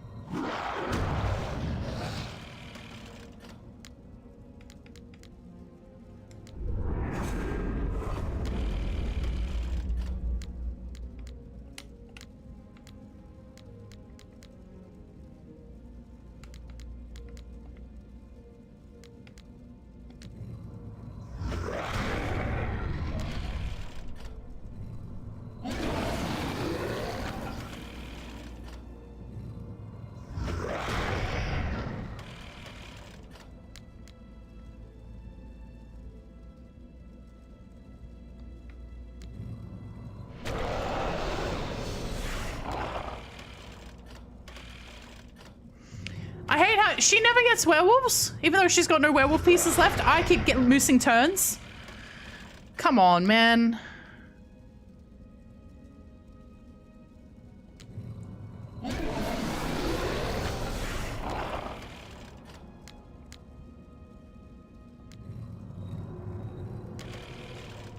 Yep. Saw that coming. Yep, saw that coming. The one for me. You are going to lose. I sure am.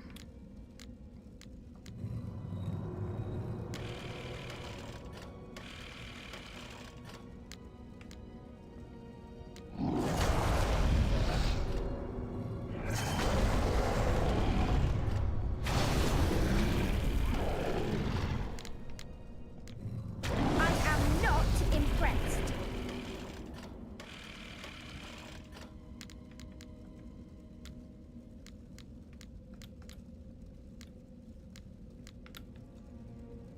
Yeah, CPU bias. I'm probably gonna skip this, to be honest. It's only worth 1500 experience. Go on, play.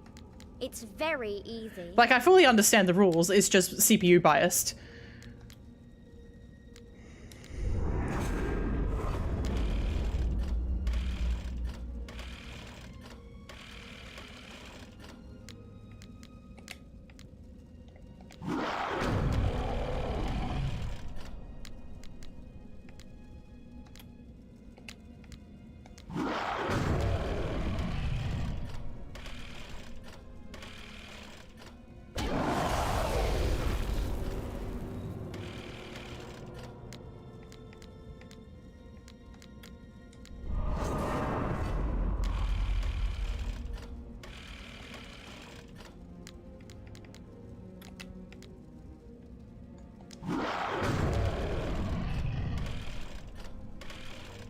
Oh, I lucked out there.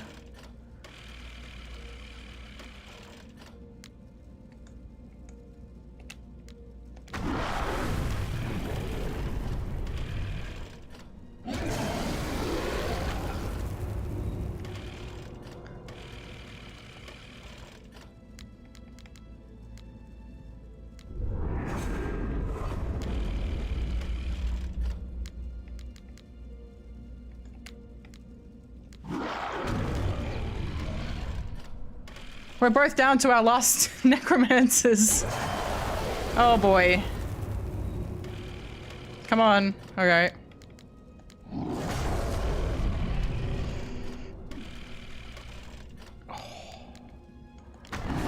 I won! Fair. I want to win. I won without cheating! You have earned the right to continue on your journey. Holy shit. First try! First try! This poor dude, he did not win. Oh no, it's a light magic gem anyway. But he didn't win.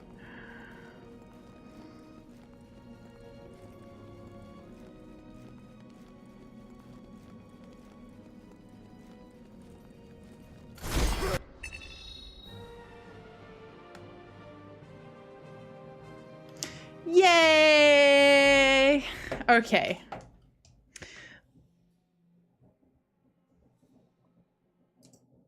Unfortunately, it is time for me to wrap up for the night. For one thing, my phone is on 8%. For another thing, I have run about 20 minutes overtime, which is fine. I don't mind running to overtime. But yeah, unfortunately, it is time to say goodnight for today. I've had a great time, though. I'll be back with this Thursday. I'm going to play something else tomorrow. Yeah. I try to always stream for at least 4 hours. Sometimes 5, sometimes 6, but I do try to I'm thinking Final Fantasy VIII. I'm thinking, but I'm not fully decided or committed on what I'm going to play tomorrow. But I have played Castlevania for the last 4 streams in a row. So I want to take a little bit of a break and then come back and really crush it out on Thursday, time-wise. I think I might try and run for a longer stream on Thursday even. Yeah, exactly. But I've been having a really great time with this. Thank you everyone so much for coming. I've had a great time. I hope you guys have had a great time. This game is really enjoyable. I'm glad that I haven't had to switch it to easy mode yet. But it may happen, so prepare yourselves. Prepare yourselves if I start getting really frustrated for me to switch it to easy mode. I'm not the kind of person who's going to be like, oh, I switched it to easy mode. I failed. Whatever. I'm here for the story. I'm here for the story. I'm story mode. But like, I will play a game at its normal difficulty for as long as possible before I'm like, okay, I would like to finish this at some point in my life. I haven't yelled at it yet. I mean, I've had a couple of moments of like guttural fuck offs, but that's pretty much it. Which is great because I can get really angry at games if I'm playing the right ones. Maybe I should play Getting Over It sometime on channel. Maybe. I'll see how I go. That might be one I have to be bullied into. That might be one I have to do for like a charity stream. I'd be like, if you donate to this, I will play this, but only then, you know. Oh god, yeah. There would be lots of yelling and chained together, I think. That's how I lose friends and make enemies, is chained together. But it looks like a good time. Chained Together feels a little bit more like strategy and cooperation focused, whereas Bennett Foddy, the guy who also designed QWOP, is just a sadist. He's just a sadist. So they're two very different games in that respect. But yeah. Yeah.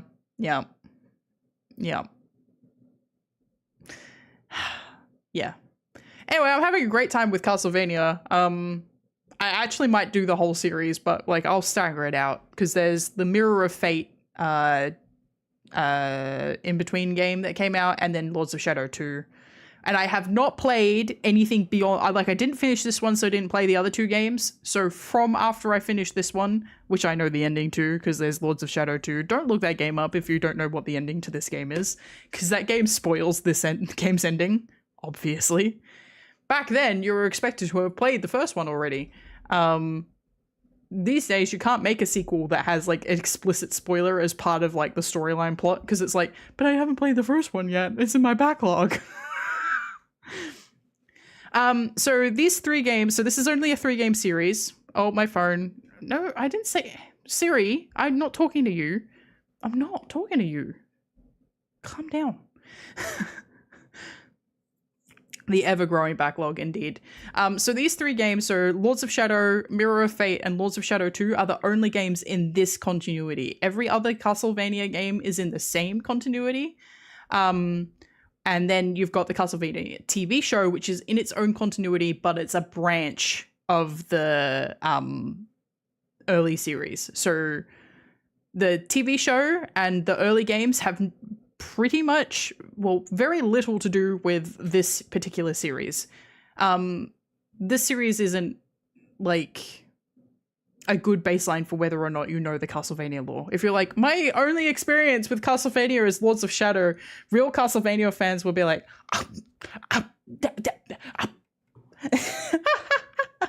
Siri, the continuity. Nah, this game's in an AU. We're currently in the establishment of this universe, which is fine. I don't mind. I don't mind AUs. I don't mind AU reboots. I think the fact of the matter is, I think the reason that this game didn't do any better than the 3-game series that they initially did is because players of the original Castlevania wanted something in the original Castlevania's timeline. The problem with that is that the original Castlevania's timeline went all the way from, I think, year 1200, the year 1200, all the way to, like, 2015. Like, they went all the way across. So there's not a lot of, like, they'd have to do a futuristic Castlevania, and I don't think people would be into that. People would be more mad at a futuristic Castlevania than they were at this 3D game. So the plot got pretty crazy too. Aria of Sorrow, wild game. Wild. But yeah, I think I will play all of Lords of Shadow on stream. Don't know about the other ones. I'm not a big Metroidvania style gamer, but I'll give them a go if people want to see them. And we'll see how I go. But yeah, I will catch you all later. Thank you so much for popping in. I have had a great time, and I hope you have too. But yeah, and I'll see you tomorrow. So tomorrow my stream starts at 10:30 p.m. AEST, which is GMT plus 10. And yeah. Bye-bye. Bye-bye. And don't forget to like and subscribe if you're on YouTube. And follow if you're on Twitch. Thank you. Bye-bye. Bye.